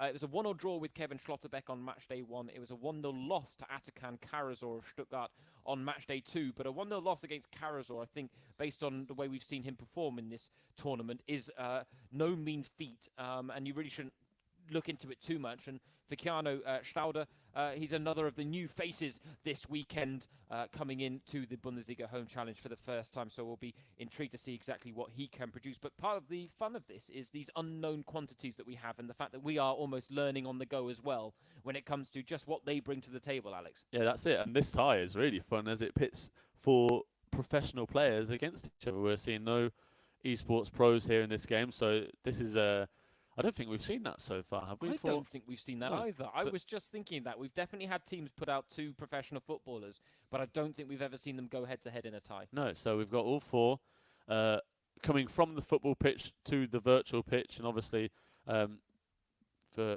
Keanu Stauder as well, this is his first time in the Bundesliga Home Challenge, the 23-year-old academy player of the academy product of Arminia Bielefeld. He says he's he's had 5 appearances in the second division this season for Bielefeld. He says he wants to get back in the starting lineup for the start of the season, the Bielefeld man, and this is a good opportunity perhaps for him to, showcase what he can do, even if it is FIFA. Obviously, we've seen mixed fortunes for Bielefeld. As you said, we had that incredible result from Marcel Hartl last weekend, producing a stunning comeback after Vogelsammer's defeat. But obviously, for them, it's a couple of new faces actually this week. We're not seeing Marcel Hartl or Vogelsammer this week. So, as you said, we're very much coming into this waiting to find out exactly how these guys play. And for Bielefeld, especially now, it's all new. So even if they have played a couple of games in the Bundesliga Home Challenge, 2 new faces for them. So you have to wait and see just how good they are in the virtual world on FIFA. Yeah, we're talking about that rotation. It is nice to see fresh faces coming on a weekly basis, players that we can introduce you guys to and familiarise ourselves with. And I mean, it was an interesting. Keanu Stauder has had a very interesting story with Arminia Bielefeld. As Alex mentions, he is an academy product that has broken into first-team affairs. But there were a couple of years ago what has been referred to as WhatsApp Gate in Bielefeld circles, essentially after a loss in the league. Mr. Stauder wasn't overly impressed with some of his teammates' performances, and he actually took to WhatsApp. I won't say it was an expletive-ridden voice message, but it certainly wasn't a friendly voice message, and he got a bit of bite back from that, as you would expect. He was very young at the time. He has since talked about the incident and said it was very dumb, but I learned from it. And emotions are part of football, but you've got to keep them in check. That is a key facet of some of the best players out there. You think of Cristiano Ronaldo, Sergio Ramos. I mean, these guys are very emotional players. Well, maybe Ramos less so, but for the most part, they managed to keep it in check, and that is certainly a facet of the esports world as well. And that has been one of the nice things about the Bundesliga Home Challenge as well, Alex. It's been able to give us a chance to give a bit more exposure to the esports world, but also discuss just where its standing is in world sports right now. There's the constant debate: is it a real sport? Is it not? Now, we've been here as commentators, and I've been tense and on the edge of my seats. I can't imagine what it's like to be some of the players. We've heard from them about the nerves some of them have suffered or felt in the build-up to these games. But this is a nice chance for esports to capitalize on an opportunity to gain more exposure in this football-free period that we're currently experiencing. That's it. While the rest of the sporting world is on hold right now, the esports world is thriving, and obviously a lot of people will be turning to it for their entertainment, as we are with the Bundesliga Home Challenge, providing this entertainment for you. And it is a great opportunity for esports, and we don't know how long this is going to go on for, of course. So hopefully they can build up more new fans, and obviously as we go into next season, into the 3rd season of the virtual Bundesliga, we're hoping that some of the fans that have been clawed in or glued onto the action in the last couple of weekends, if you're not used to watching it and haven't watched the virtual Bundesliga beforehand, do get involved and watch it next season, because it is just as fun as this Bundesliga Home Challenge every week. Absolutely, and well, you can see there, Keanu Stauder looks very relaxed in the living room, it has to be said. And this has been one of the fun things to see just how different players have approached this. We just saw Tom Bach go on to very attacking, but he's defending here, and it's at the back post, and an early chance for Stauder, which he takes as well. And Bielefeld have an early lead. Klaus is the man with the goal. And a perfect introduction to life in the Bundesliga Home Challenge for Keanu Stauder. And Tom Bach now has his back against the wall. That was absolutely shocking, I'm not going to lie. That was superb, James. I'm so happy that I'm glad I've that. got you here to appreciate these puns, because sometimes I'm genuinely a little bit embarrassed when they slip out. Not sure everyone at home will be appreciating them quite as much as I am. Oh, but Bach's got a goal back. Unbelievable stuff. It's going in quick succession here. 2 goals in the first 10 minutes. Federico Palacios, he scored a couple of goals for Tom Bach in the virtual world, and he's got the equaliser here. And this may be the one thing we were talking about, the fact this is the first tie we've seen with 4 professional footballers. That could make the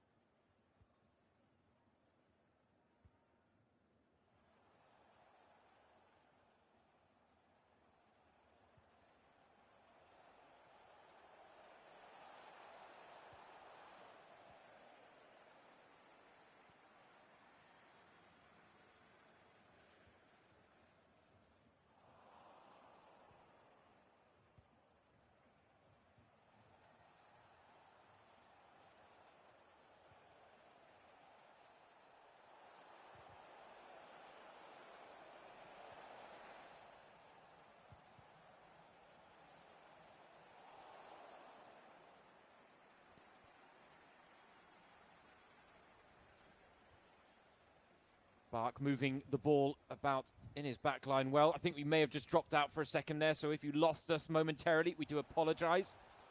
Part of the remote commentary setup. But right now we're back into a thrilling game, and it's Stauder again for Bielefeld coming forward, looking to retake the lead that he took early on. Oh, there it is as well. It's a near post header. We don't see many goals from corners, but he makes that one count, and he's back ahead, Stauder. A rare corner goal, as you said. We don't see them very often, and as much as he is sat back there in his chair and very much relaxed, he's not playing relaxed. He's pushing the ball forward and doing really well here. Stauder proving that this is no hobby for him. He's clearly he clearly knows what he's doing in the FIFA world, and a nice rare header from a corner. We don't see that very often. Obviously, with the esports guys playing it short. Another goal perhaps here for him. There it is. It's 3 for Stauder in the opening half an hour. Suku, the man with the third, and Stauder is proving himself to be very much up to the task. Perhaps Bielefeld have found a new man to represent them in the Bundesliga Home Challenge for the next couple of weeks. I was going to say, Vogelsammer and Hartl were a bit hit and miss. They had varying results. Right now, I'm wondering why Stauder wasn't involved in the Bundesliga Home Challenge from match day 1. That's exactly the same for me, because obviously we saw Hartl produce that stunning comeback, but Vogelsammer had the difficult task of coming up against an esports pro. So this has obviously thrown up a different opportunity for Bielefeld, coming up against a couple of professional players as well. So for them, it's a really good opening here to be 3-1 up in the first half, and early Stauder doing his job superbly. And he's coming forward again dangerously here, bursting through the middle into the penalty area. Vital challenge made at the back by Regensburg.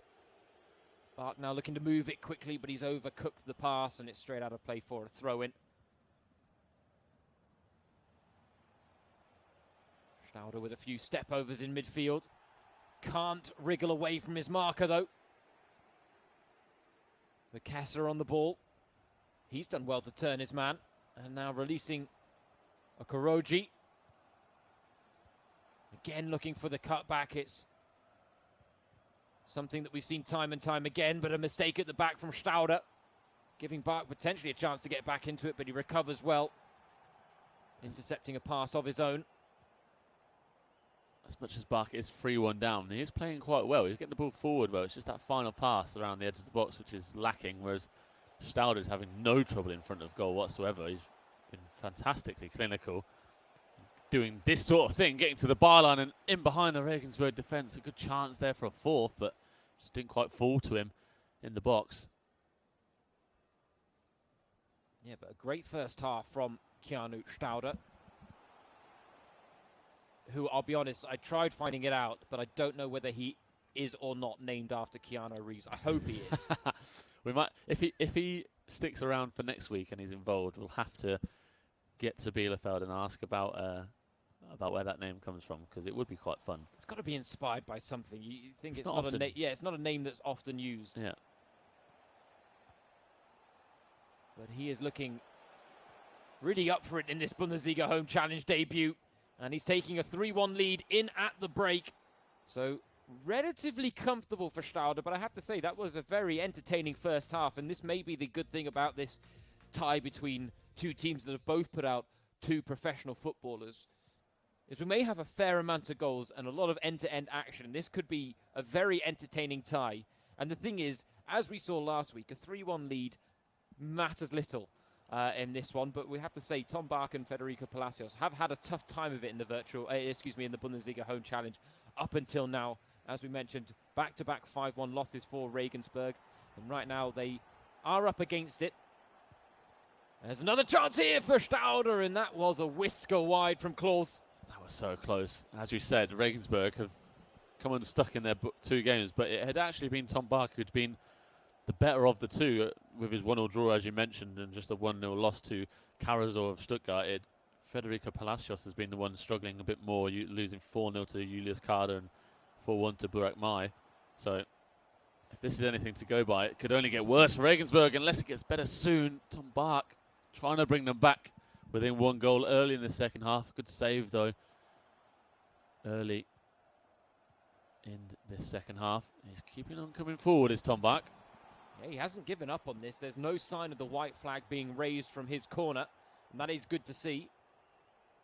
But right now we're seeing Stauder have a lot more joy in the final third than Bach. He seems to be finding the space and creating the clear-cut chances, whereas Bach can't quite fashion the same room to maneuver. It's a nice darting run forward, draws the defender out now with Schindler. Maybe it is that relaxed setup that's just giving Stauder the advantage. You see how professional Tom Bach set up his for Regensburg there. Claws through on goal. Chance for a fourth. I thought that was in. I really did. The near post finish is so deadly. I thought he'd gone for it and pulled it off. It clipped that net, but just the wrong side of the post for Stauder. I think you and a lot of fans in attendance there, Alex, thought that one was going in. But now Bach responding in kind, coming down the other end. It's almost a 2-on-2 break. He's done well to beat his man and get to the byline. Can he produce the pass? Well, it's cut out. The cross. And again, the chance comes to nothing, and it's an immediate chance instead for Stauder to break down the other end. Close one-on-one with Palionis. He's got a good ball on the back post. A fine volley. A stunning strike to cap off a lovely move, and it's Marcel Hartl in action for Bielefeld last week. He's got off on the score. What a goal that was. I thought the run and the dribble to the byline and the cross was good enough, but the volley from Hartl was outstanding. So hard to get your head over the ball there in the situation, but Hartl showing his talents as an 85 player in this 85 mode, and Stauder making the most of it, and he is producing some fantastic stuff here. Even in the second half, he's been on the back foot, hasn't had as much of the ball as he did in the first half. He works on the counter-attack there and produces a fantastic goal. And now Tom's back really is up against the wall here. Well, this is it. Oh, a chance. And it's still on the rebound, and somehow he hasn't managed to squeeze it in. Federico Palacios was the man with the chance in front of goal. I do feel, though, Alex, that this scoreline is maybe not the fairest reflection of the game, because I don't think there's a huge discrepancy between the skill levels of these two. I do think, though, that in front of goal, Stauder's just had better chances and had that touch more class about his game that Bach is missing, and that is ultimately what has led to a 4-1 scoreline right now, and it could get worse here. Klaus! Oh, he's rattled the woodwork. That was class again from Stauder. Lovely little drag back to open up the space. Bach just hadn't read it at all and bouncing back off the post. So close to a fifth goal. I think I'm completely with you. The scoreline doesn't really reflect the game. Bach's been fantastic in getting forward himself, as he is doing here. Just gets away from him, though. And again, that's the problem that he's had. Stauder's been clinical in front of goal, and he's been able to find space in the Regensburg defence, whereas Bach struggled at the other end and has not been able to do the same. He's found the net once, of course, but he's not been able to work the ball around the edge of the box as he does so. Again, they're looking for the 1-2s, the pass and move, but often is the case. His last pass has just not worked out for him. Stauder, with 15 minutes to go, is looking very comfortable here and also looks the most likely to find the goal next if someone is to get another strike away. Here he is with Hartherz. 3 in the box to aim for. He's on the ball himself now. He wouldn't mind a goal himself. In the end, he was unselfish. The chance still alive, though, here for Stauder for a 5th. He's got it as well. And this is now looking easy breezy street for Keanu Stauder on his Bundesliga Home Challenge debut. And you've got to feel now for Tom Bach. I don't think he's worthy of a 5-1 defeat, but he looks on course to suffer that in the first leg. Well, he wouldn't mind getting another goal back and maybe giving Federico Palacios something to work with in the second leg. And he is definitely taking a very attacking approach to these final few moments if his formation changes are anything to go by. I like that he's going for it. I like that he's not giving up on this. He's not sulking. He's got 10 minutes to go and he just wants to make sure he can get a bit of pride for himself. But Stauder, despite his relaxed setup, clearly works for him, and he's doing really well here. 5-1 up, and Bielefeld's changes, their lineup, have worked wonders so far. That's it. Whatever works for you, right, Alex? I mean, what obviously works for Stauder is a very calm and relaxed and casual setting. Don't know whether he'd necessarily be in that same position where he's going up against an esports pro or even some of the better professional footballers, but he hasn't had to break from his relaxing setting based on the way this game has progressed, and he has certainly been on top for the most part. We still think Tom Bach will feel a little aggrieved that the margin of victory that Bielefeld are on course for with Stauder. And here he is on the ball, coming in off that wing. He's got past 1 and 2, trying to tee up a teammate in the middle. It's a great chance. The keeper saves, and well, it was a bit of a muddle in the box, but Bielefeld unable to grab a 6th. And instead, we've got a chance now for Tom Bach to pull a goal back, reduce the deficit to 3 in the dying moments here of this first leg. Can he fashion something? The answer, unfortunately for him, is no. And instead, he's given Stauder a chance to add to his 5-star performance so far. Again, he's got a man over at the back post, a couple of ball rolls inside. I really think he's looking for a goal himself, or at least an assist. It's just not on for him. But at 5-1 up, you can't really blame him for trying to be selfish in that. He's smiling away there. I think we could all see what he was trying to do there with the ball rolls. Almost a mistake at the back. And it is a comfortable 5-1 win for Keanu Stauder on his Bundesliga Home Challenge debut. The debutants, Alex, today performing very, very well, it has to be said. It has to be said, indeed. We've seen it so often, obviously, in this match day 3 so far. Fantastic turnout from the debutants, and Keanu Stauder just another of those. Louis Heapen started us off earlier with this of Neil Stender, and it's just followed suit in the last few games. De Gaucho was a newcomer as well. Gaucho he picked up a 2-1 win in our first game of the day against Andy. Yep. Leipzig's esports man, Ayjan Islamovic, was a new man as well. Got a 3-0.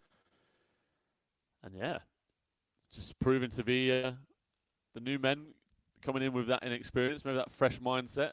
2 weeks into the Bundesliga Home Challenge, some people might think they're experts, and some guys coming in fresh off the scene might have been watching from home saying, oh, I could do better than that. And some of them are proving it. Keanu Stauder being the latest to do that. Really clinical performance. Lovely goal that was from Marcel Harter. One of the best I think we've seen so far in the Home Challenge. One that really got us screaming. Maybe made a few people at home stand up and applaud. Or take their headphones out, either way. Yeah. It's either or. Turn the volume down maybe slightly. Exactly. Who are these nutters screaming down a microphone?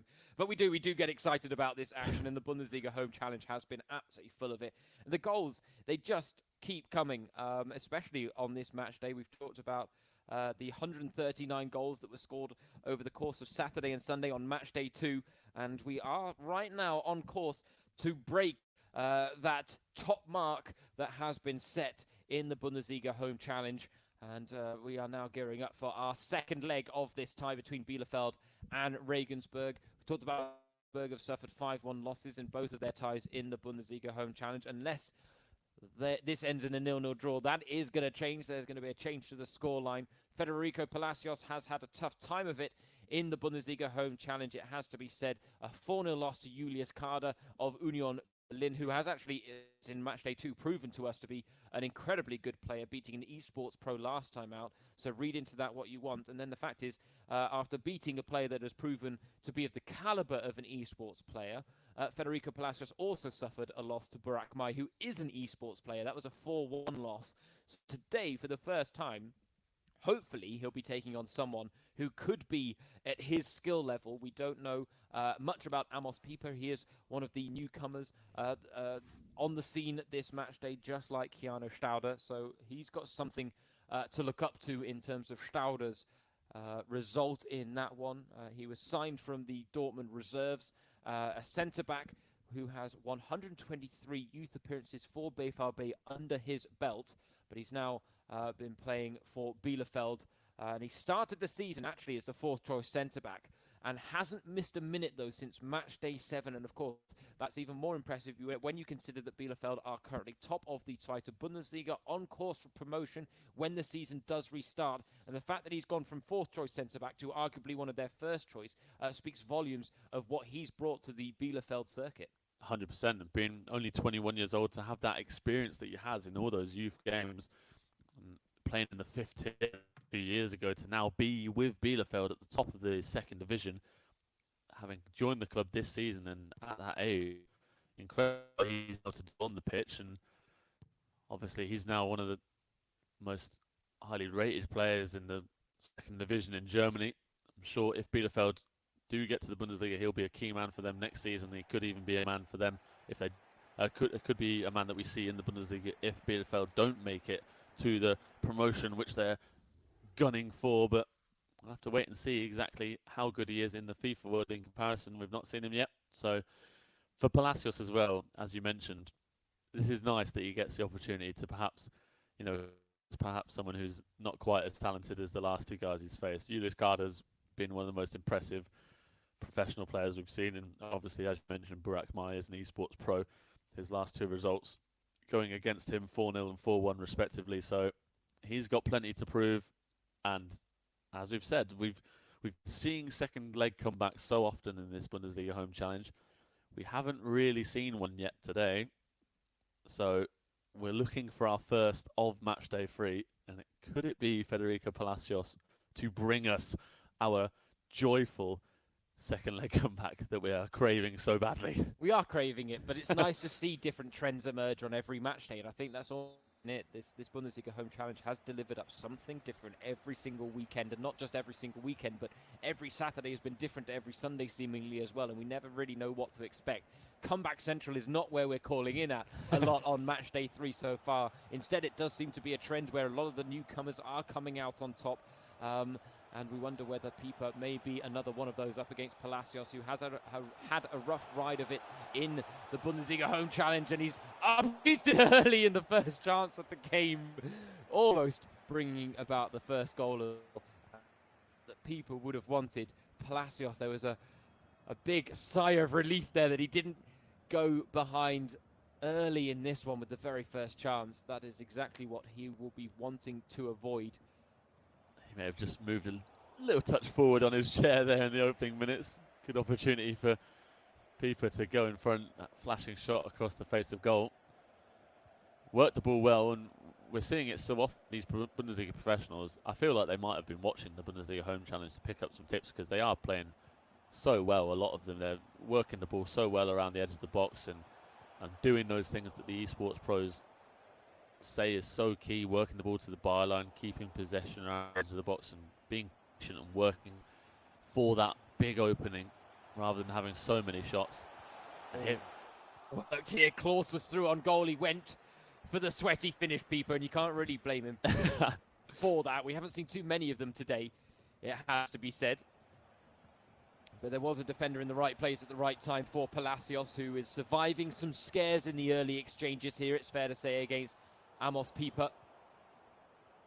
You talked there about his trajectory before the game, Alex, and it's one of those things, right? You don't get on the Dortmund youth books without having a bit of potential and talent, and it's nice to see him now fulfilling that potential with Bielefeld. He's fulfilling that potential on the virtual pitch as well, or at least I was going to say he was, and then he ran himself right into trouble when the channel actually opened up for him through the middle. Maybe just overthinking that moment a little bit too much, which can be people's problems on FIFA. It's something that I struggle with on occasion as well. There's lots of facets of my game I struggle with, though, so let's not judge anything based on what I'm talking about, my personal experiences here. For now, one of very few, James. One of very few. Get out. FIFA 20 has not been my game. I'll be the first to admit it. I think people at home will be saying the same things to you as well, that it's been a difficult one, this FIFA 20. It has, but Pieper's making it look easy, and on the rebound with a thunderous volley, he has broken the deadlock with Weihrauch. Palacios not happy at all. The first shot was blocked, but couldn't do anything about that thunderous second effort from the rebound, just pile driving it into the top corner. And poor Palacios, he said last week in the first few weeks of the home challenge that people should expect higher scoring games from him, and there is a chance that controllers do fly. We haven't seen that so far from him, but the frustrations are so showing, and if he does come away with a third defeat in a row here, maybe is the first chance we see of him telling the truth on that statement and letting the controllers fly around. That's almost wanting to break one now, just for the fun of the stream, just to see it happen.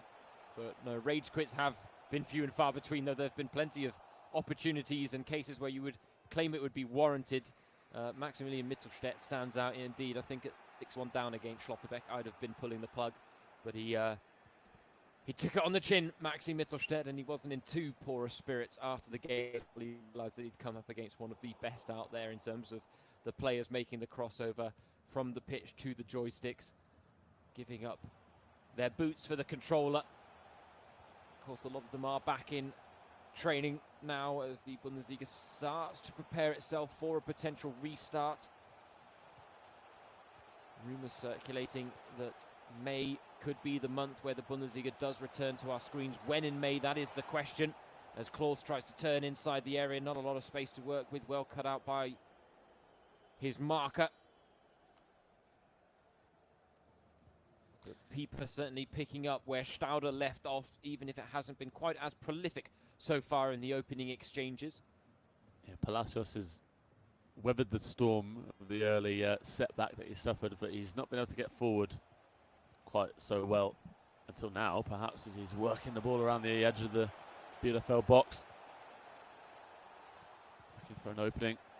But those openings are harder to find for him at the moment. And Pieper is... Well, it's an end-to-end game, a midfield battle so far, and at 1-0, Palacios can keep hope. But if he does concede the next goal, it might be the end of his chances. Doesn't look likely, though, as he finds the equaliser. I was expecting to see the sweaty pass across goal, but Palacios proves his class, and Kwietnia is the man who smashes that ball across the goal and into the far bottom corner, and we have a game on our hands. I can respect the fact that he didn't go for the cut back there and went straight for goal himself. That is the striker's instincts that we were expecting Federico Palacios to bring to the table, and we saw them on show there. And so all of a sudden, game on against Pieper, even if the tie is still quite out of reach for Regensburg. Pieper almost with the immediate response at the other end, just firing wide. But this is very much game on in this game alone, and exactly kind of what we were talking about before the game. Palacios with a chance to test himself against someone that maybe is more on his level when it comes to FIFA ability. And the fact is, he's had a bit more joy in this first half than he had against both Julius Kader and Burak Mai.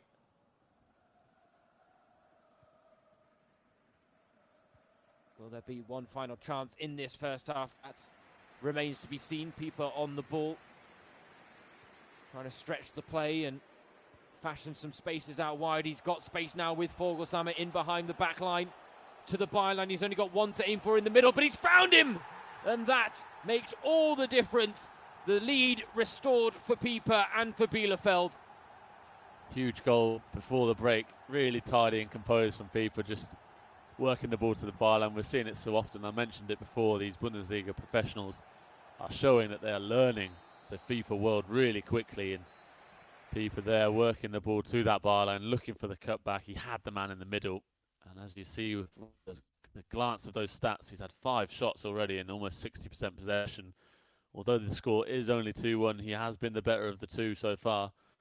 But Palacios just getting opened up there. He can take confidence from having brought the game back once. Maybe he can do it again in this second half, as he showed with his rare shot in the first half. But at the moment, Pieper is definitely the better of these two men on the sticks.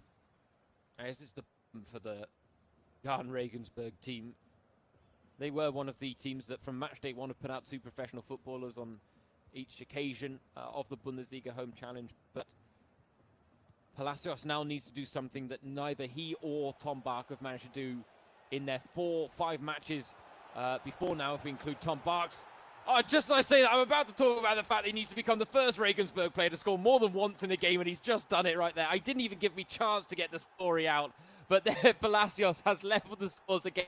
Another lovely finish, it has to be said, from the Regensburg man. But yes, he now becomes the first Regensburg player in the Bundesliga Home Challenge to score more than once in a single game, and a timely time to do it too. As I say that, Klaus down the other end. Oh, he went for the flashy finish, Pieper, when maybe he didn't need to.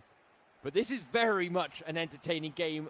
that could tilt either way, I feel, Alex. Definitely. This game is wide open right now. Palacios proving that even if he doesn't get many chances, he can take them quite superbly.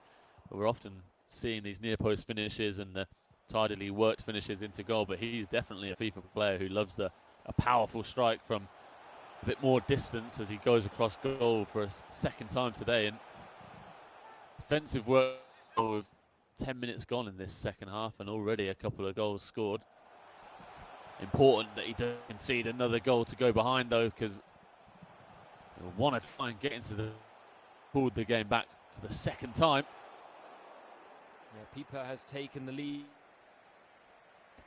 on 2 occasions by Palacios. Doesn't have a lot of men forward to work with. And won't want to take too many risks. But now Pipa again looking to threaten. Can he bundle his way through? No, is the answer. Well played out wide by Palacios. Now with Gimba. There's no panic about the play from Palacios. Very calm and composed. Not rushing into anything.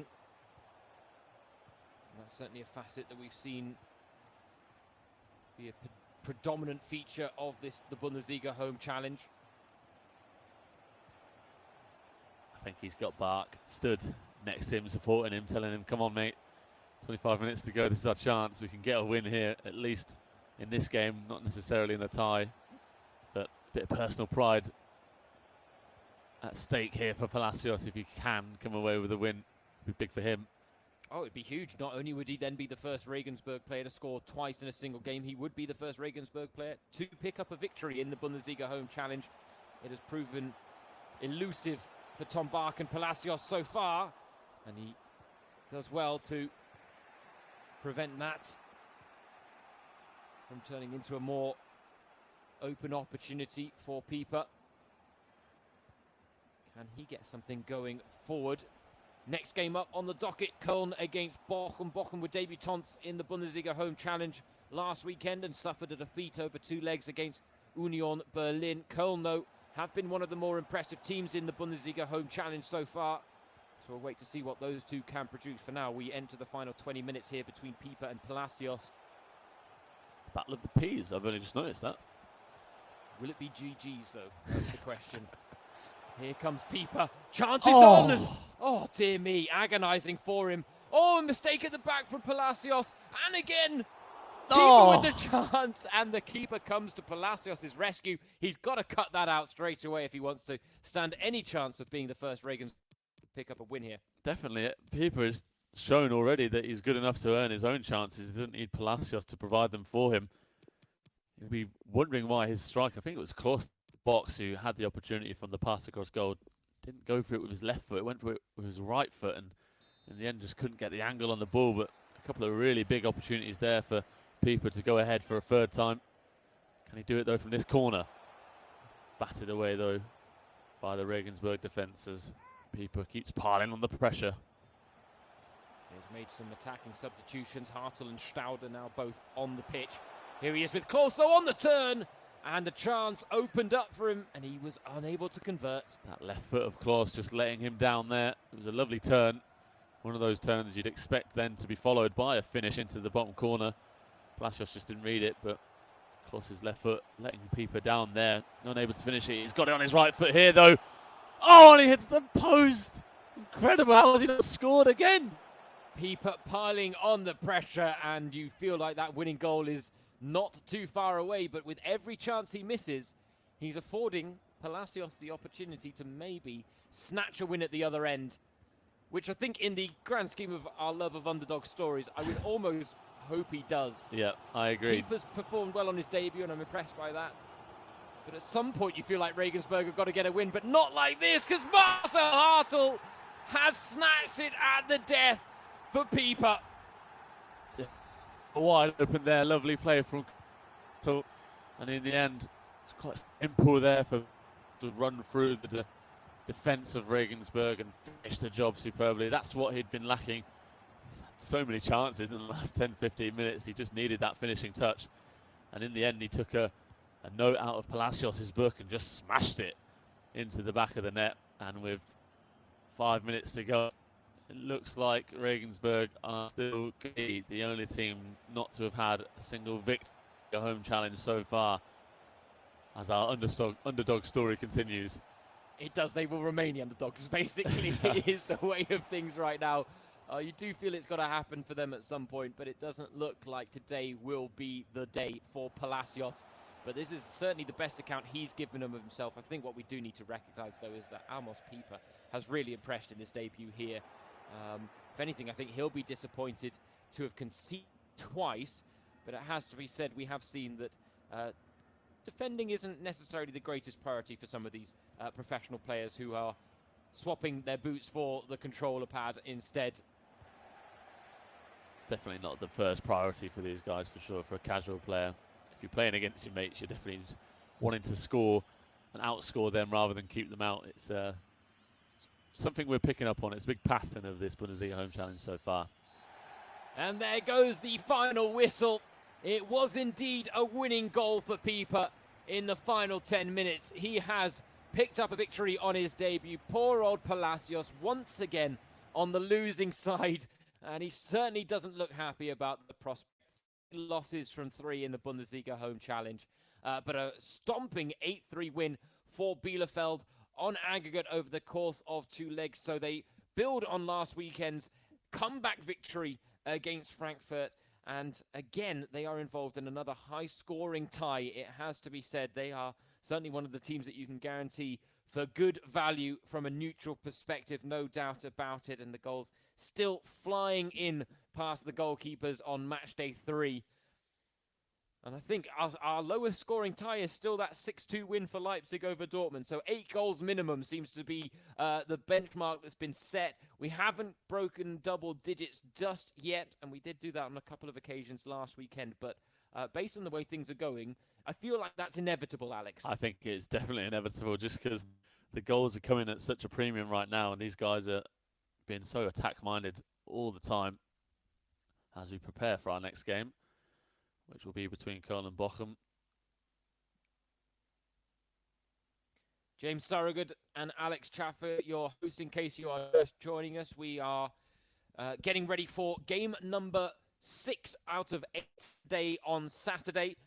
Köln and Bochum coming up, but a quick chance for us to recap the format of the Bundesliga home challenge. This is an e-invitational, so there's nothing competitive on the line, no prizes on offer. It is all for pride and fun, and we have had an absolute blast bringing you the action so far today. But 30 teams, 60 players. There are 8 games today, 8 ties today, I should say, 7 ties tomorrow. Each tie, 2 solo one-on-one matches.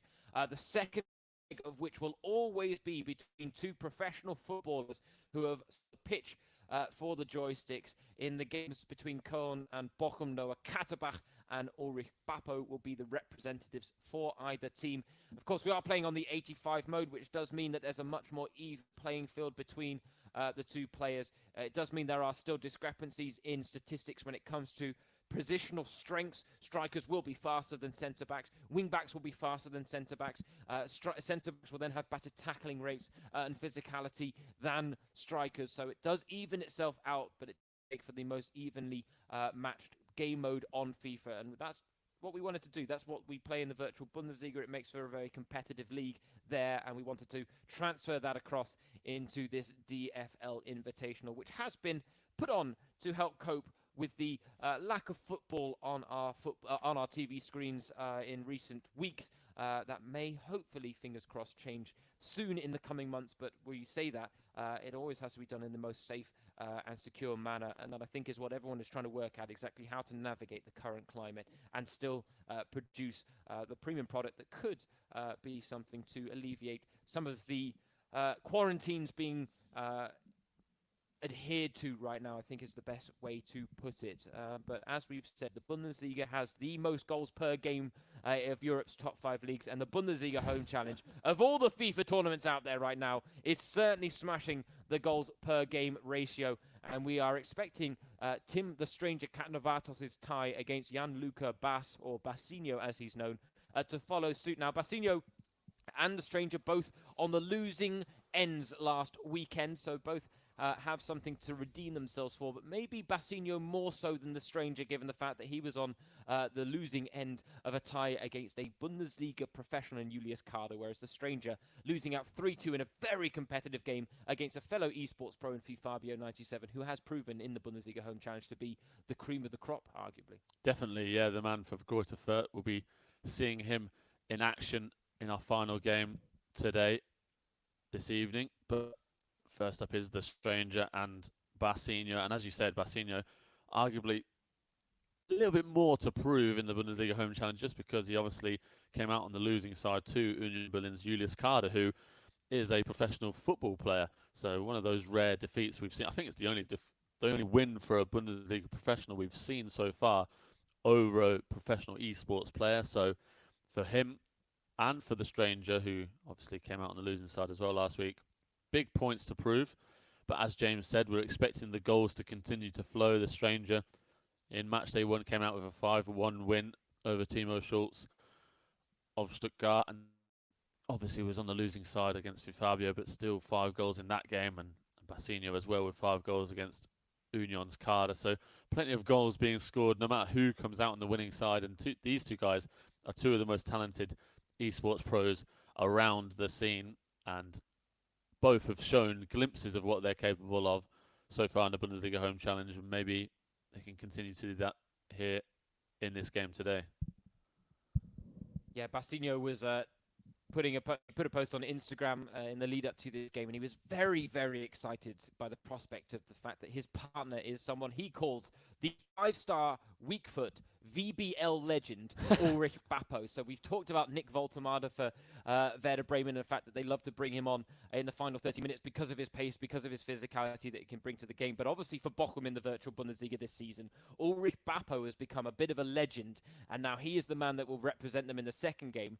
But I think it's nice that Bassinho was so excited about that. Now, Tim the Stranger, I popped into his stream before match day 2, into his stream before match day 3 as well, because I wanted to get his opinions on how things went last weekend against Fabio. He said, I came from behind twice, but he was disappointed that he made it too easy for him to score the third goal, which I thought was an interesting analysis, because he had pulled it back to 2-2, and it was almost immediately afterwards that he conceded a third and fell further behind. Talking about this weekend, though, he said, Bassinho is a strong player, but I've got to play my game. Hopefully it'll go more like match day 1. I guess that's the mindset to be in ahead of this tie against Jan-Luca Bass.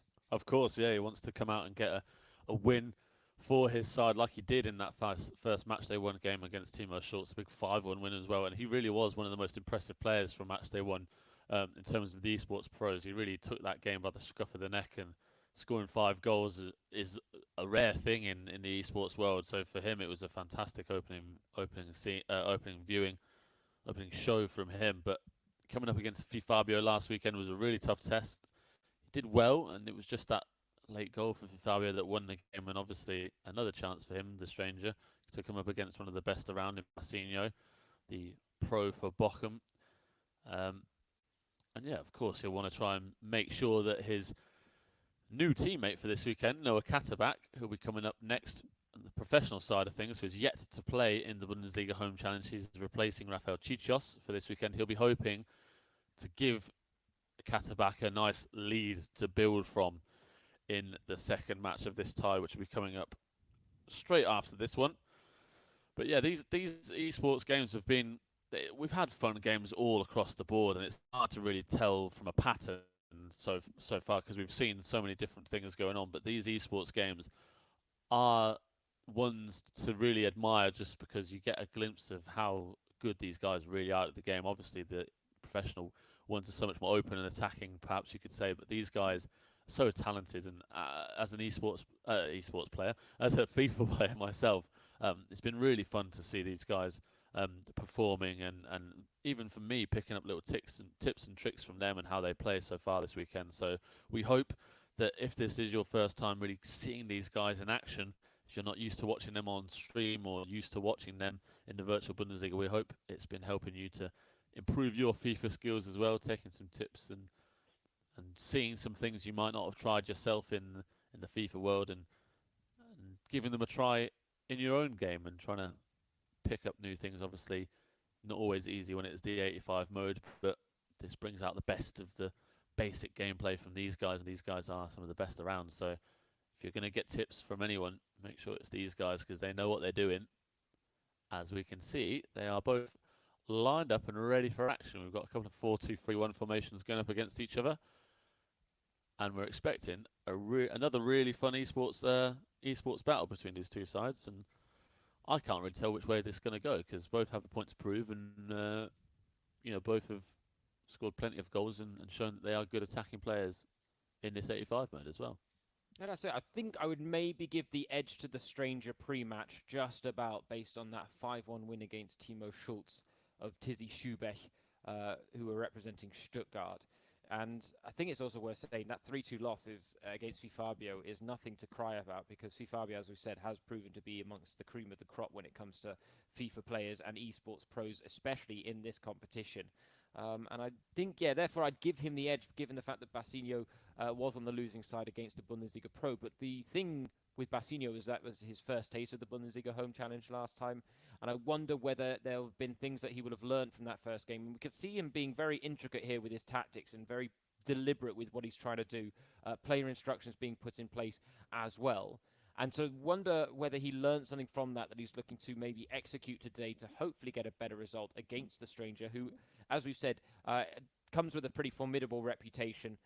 He did very well in the virtual Bundesliga this season. Only Megabit outscored him in terms of goals, and I think that tells you everything you need to know about the Stranger's capabilities. And of course, he was involved in the highest scoring single game of the virtual Bundesliga season. That was a 7-3 win against Leipzig's RBL_Chihan. So goals, he's certainly got them in his locker, Alex, and we're hoping he pulls a few out here today. Bassinho will be hoping to keep things tight.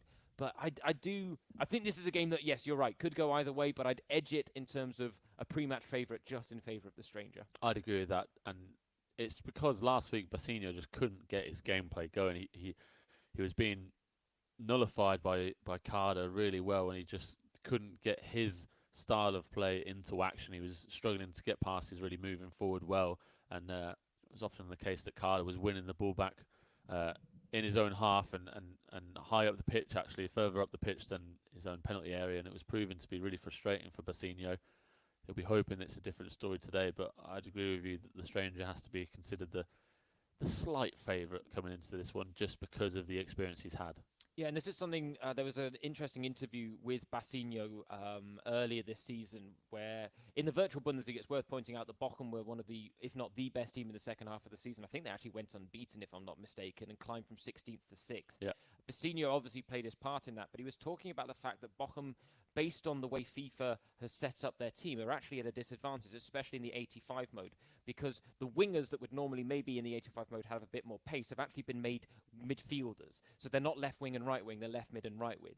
That means their pace is a little bit more depleted. On top of that, strikers are the ones that have the pace capped at 92, but Bochum only have 2 strikers. So they're at this complete disadvantage where they can't do what other teams can in terms of bringing pace off the bench when they've only got 2 strikers to work with. And I think that is one of the reasons that Ulrich Bappo became this virtual Bundesliga legend for them, because he proves so important given the fact that he has 5-star weak foot and is probably a pretty imposing physical presence as well. Yeah, that's it. Being able to get these little advantages, as we said with Megabit earlier, and his little advantages that he discovered in the Bremen team.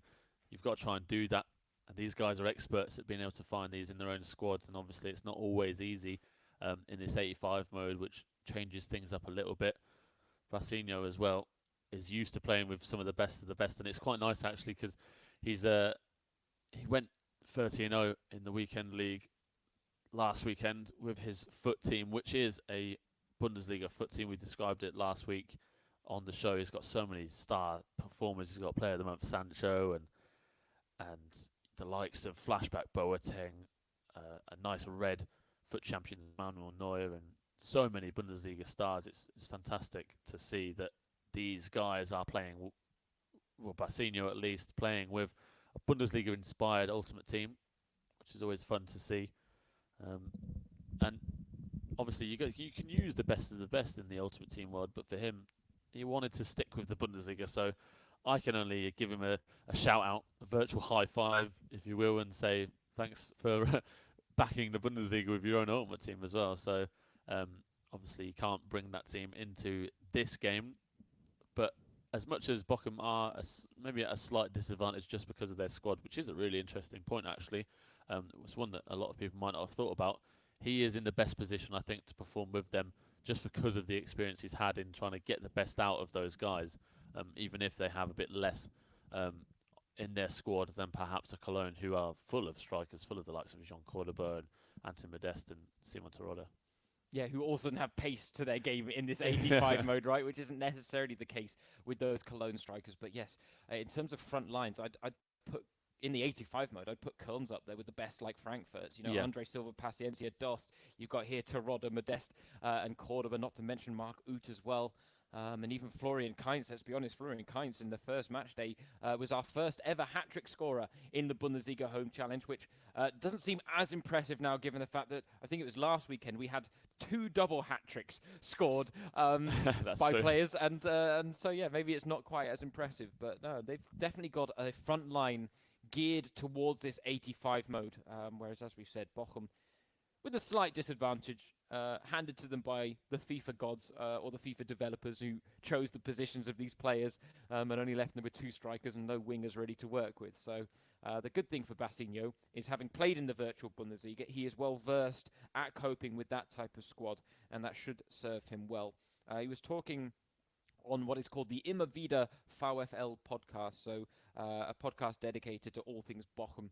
And he was talking about the fact that he's studying sports economics because he wants to work in esports, but he wants to work in esports beyond just playing FIFA himself, which is a very pragmatic approach to what is ultimately a very new career path for a lot of people, Alex. Yeah, that's definitely the case. And it's really cool, actually, that he's been one of those guys who wants to take it to that next level, because as much as these guys are obviously experts at playing the game, there's so much that can be done with esports and so much to be learned, so much to be developed. It's still such a fresh and new thing.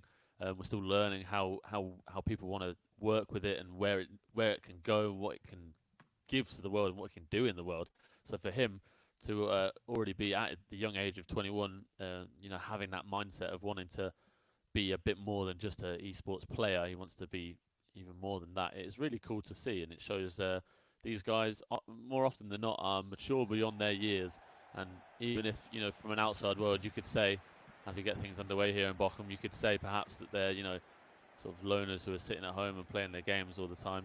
In reality, these are really intelligent guys who have been able to devote their lives to this game, and it requires so much patience and concentration all the time, and just maturity to actually sit there and develop yourself as a FIFA esports player. For him, he wants to take it to the next level, and I can only respect that even more. He's coming forward in the early exchanges, but he was also on that podcast talking about the fact that FIFA, in terms of the amount of money in the competitive esports scene, is still a little behind. It's playing catch-up to other games, including the likes of CSGO and League of Legends, where sometimes they can be earning 5 figures a month, which is quite an impressive tally, really, when you consider what they are doing and what they're putting into it. And so, yeah, it's still playing catch-up in terms of income, and I think that's why they're being a little more pragmatic, some of these competitive esports players in Germany, because they're realizing that FIFA is still playing catch-up, and while there are a very select few that are earning a good living from it, it's not a guarantee. We're not seeing quite the same numbers in the German competitive FIFA community as you see maybe in the likes of the Fortnite community or the CSGO or the League of Legends. And it's on the ups, and that's a very positive thing. This is why we're excited to be able to give the esports world in Germany a bit more exposure. Maybe you get a chance to get to know Bassinho and the Stranger. Maybe you go and give them a follow on Twitch. Maybe you subscribe to their channels. Whatever it is, there are ways to support these guys, and we're glad that we're able to bring a bit of added exposure to them, because, yeah, esports is gradually being taken more seriously. And as you said earlier, right now, capitalizing on a chance to thrive when there's no real sports out there in the world, given the fact that the coronavirus has brought things to a grinding halt for the time being, at the very least. For now, this has been a very back and forth opening exchanges, and a chance early, and it's again, we see the woodwork rattled. This time, Bassinho, the man to strike the frame of the goal. It's playing a big role in today's games, the woodwork, it has to be said. Bassinho still trying to keep the chance alive, but losing out in midfield to Rexbejai. Now a chance for the Stranger to bring the ball forward. He's got space to work with here with John Cordoba, who you can just see the minute he's on the ball, what an imposing physical presence he looks like, even on FIFA. He just looks 10 times taller than the rest of the players. It's absolutely unbelievable, the Colombian. And this is well worked from the stranger. And it was maybe just needed one more pass there, Alex. It did, I think.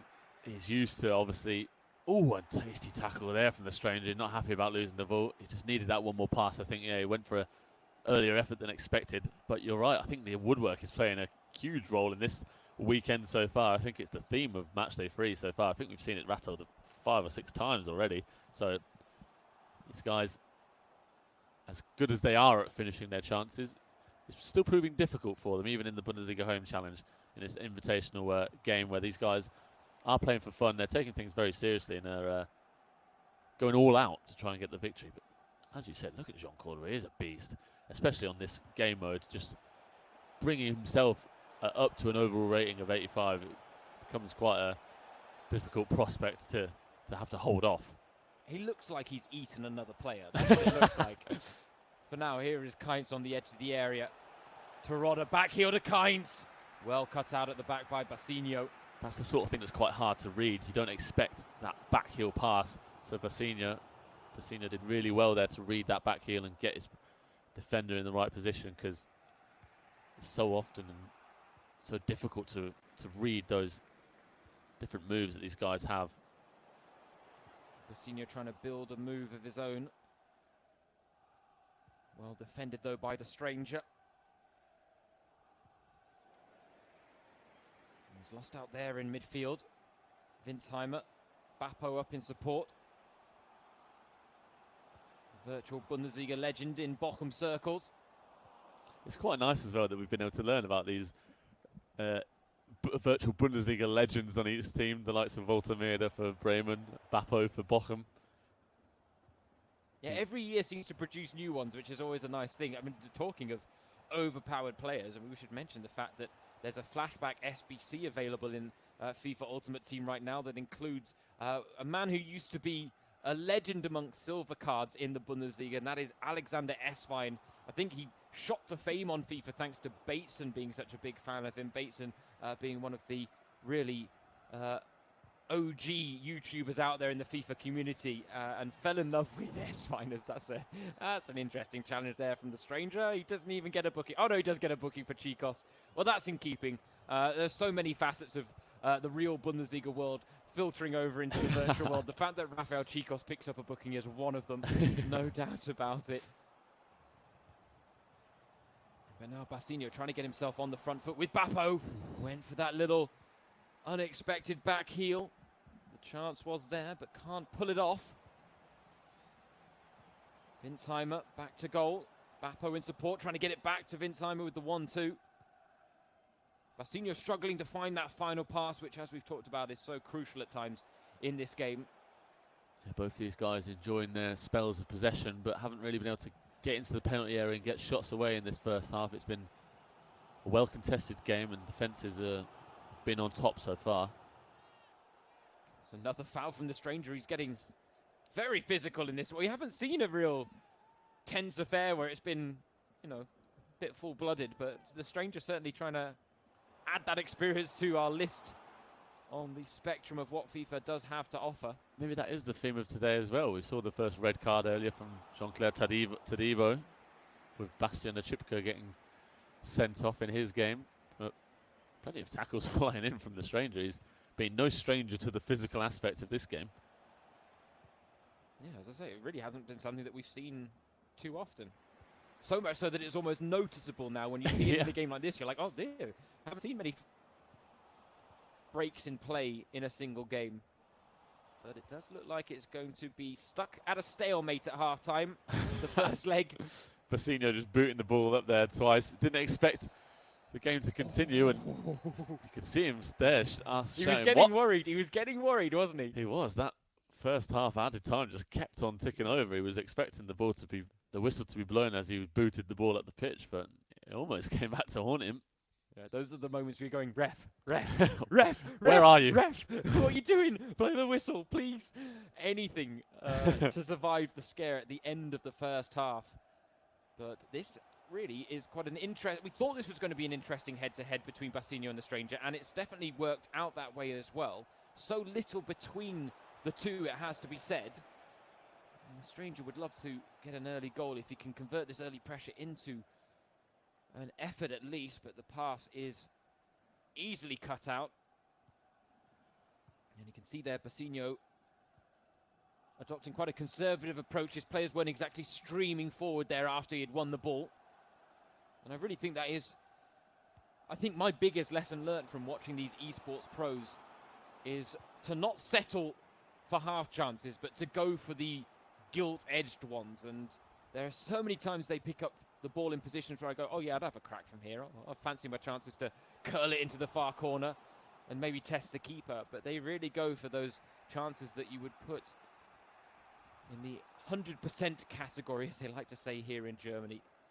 100%. It's so rare that you see people shooting, these esports guys shooting from outside the box, and I 100% agree. That's the lesson I've learned. Patience to build up play and keep possession and work for that perfect shot from inside the box. If you do get a shot away from inside the box, it really is so difficult for the keeper to stop it in FIFA 20.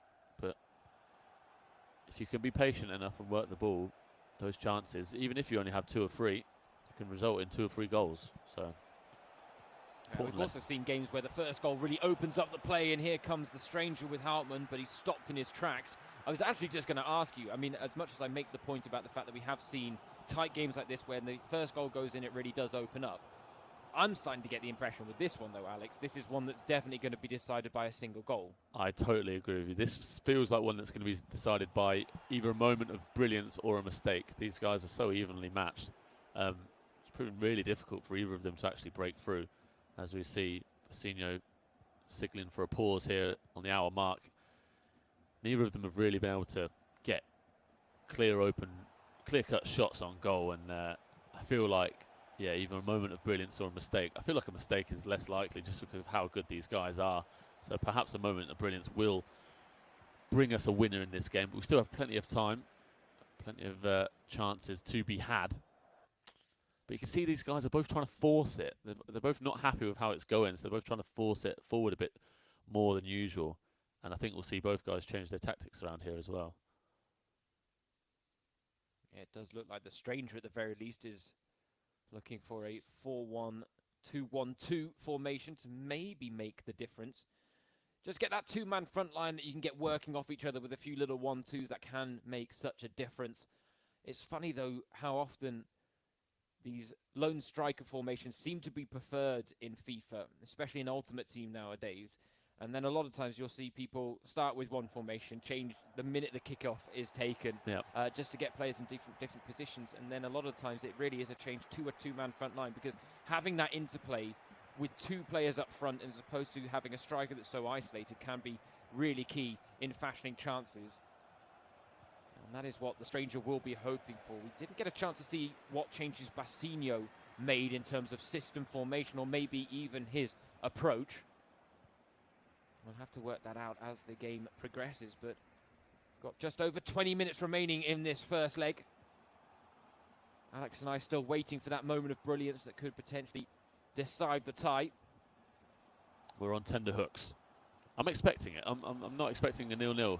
This might be it now. Lovely, well-worked move. Back to goal, but it doesn't make a difference. Basinho breaks the deadlock. It wasn't quite a moment of brilliance, but neither was it a mistake in the end. It's genuinely just well-worked play from Basinho. Exactly that. Not a moment of brilliance, but just a moment of team brilliance, maybe, is the better way to put it. Yeah, just normal quality from these guys. It's the kind of goal we're expecting to see. You just hadn't seen it so far today. Both defences were on top and playing well, but Basinho working the ball so well there. A little tidy back heel that sort of put the Stranger off guard. He didn't maybe read it, didn't expect it. And in the end, it provides him with a simple finish in front of goal. And as we've said, those are the kinds of goals these guys want to work towards, and they're delighted when they get it, because they know that chances are going to be few and far between in these games. So if they can get one of those to go in, it's one that they can definitely work towards defending, especially when there's only 15 minutes left to go, as there is now in this game. Yeah, mini upset on the cards here with Basinho, but I think we can definitely say he learned his lessons from match day 1 against Julius Carter, and maybe even took a more conservative approach here against the stranger that has benefited him well. Doesn't mean that the stranger can't get a goal back in the final quarter of an hour. We did see him claw his way back on a couple of occasions against Fabio. Wasn't enough to get a positive result, a 3-2 loss in the end against the Greuther Fürth Esport Pro. But it does show that the stranger certainly has comeback qualities about his game. And now, though, he's going to have to ward off another attack from Basinho. Getting to the byline dangerously, but the stranger had his man in the right position to cut out the low cross. But the pressure all going one way. The stranger has switched to a more attacking approach, which will see him switch into that 4-1-2-1-2 we saw him setting up in the pause screen. And a chance is on here. Kainz is making a good run. Terodde on the ball. Finds Houtman instead. Back to Terodde. This is well worked from the stranger. And a vital block. Terodde on the rebound. Well, he didn't know much about it. His player was still strewn on the floor. But it almost proved fortunate for the stranger. That would have been one of the goals of the day so far if that had gone in. But just got unlucky there at the end. Tidy defensive work. Right at the death from Basinho. Just over 5 minutes remaining in this tie. Basinho trying to put it beyond reach, has to settle for the corner. It's interesting, the stranger, one of our favourites after match day 1.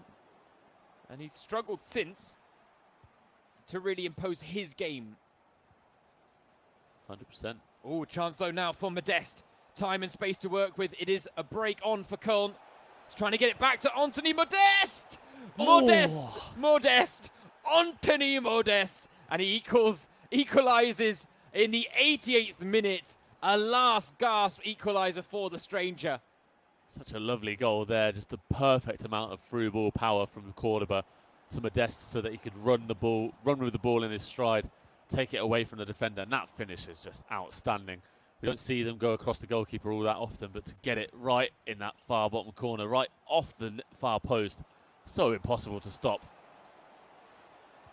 Basinho, though, chance for a winner! What He's a goal! got it as well!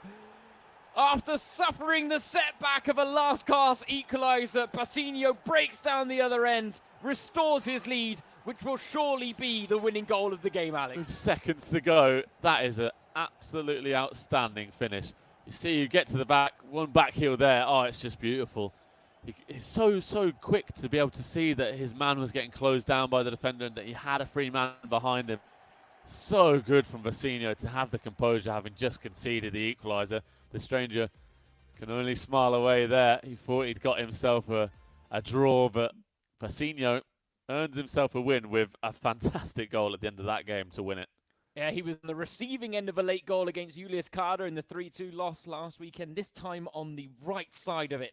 And he will be absolutely delighted with that because he definitely felt there was a bit of redemption on the line for him after that loss to Julius Carter, who does not play esports professionally in the same way Basinho does. But that is the second time this season now that Basinho has got one over on the stranger. He beat him and Fenomeno 4-3 in a 2-on-2 match in the virtual Bundesliga on match day 14. This time doing it on the solo stage and setting us up very nicely after a narrow win for the second leg because it's all to play for now between Noah Katterbach and Ulrich Bappo as they pick up the mantle, the two professional footballers, the two newcomers in the Bundesliga Home Challenge this weekend, and we wait to see what they can produce. Yeah, that is exactly what we're waiting for. These couple of young guys, Katterbach, just 18, Bappo, 20, both academy players, both academy products. Katterbach has broken into the Cologne team this season. He's made 13 appearances so far. He's also made 5 appearances for Germany's under-19s. He is regarded as one of the most talented young left-backs around. And Bappo, at the other side, sadly suffered a difficult knee injury back in October in a friendly with Karlsruhe. He's the only Bochum player not to have returned to training this week as the Bundesliga has continued to work its way back to a potential return in the coming weeks. But he's been well versed in self-isolation, obviously having had that injury way back in October. And for him, as a legend of the Bochum esports world, as we learned from Basinho in the last game. This is a great chance for him to become one of the guys to score a goal with himself, perhaps, and to show that, as good as he is on the game, on the virtual pitch and in the real world pitch, he's also good controlling the joysticks as well. Yeah, it would be nice for him to build the legend of Ulrich Bappo in the virtual Bundesliga world. And he's got a lead to work with, which I think will be potentially key in this one. Again, as newcomers, they are very much unknown quantities to us in terms of their FIFA ability, but we have to say, no one's really shown up to the Bundesliga Home Challenge with no FIFA skills whatsoever. If anything, Dennis Eitekin or Daniel Schlager would have been the ones we were most worried about, or maybe even a Jonas Hoffmann who self-admittedly said that he doesn't play much FIFA. We had Marco Richter on match day 1 anticipating a 9-0 loss, which proved to be absolute folly in terms of a pre-match prediction, because he came away with a 1-1 draw on that occasion. I believe it was against Janus Horn of Hanover on match day 1. So we really have had a bit of everything, but this is a nice part of it, the fact that we do get these newcomers that come into it. It is worth noting that Noah Katterbach has already proven this week that he's a dab hand on the joysticks. He beat Beno Schmitz, his Cologne teammate, in the round of 16 in what is being called the FC Charity Cup. He now has a quarter-final tie up against his good friend Ishmael Jacobs. And so he's certainly, a dab hand on the joystick. Köln doing their bit during the coronavirus crisis, as have pretty much every club in the top 2 tiers in German football, doing their bit for the community as well. And that Charity Cup aiming to give back to a few local associations who are helping those who have been harder hit by the coronavirus during these hard times. And I think that's just a wonderful thing for teams to be doing. And as I say, Cologne, they are not in the minority there. They are in the majority. A lot of clubs really coming out big to support local communities. Borussia Dortmund were a team that got a lot of media attention, given the fact that they made a $500,000 donation to local charities. Oh, excuse me, it's Marco Reus, actually, that made a $500,000 donation to local causes, and that was a cause specifically to help with small businesses survive what must be a very testing time for them. And those are just a couple of examples of a lot that are out there. We can't list them all off. We can't praise every team for it, else we'd be here all night. And in fairness, we're here long enough already, Alex,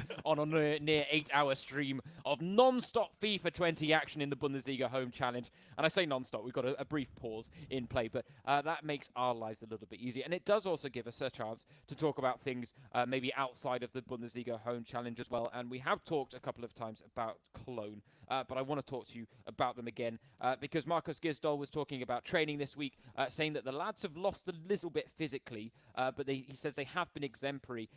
Is that something you think all teams are going to be dealing with right now, the coronavirus break, where they were training at home, not easy to handle, and now they're getting back out on the pitch, but lost maybe a yard a bit? 100%. Just because, home workouts are in no way, they can no way be put on the same scale as normal training. Especially that's for normal people. I think normal people like you and I, doing home workouts is still not the same as going to the gym. But for these guys, these professional footballers who are used to training every day out on the pitch for hours at a time, for them it must feel horrible to be sort of stuck in a cocoon and not being able to really go out and stretch your legs and kick a ball around. And that's why they're also happy to be returning to training. And for Cologne especially, I think they were the team who were sort of least happy about the pause in play. Obviously, they were one of the last teams to play in the Bundesliga.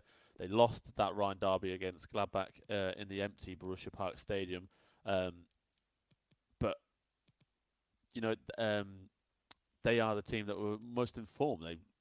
They're now 10 points clear of the drop zone. It's been a revolution under Markus Gisdol, having been bottom on match day 14. They've won 8 of their last 11 games, and so for them and for Gisdol, it just came all at the wrong time for them, really, to put a stop in their tracks. And obviously for them, they want to get that step back in their feet, because although they are quite far clear of the drop zone, they can now, with 9 games to go, maybe look at a late push towards European places again, because the form they were in, it was very difficult to stop them. And that's why I think the Bundesliga clubs are so keen on getting their players back out on the training pitch, because if the football does return sooner rather than later, they don't want their players to be having to make up for lost time and trying to battle off that potentially lost step of pace that they might have given up during isolation. They want to make sure that all their players are ready and roaring to go, especially Cologne, considering the form that they were in beforehand. Yeah, that's it. You were talking about the bad timing. There was a viral video of a Cologne fan that swept through social media channels a couple of weeks ago, where, if I'm loosely paraphrasing what he said, which was, "Didn't you notice the virus hit when Cologne were finally in form? No one wants us to win the title," which I thought was just a wonderful statement that really perfectly encapsulates the mood of Cologne fans. They are diehard. They go through good and bad with their club. Of course, they were bouncing back from relegation a couple of seasons ago. They bounced back into the Bundesliga. It looked like they may be in for another relegation battle, and all of a sudden they were on course and in form, marginally potentially to push for even Europe, which would have been absolutely insane. And it just kind of signifies the yo-yo club status that they have, because they are, from a neutral perspective, fantastic entertainment. It's got to be a rough ride as a fan, but as I say, they go through absolutely thick and thin with the Billy Goats. And this viral fan that got caught online, I think, was a wonderful example of that. And his statement certainly brought me a chuckle when I watched it, and I'm sure I wouldn't be the only one. But yeah, Alex talking about that. The first game played behind closed doors. Of course, the Rhine derby between Gladbach and Köln was initially postponed anyway because of Storm Sabina. And so it got pushed back, and then, yes, indeed, it turned out to be the last Bundesliga match that we saw. It was on the same night that Leipzig played Tottenham, and it was a night before Leverkusen played Rangers in the Europa League as well. So, yeah, those were our final few forays before the coronavirus really took effect and brought everything to a grinding halt. But we are no longer at a halt in the Bundesliga Home Challenge, and it looks like Noah Katterbach and Ulrich Bappo are ready to go. And again, it's been a facet of this whole Bundesliga Home Challenge, but I love the fact that they are constantly donning their club's kits, Alex. I love it as well. It looks like Katterbach is also donning the esports kit there of Cologne, which is an extra step. And I just love being able to see these guys. It looks like Bappo is somehow at a Bochum centre of some kind, perhaps a training ground, more a professional setup, whereas Katterbach is at home in his own kit. And it is just so fun to see these guys in these environments. Obviously not ideal, we wouldn't want to see them like this, we'd prefer to see them out on the pitch, but the fact that they're being so patriotic about their teams and getting involved in this Bundesliga Home Challenge so seriously is just fantastic. So it's been great work from them, and we're really happy about how much they've been getting involved in this and making it such a fun tournament from start to finish so far. No, absolutely. It's just the level of involvement wasn't necessarily something that we could expect, but it's been fantastic to see from the professional players. Of course, I mentioned what some of the clubs are doing to help their local communities in terms of dealing with the coronavirus crisis, and there is a player that connects these two clubs who goes by the name of Simon Zoller and has spent time on the books at both clubs. He has actually started a campaign to donate kit numbers, which essentially is a drive to raise money for amateur clubs in Germany who will also be struggling with the financial constraints that they are facing. A lot of them will be struggling, and you may be even talking about facing bankruptcy. And so Simon Zoller wanted to give back to the amateur football scene in Germany, and he's encouraged people with hometown clubs to donate essentially what would have been their kit number. He's calling on a lot of famous football friends as well. He was asking people to get involved with a raffle. There were kits that were potentially going to be won as well. But Bochum, the nice thing about this is they've actually been holding 45-minute concerts in the Ruhrstadion every Thursday, which can be seen on YouTube.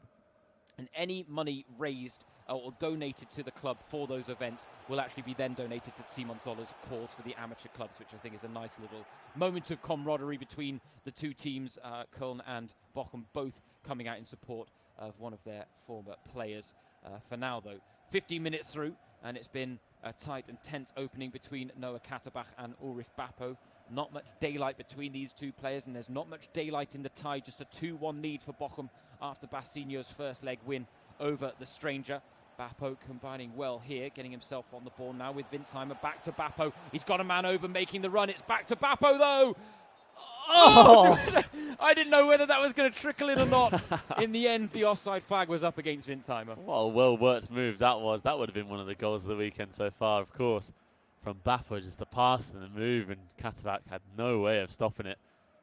But in the end, it came to a bumbling halt, sort of stumbled through a bit of a scramble there, and now Katavac has the chance to perhaps get himself in the lead. He's getting to the byline dangerously. Great pullback and a wonderful first-time finish. What a goal that is. Celebration to boot as well from Kainz. Katavac stands up, gives a little fist pump. He knew that was a good goal.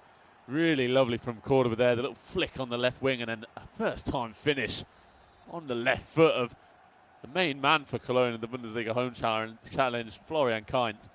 Outstanding finish across the goalkeeper. Really lovely from Katavac. No wonder he stood up and celebrated that. His first opportunity after the counter-attack from Bappo's opening chance. This game has come alive.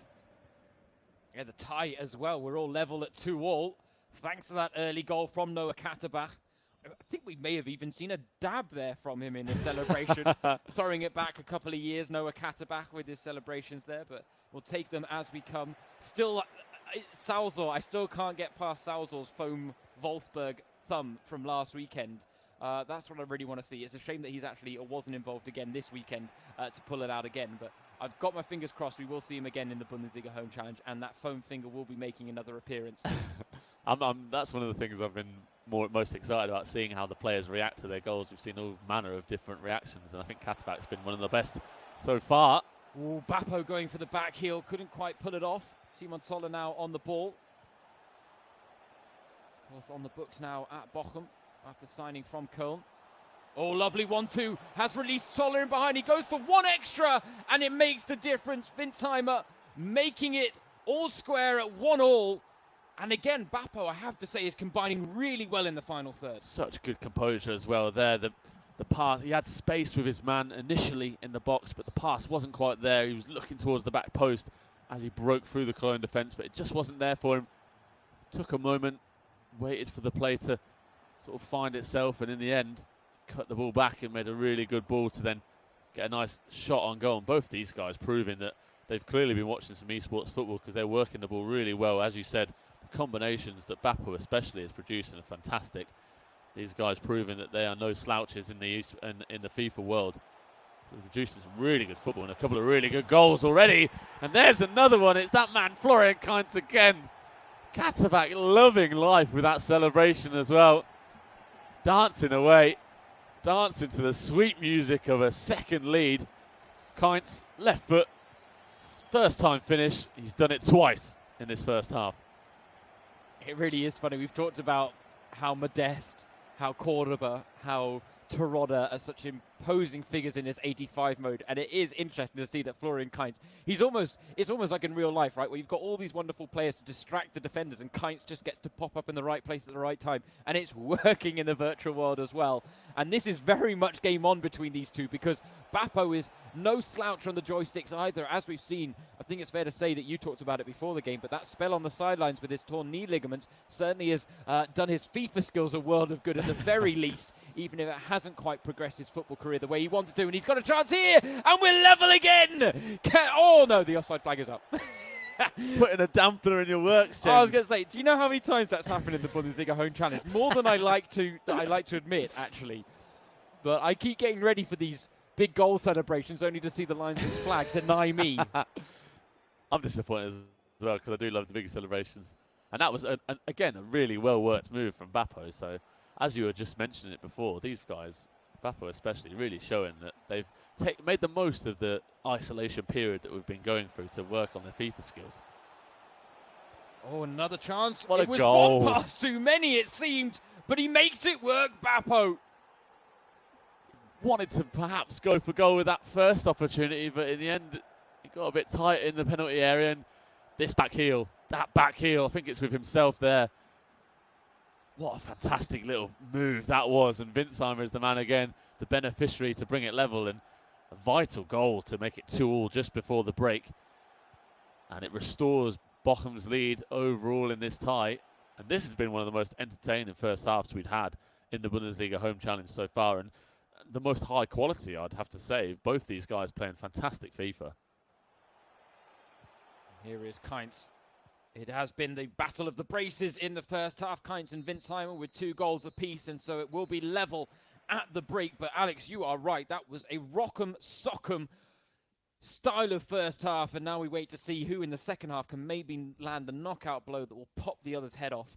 But this has gone back and forth in a very entertaining fashion, and it sets us up so well for the second half, because this isn't just a case of a single game being entertaining. This is also entertaining in the context of the entire tie, given that the first leg was such a tight affair between the Stranger and Bassino, just a 2-1 win for Bassino. So this is on a knife's edge, the tie right now, and Katterbach has twice taken the lead, but Bappo has twice pegged him back, and we are now set up for what should be a cracking second half. As you see there, Katterbach immediately dropping back onto a more defensive setting. He maybe knows that he's got what it takes to get goals going forward and just doesn't want to concede them anymore, because both these guys are showing that they really are fantastic going forward, fantastic in their interplay and the combinations to get space in behind each other's defences, but both are struggling to stop the other in doing the exact same thing. It's proven a quite difficult thing for either one of them to manage, but Katterbach make an early ground here to try and push the game forward. Oh, he's got a chance on here with Terodde. Ball roll! Well timed, but the keeper with a fantastic save. It really was a well-timed ball roll, because the keeper had gone down and he thought it was going to give him space to shoot at the near post, but the keeper reacted well and came back to make another second save to deny him. But again, really good attacking work from these guys, so composed in front of goal. It's really, really fun viewing. It's not like these guys are bad at defending. They're just so good at attacking that it's opening the other one up really, really easily. Yeah, that's it. I think there's definitely a greater focus on the attacking side of things than the defensive side of things. But then that's something that we've become used to in this Bundesliga home challenge, especially from some of these professional players. But this is a great chance now for Bappo. It would be a chance for him to take the lead for the first time in this game. And so last week we saw comeback qualities being shown over the course of 2 legs. This weekend we're seeing a lot of comeback qualities being shown in single games. Here is the chance for Bappo. He's got the penalty. Katterbach goes diving in. It's a yellow card for Rafael Chicos. And a chance for Bappo to take the lead from the first time from the spot. Oh, he's gambled down the middle, Katterbach, but Bappo put it to one side and he returns the dancing celebration. A bit of air guitar to get the mood going. And you got to love that. A bit of back and forth with the celebrations as well. Yep, a bit of argy-bargy, a bit of competitive nature between these two guys. Bappo loving it there, smiling away. And obviously, that was just lovely. Again, the composure, I can't stress it enough. He gets the ball there on the edge of the box and he had space and you think, oh, he's going to go for goal there. He's got space, but he just cuts it back one more time. And in the end, Chichos went for the block, which then turned into a tackle, which resulted in the penalty, and tucks it away superbly there with Gangvula. And for the first time in this game, as you said, James, Bappo takes the lead. And this game, even into the second half, shows no signs of calming down or quietening down. Both these guys going hell for leather to try and get as many goals as they can, and it's proven to be really entertaining viewing. Terodde looking for the early ball for Kainz. Didn't quite time the pass well enough there. And this is it. It's now 2-goal advantage on aggregate for Bochum. So the pressure certainly on Katterbach, not just to score once and rescue a draw in this game, but maybe even twice if he wants to rescue the tie. Rafael Chicos picked up 1 win and 1 loss in his 2 games in the Bundesliga home challenge. It was a win for Köln on match day 1, winning 5-3 against Stuttgart. It was a 5-5 draw against Dresden on match day 2, and right now facing up to their first loss in the Bundesliga home challenge as well. That is something we are seeing in today's action. The form books are being thrown out the window, Alex. 100%. These guys not interested in what's gone in the past. They are playing for the here and now. And Bappo is trying to extend his lead and extend the lead for the first time in this game. And it is really fun to see these two guys, the 2 young guys who clearly have been spending a lot of their time in FIFA, go head-to-head. And we'll see another couple of interesting teams go up head-to-head next, as in about 12 minutes' time, Bayer Leverkusen will take on VfB Stuttgart. And I just wanted to make a note of one of the stories that you put actually in our research going into this. of Katterbach, and one of the coolest stories I think that I've read about how his parents put the confirmation of his trial at Cologne when he was a youngster, first getting into the academy system. He didn't know that he'd earned his trial, and they put the confirmation of it under the Christmas tree. So on I was going to say Christmas morning, but Christmas evening in Germany on the 24th is when they do open the presents. He'll have gone to that Christmas tree and seen that he'd earned a trial at Cologne, which must have been so nice to get at that time. And obviously he's made the most of it so far at his young age, 18. Reports are saying that he's going to be extending his contract with Cologne. Those talks most likely to be on hold at the moment, with the coronavirus pandemic taking priority over many things like that. But would be no surprise at all to see Katterbach extend his time at Cologne beyond the next couple of years. Yeah, as you said, he burst onto the scene this season, arguably because he got forced into the starting lineup due to other injuries in the Cologne side, but he's acquitted himself very well, and as you say, one of the most highly thought of talents in the Cologne ranks, and had been for a couple of seasons, and that was it. When he first got that trial, they didn't know that there were going to be Cologne scouts watching the games that he was playing with kids of his own age, and they spotted his talent, and the rest, as you would say, is history. Speaking of history, this could be Bappo putting this game beyond doubt. Oh, it's again, the post has been rattled. Oh! Again. Oh, my dear me. Unbelievable. It just will not go in for some of these players. And the woodwork, it really is. It's man of the match stuff for the woodwork today on match day 3 of the Bundesliga Home Challenge. Can we make it a hat-trick of post-its? Come on, Bappo, with yourself. Curl it towards goal. Oh, he's being patient. See, that's exactly the moment where I sat there and go, yeah, I definitely had a crack at the goal there. Absolutely. I'm pulling the trigger every single time. I can't hit a post for a third time in a row. I cannot believe those two shots came off the post, and Bappo, as you can see on his player cam, was absolutely loving it. He was just laughing away, which is so fun to see. He's cued a pause here with less than 10 minutes to go in this game. He'll be looking to make a little adjustment just to make sure that Katterbach has no chance of coming back.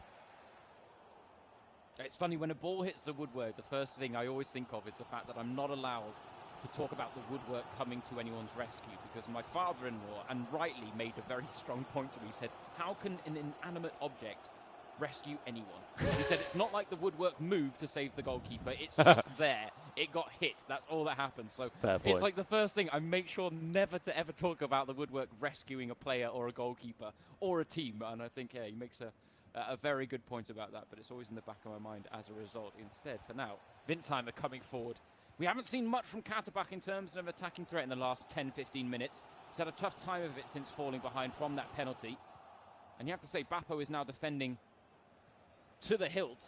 He is. He's winning the ball high up the pitch, and he's getting these counter-attack chances. Bodies filing forward for Bochum. Chance not quite dead yet. Bappo with the chance, and on the rebound, he's going to tap it in. It's not the nicest of goal, but they all count. And he's got 2 now with himself. He's absolutely delighted. Dancing away again. Katterbach will be really frustrated. He's been working so hard, and as you said, hadn't really had the attacking impetus in this second half since going behind, especially. And Bappo just putting the game to bed there and putting the tie to bed. And it looks like Bochum are going to get a nice big win over Cologne here. Lovely stuff from the Bochum man. He's really proven himself very proficient on the joysticks, even if his defending has been a somewhat suspect at times. But in an attacking sense, this is certainly some of the cleanest combination play we've seen from these professional footballers making the crossover into the virtual world. And there is the victory for Bappo.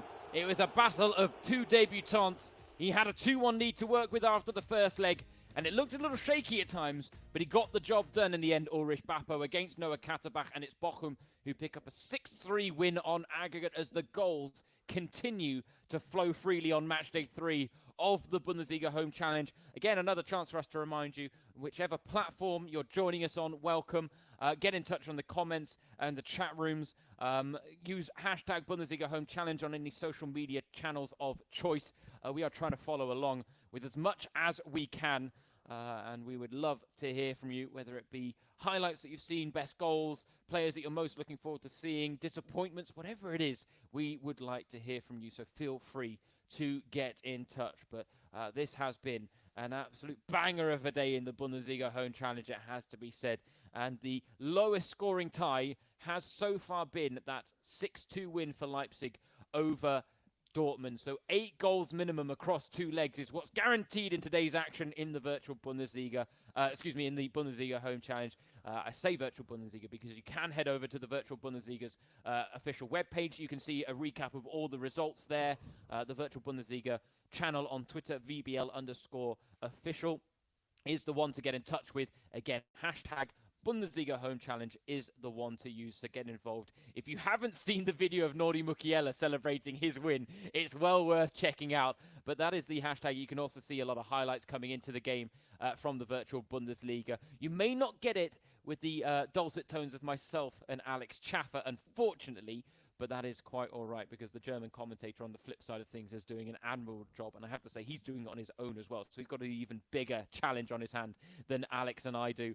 But the Bundesliga Home Challenge continues to elate and excite and entertain, and we are really looking forward to seeing what the next tie now between Leverkusen and Stuttgart can produce. Again, 8 goals minimum across the ties so far. But Leverkusen and Stuttgart are 2 sides that have caught the eye in this one. Of course, Leverkusen finishing 3rd in the virtual Bundesliga this season, but they have been on the losing side twice in the Bundesliga Home Challenge. A 4-2 loss against Darmstadt on match day 1, a 6-4 loss against Dresden on match day 2. For Stuttgart, it was a 5-3 loss on match day 1 against Köln, but they managed to rescue themselves with a 5-1 win against Regensburg last time out, and they'll be looking to build on that victory. But I have to say, the first tie is certainly one that I was looking forward to in a very different manner, not necessarily because of skill sets, but because of one player in particular, Alex, and that is Niklas Lugensland of Stuttgart, one of the new faces in the competition this season. But I have to say, a very inspiring story. He's 24 years old, but he's actually wheelchair bound because he suffers from osteogenesis imperfecta, which is also known as the brittle bone disease. Basically, it makes his bones very easy to break, and it has also led to growth deformities as well. But he is a person that is making a name for himself in the FIFA world despite that. And he has come out and said that FIFA is for everyone. It's about reactions, hand-eye coordination, and experience. And he believes that despite the osteogenesis imperfecta that he suffers from, that he can still match some of the best out there when it comes to those things. And I have to say, I dipped into his stream during the week as well. And he actually had some warm-up games against Atakan Karasor, who's someone that's impressed us in the Bundesliga Home Challenge. And in FIFA Ultimate Team, he picked up 2 quite comfortable victories, a 4-0 win and a 3-0 win. In the 85 mode, it wasn't quite as easy for him. It was 2 draws, 1-1 and 3-1. And he said he's actually not a big fan of the 85 mode, but that is the one he will be taking on Detto today. But just great to see that someone like Niklas, A, is making a name for himself in the esports world, and B, the fact that he's involved in this Bundesliga Home Challenge and now gets to prove himself or test his mettle up against someone like Detto, who, as we've talked about in recent weeks, is one of the big names in the Bundesliga FIFA circles, given the fact that he has been around for quite a while. And just as you were saying about Nick Lugi, it's such an inspiring story, and it's one of the coolest things about the esports world is that, unlike football, where he would be obviously unable to play out on the pitch, able to play in the esports virtual world and become one of the biggest and best around. So for him and for us, it's fantastic to see that these guys are taking and making the most of these opportunities despite their restrictions, despite anything that's trying to stop them and get in their way. Such an inspiring story, and he said that having almost 13,000 followers on Instagram, he often gets messages from people who say how much he inspires them and gives them courage, and makes them think, I can go out and do what I want to do and what I dream of. And obviously for him, that's exactly what he's doing, despite his restrictions and despite what's trying to stop him. He's making a huge name for himself, and as I said, it's one of the coolest things about esports because everyone is able to get involved with FIFA. Everyone is able to give it a try, no matter where you come from or what might be trying to get in your way. FIFA is available for everyone, so it's a fantastic platform for everyone, and for him as well, of course. First time that we get to see him in the Bundesliga Home Challenge. So, as you said, obviously not being a fan quite as much of the 85 mode as he is of Ultimate Team, it's going to be a test for him, and especially against Detto, who last week got himself his first win of the Bundesliga Home Challenge against Marcel Grammen of Dresden. So one of the more experienced esports players, one of your 31 club. What are you on about? I'm in the 32 club now. Right? I turned 32 this week. I don't have many in my club anymore. Dominic Schmidt and Dennis Isaacine are the only ones in my club or above my club. The plus 30 club. That is exactly it.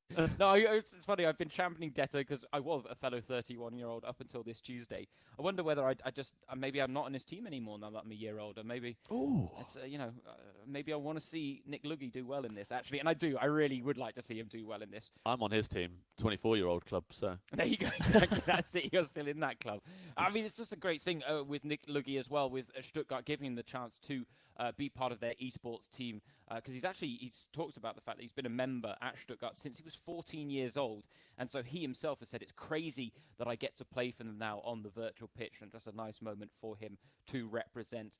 But that is it. He talks about the fact that FIFA is for everyone, but he also says that the best thing about esports, in his mind, is that you ultimately get to compete with millions of people. It's not just a one-on-one. In the end of the day, you can get involved in cross-console platform, cross-console competitions. You can come up against anyone in a random online match, and he thinks that's a wonderful facet of it. And as I say, a very efficient streamer as well on Twitch. I dipped into his stream. He was opening in amongst doing these friendly matches against Karasor to warm up for these the Bundesliga Home Challenge. He was also opening his weekend league rewards. He got 24-6, which, you know what, that's still miles better than I could ever achieve. And he also pack pulled 90 rated Ilicic in his player packs. His 100k pack brought about the best player of Danny Carvajal. His team of the week pack let him down a little bit, and the best he got was Dante, as a Bundesliga legend through and through, Donch. Or, it's Dante Donch, whichever way you want to put it, depending on which circle you're from. But yeah, in the grand scheme of things, wasn't the best player to be picking in the team of the week picks. He would have liked someone a little bit better. And wouldn't we all, when we grind out 24-6 and our team of the week packs only produce Dante? But yeah, we can see that these two are ready to get the action underway. Stuttgart, as ever, in their wonderful little esports section of their press room. It's been one of the nice facets of seeing their players in action, whether it be esports or Atakan Karasor, who is set to feature for a third week running in the second game later today against another newcomer in Leverkusen's Nadim Amiri, who will be hoping to at least improve on the result of Vendel from last weekend. He didn't have a great time of it. The Brazilian for Leverkusen, I think he was one of those that came into it thinking this really would be a bit of fun, and then realised quickly, actually, there's a competitive element to it that I need to get on board with. He wasn't ready for it, Vendel, and so yeah, he didn't fancy another crack at the Bundesliga Home Challenge this weekend. But for now, we are underway in our first game. Detto against Nick_Lugi. Leverkusen against Stuttgart. Stuttgart in white, Detto and Leverkusen in black. And as we said, Detto, after picking up that 3-1 win last week against Dresden's Marcel Grammen, will be looking to build on that and maybe pick up back-to-back victories as well. But it's Nick Luggy quickly putting himself in the control of proceedings.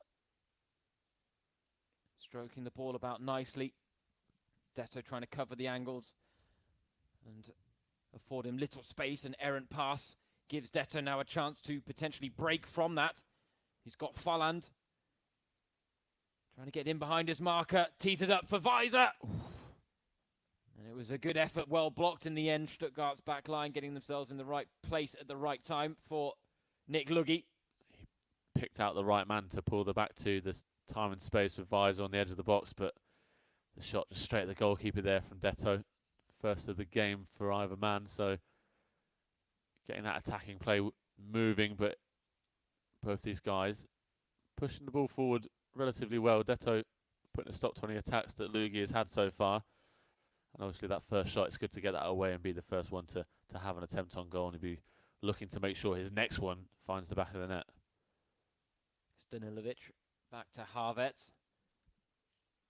Crisp passing play, trying to fashion the chance. Volland with a few dragbacks. Oh, Oh, what a lovely goal. finish in off the underside of the bar as well. You love to see it from Kevin Volland. And Detto breaking the deadlock early. That deadly left foot, especially in that position, is so hard to keep out, even if it clips off the underside of the bar. We love to see a goal go in off the crossbar, and Detto is delighted to see that. Fantastic finish from Volland. Nothing Lugi could do about that. Just fine work from Detto around the edge of the Stuttgart box. So an early setback for Nick Luggi in his Bundesliga Home Challenge debut. How will he respond in a game mode that he admits himself he's not a massive fan of? It's interesting how differing the opinions are on the 85 game mode amongst esports pros. Some think it's a really good facet of the game in the fact that it does offer an even playing field. Some people don't think it actually speaks to the true nature of FIFA nowadays. Oh, Luggi with a chance! Oh, what a and goal. what an equaliser! The header threw everyone in the back line off. The finger wag comes from Nick, and he's got the equalising goal. Delightful stuff. A lovely, lovely header to get through the Leverkusen defence, and the toe-poked finish there at the end from Mario Gomez. Mario Gomez. Mario Gomez. Mario Gomez. I didn't bring up the button, but we do We it should have brought ourselves up the here. button. No. We No. produce our own here. We are the button. We are the Mario Gomez button, Alex. And that was worthy of the button I being was going to pressed. say, if you're not familiar with the Mario Gomez button, search it on Google. It'll be the first thing that pops up in the search engine. It's well worth looking out to. It was something that pops up in Bundesliga circles. I want to say 2010. Ancient times. Ancient times. It feels ages ago. The Mario Gomez button is the stuff of legend. It's been around for absolute yonks. And it's still working in full effect Of course. as well, even in the virtual world. Even when created by us. Yeah, exactly. Come on, let's be honest. People preferred our version. I agree. For now, Detto looking to come back and maybe re-establish that lead. Bailey got in behind his man, but got knocked off balance as he looked to play the cross. And that allowed Stuttgart to snuff out the danger. Neither of these guys really playing for that not conservative, but controlling game where you sort of sit on the opponent's edge of the box. They're much more direct and pushing the ball forward on counter attacks and things like that, and not trying to sit on the edge of the opponent's box, but trying to work a chance quite quickly. It's nice to see from these esports guys that there are different tactics to the game and different ways of playing.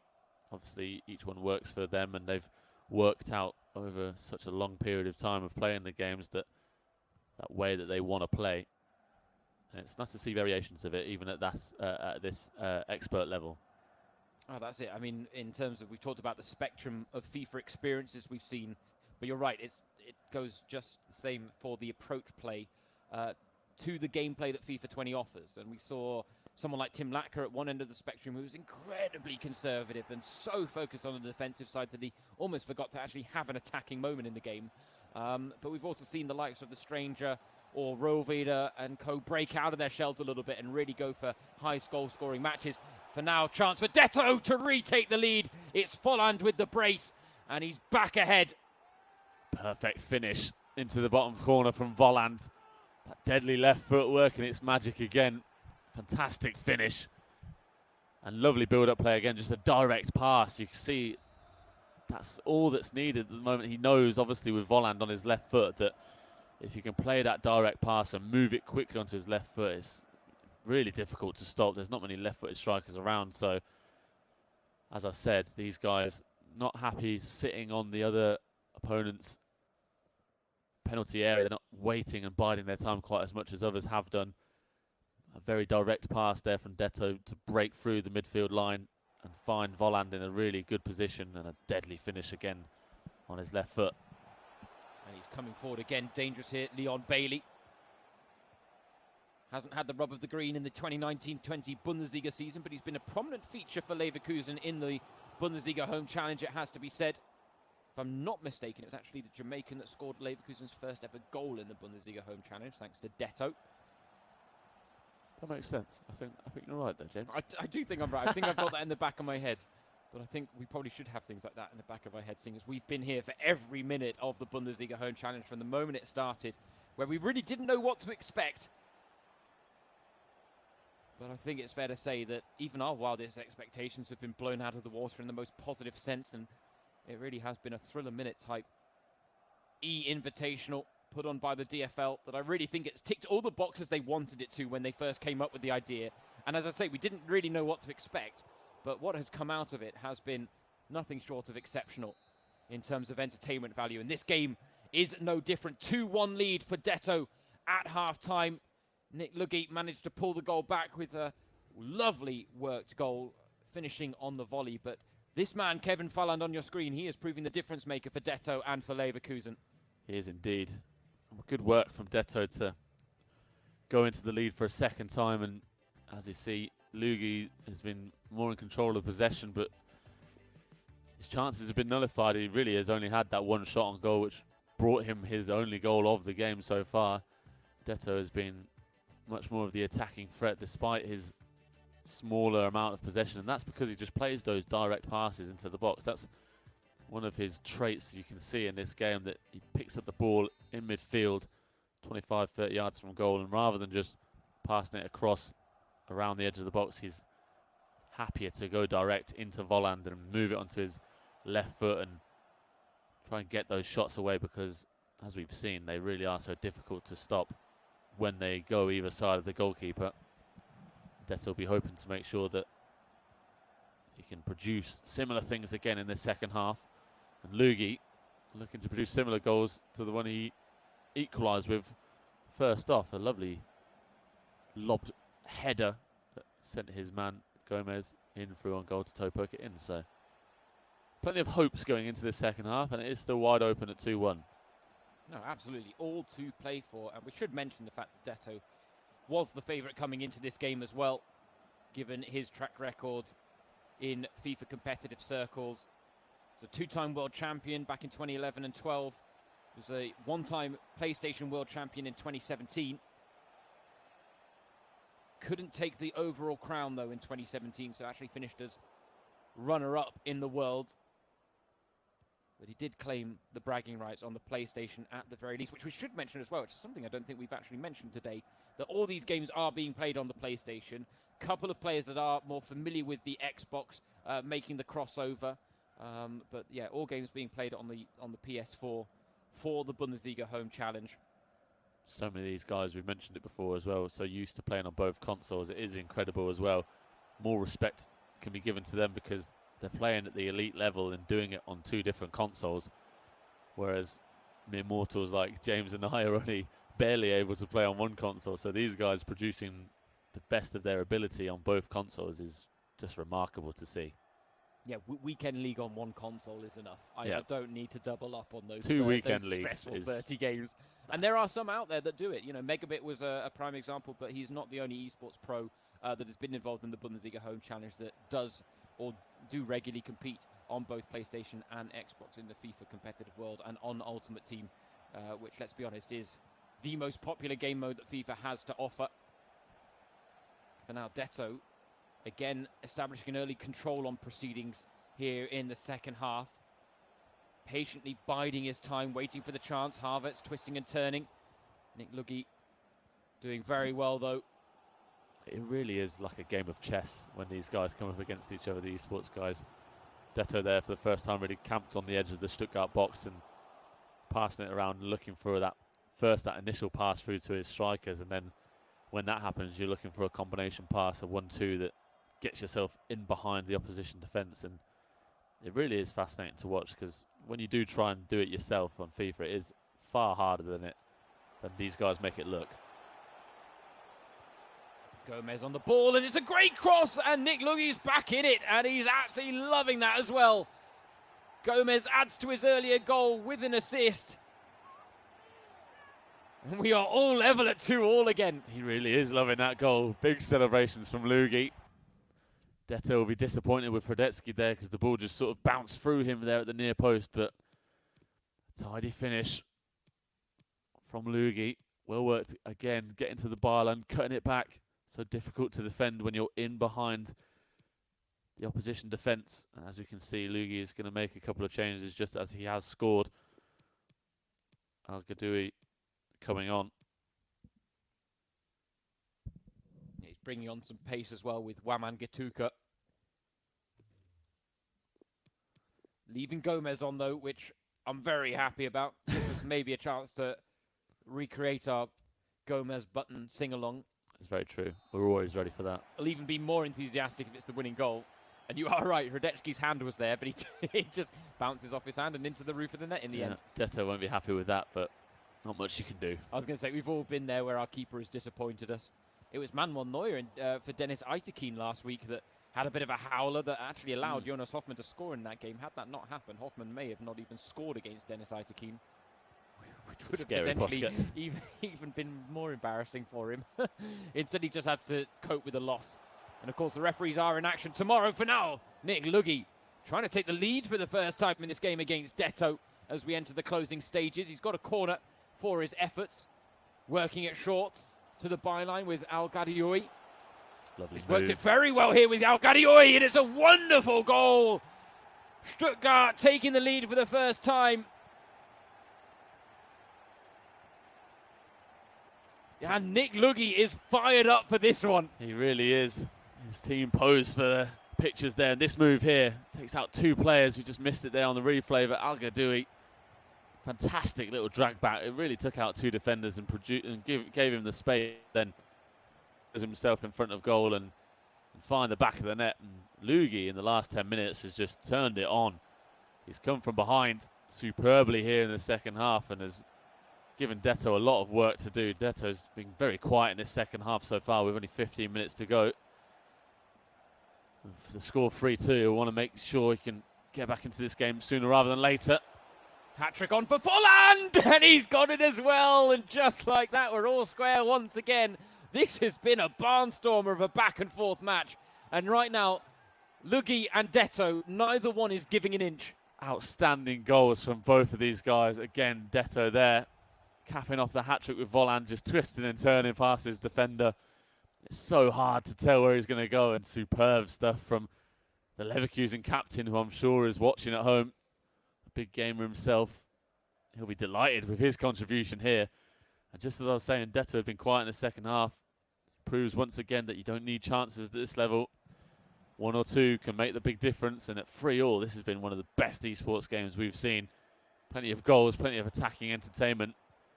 And I don't think it's over yet, James. I was going to say, this almost hasn't followed the classical model of an esports head-to-head. Definitely not. Right now between Nick Luggi and Detto, and that has made it all the more entertaining. And you do feel like there's a winning goal in this. It really is just a case of which side is it going to fall for. Detto, very measured in his approach, as he has been all game, despite the setbacks he suffered. Here he bundling through with Karim Bellarabi. Chance was on, but that was well dealt with at the back by Mark Oliver Kemp for Nick Luggi. And now a chance for him to break with Al Gadioui. A man who has made a name for himself for Stuttgart this season. He was their DFB Pokal hero. Unfortunately, they did get knocked out actually to Leverkusen in the DFB Pokal, Stuttgart. Won't be enough to exact a measure of revenge for them if Nick Luggi was able to get the victory, or if they were able to get the victory over the course of this two-legged tie. Oh, and a chance now for Detto. The ball roll, the finish. Lucas Alario, ice cold in front of goal. Devastation for Nick Luggi. I was going to say, just as that attack was breaking, we're getting towards last chance saloon, and that might be that last chance that wins the game. So lovely from Detto, the ball roll to just create that space, and even without Volland, he gets that left-footed finish, and it is Alario who gets the winner, well, potentially the winner, as we see Luggi is going all out now, trying to make sure that he has that last chance to get forward and get a goal late in this game. I think we're in the 89th minute already, but that was just lovely from Detto. The first time this second half that he's really been able to get in behind the Stuttgart defence, and he made them pay. And this has been one of the more high-scoring esports games that we've seen. Just so fun, such a great attacking game. And who knows, we might still have another goal in it. Well, that's it. I wouldn't rule anything out, given the fact that we saw Bassinho concede late in his game and then go straight up the other end and get a winner in his 2-1 win against a stranger. And that was the last esports pro head-to-head that we had in the last fixture. So maybe we'll see something follow suit here. But disappointing for Lugi to concede in that fashion. But he does look like he's going to be able to create the final chance of the game. And he can't waste too much time there on the sidelines. And that could be that. He is going to have a throw in here. He cannot rest on his laurels, and actually the referee's going to give him no chance whatsoever to get another equaliser. But you have to say that was a breathtaking game of FIFA 20 between Nick Lugi and Detto. It had the thrills and spills. It had a winner in the end for Detto. But Nick Lugi's got to be very pleased with his debut performance there on a game mode that he himself admits he's not a massive fan of. Yeah, massive respect to these two guys, because that really was one of the most entertaining games we've seen. Such quality, classy goals from both of them. Kevin Volland proving to be the man of the moment with a hat-trick, but Alario the match winner for Detto. And now he sets up his teammate, his Bundesliga professional teammate, Nadim Amiri, who is new to the Bundesliga Home Challenge, the 23-year-old. The German under-21 star. Can he keep Bayer Leverkusen in the lead of this tie and earn them what would be a first win in the Bundesliga Home Challenge, as Nadim Amiri comes up against Atakan Karazor, who has been one of the stars of the Bundesliga Home Challenge so far himself, mainly in terms of what we've been able to see on his player cam with his celebrations and so on. But he's no slouch, unbeaten in both his games, 2-0 and 1-0 wins respectively. So plenty of work for Amiri to do to make sure that this lead is kept intact. And looking forward to see what Amiri is like in the virtual world, because obviously this is our first time of seeing him in the Bundesliga Home Challenge. Yeah, I mean, it's actually an interesting point to make with Karazor before I get on to Amiri. The fact that he must be the only player yet to concede in the Bundesliga Home Challenge. If you don't count the newcomers that have come in today and maybe picked up a win, then I don't think they've had any clean sheets either to speak of. The only one today so far has actually been collected. Oh, excuse me, no, there have been two today. One collected by Nassim Buyalab, the other actually from a newcomer, Adjin Islamovic for Leipzig up against Erne and Bele. But in terms of players that have been around throughout the first two match days in the Bundesliga Home Challenge, Karazor, I think, has to be the only one that hasn't conceded yet. So that's a very impressive record. And so Nadim Amiri, in his debut, will be up against it. The man signed from Hoffenheim in the summer. He did one of those wonderful quick-fire quiz rounds with the Leverkusen YouTube channel that produced some interesting answers. Three of them that I picked out was that he prefers a dream goal over a dream pass. He'd pick Zidane over Ronaldinho, which I didn't necessarily expect from him, and we'll talk about that in a second. But he also likes to be the playmaker instead of the disruptor, and I think that's fair to say. His playmaking abilities have come to the fore, both with Hoffenheim in his previous seasons and now with Leverkusen as well. He only has one goal from them, which has been scored against Augsburg on match day 23.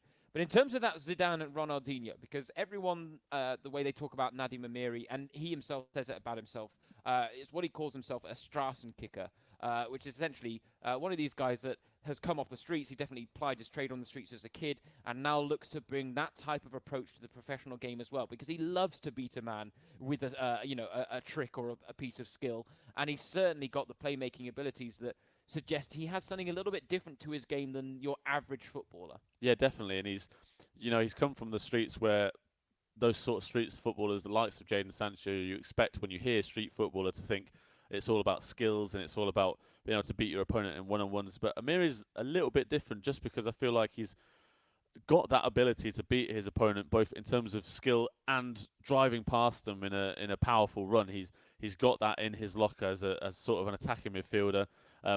And I can understand where he's coming from with Zidane, as much as it was unexpected, because obviously Ronaldinho is the iconic street footballer, of course, with the skills that he produced on the pitch. But as a midfielder for Amiri, perhaps he just prefers the driving runs of Zidane, the sort of powerful play and the sort of elegance that comes with that as well. Although he is powerful and has that driving force through midfield, Zidane was so eloquent in the way that he touched the ball, the way he kept possession and dribbled past players. Perhaps that's something Amiri has tried to take inspiration from.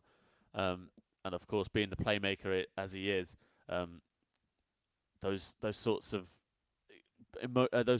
positions you want to get yourself in, where you're in and around the edge of the box and sort of the man in the spotlight, as Zidane was so often the case, and Amiri was for the Germany under-21s last summer as well. In that run to the to the final where they suffered defeat against Spain, he was one of the key men in that tournament, and he was one of the playmakers in midfield. So maybe it is for him at 23 years old, coming from Hoffenheim and Leverkusen. He's been in a new team and hasn't quite ticked fully for him yet. Injuries playing their part. Maybe he just want to become that sort of star playmaker, and especially with Kai Havertz around, is good inspiration to try and take from him as well. Oh, absolutely. I mean, I think if you look at his statistics, Amiri, I don't think he's suffered at Leverkusen. It really is just a case of he hasn't quite been their go-to guy to make the final impact. He's got a lot of players around him, like Havertz, like Folland, like Bailey, Bellarabi, whoever it is, that are those final product guys. And so he's, I think, finding his way with his new club, which is always to be expected. Of course, he was part of a duo that came from Hoffenheim along with Kerem Demirbay as well in the summer. And they have made a good name for themselves, but it's a very different approach under Peter Bosz at Leverkusen in terms of his style of play. And I think Amiri has certainly settled in a little more than Demirbay, because I think Demirbay's had to play a very different role, a lot more, a lot deeper than he was used to at Hoffenheim, whereas Amiri really does have the license in this Leverkusen side to be creative, to try and stand up his men and beat them, and maybe tap into those street football skills that we've talked about. But I think, with me, with that Zidane Ronaldinho, it really comes down to maybe a sign of how he wants to shape his game, that he doesn't want to be out on the wing, where Ronaldinho was ultimately doing his best work, and that would maybe be someone we'd look up to. But he actually looks at Zidane and goes, no, you know what? You had the street skills, you had that technical brilliance, but you had the influence in the middle of the park that I'd like to have as well. Because it was one of the other quickfire questions that he faced, that he actually prefers to be an 8 instead of a 10. And that surprised me. I thought he'd like to be in the 10 behind the striker. I thought that was his go-to role. But the fact that he actually likes to be a box-to-box guy more than an out-and-out attacking midfielder actually did surprise me. But I mean, we will wait to see what he does produce. I mean, this is the thing. Looking up players for this game, I would highly recommend, maybe even if you don't speak German, some of the YouTube channel footage that you will find on these players. And Amiri was heavily involved in the Bayer Leverkusen YouTube channel after he moved from Hoffenheim. And there was a brilliant video that actually came out only recently. Him and Bellarabi they were playing Connect 4 while back and forth asking each other a load of questions that had obviously been picked off on a list. And, poor old Bellarabi got off to a terrible start, because the first question that Amiri asked him, if I'm going to translate this loosely off the top of my head, he said, if a half-bald head of hair has 400 hairs, how much does a fully bald head have? And Bellarabi answered 800, which Amiri, I mean, the raucous amount of laughter that came out of Amiri was absolutely hilarious. Bellarabi, I think, initially didn't realize how dumb of a decision he'd made in his answer there, then kind of got a little bit embarrassed. And what was funny is later on in the question and answer session, Bellarabi was asked what his most embarrassing moment was as a Leverkusen player, and he said that answer, which I thought was brilliant as well. Absolutely quality. That's the type of content that we live for, but Amiri fully involved, and I think it also just showed the fact that he's a very happy-go-lucky guy. He's a fun energy to have around the dressing room. Constantly seems to be cracking jokes, sometimes even at his own expense, pointing out the fact that he may not be the most intelligent footballer out there. But a very, very interesting character. And as you said, he was a prominent feature for the Germany under-21s in that run to the final. He scored the consolation goal against Spain in that. But he picked up a call-up to the German national team, Alex, that really, for a lot of people, came out of nowhere. Injuries played their part. The funny part of that was that Joachim Löw actually didn't have his phone number to give him a call-up, because that's how far out of left field this decision seemed to come. It's crazy. That is a crazy story, and especially considering that he did so well in the European Championships, the under-21s last summer. One of the stars of that tournament, alongside the likes of Marco Richter and Luca Waldschmidt for Germany.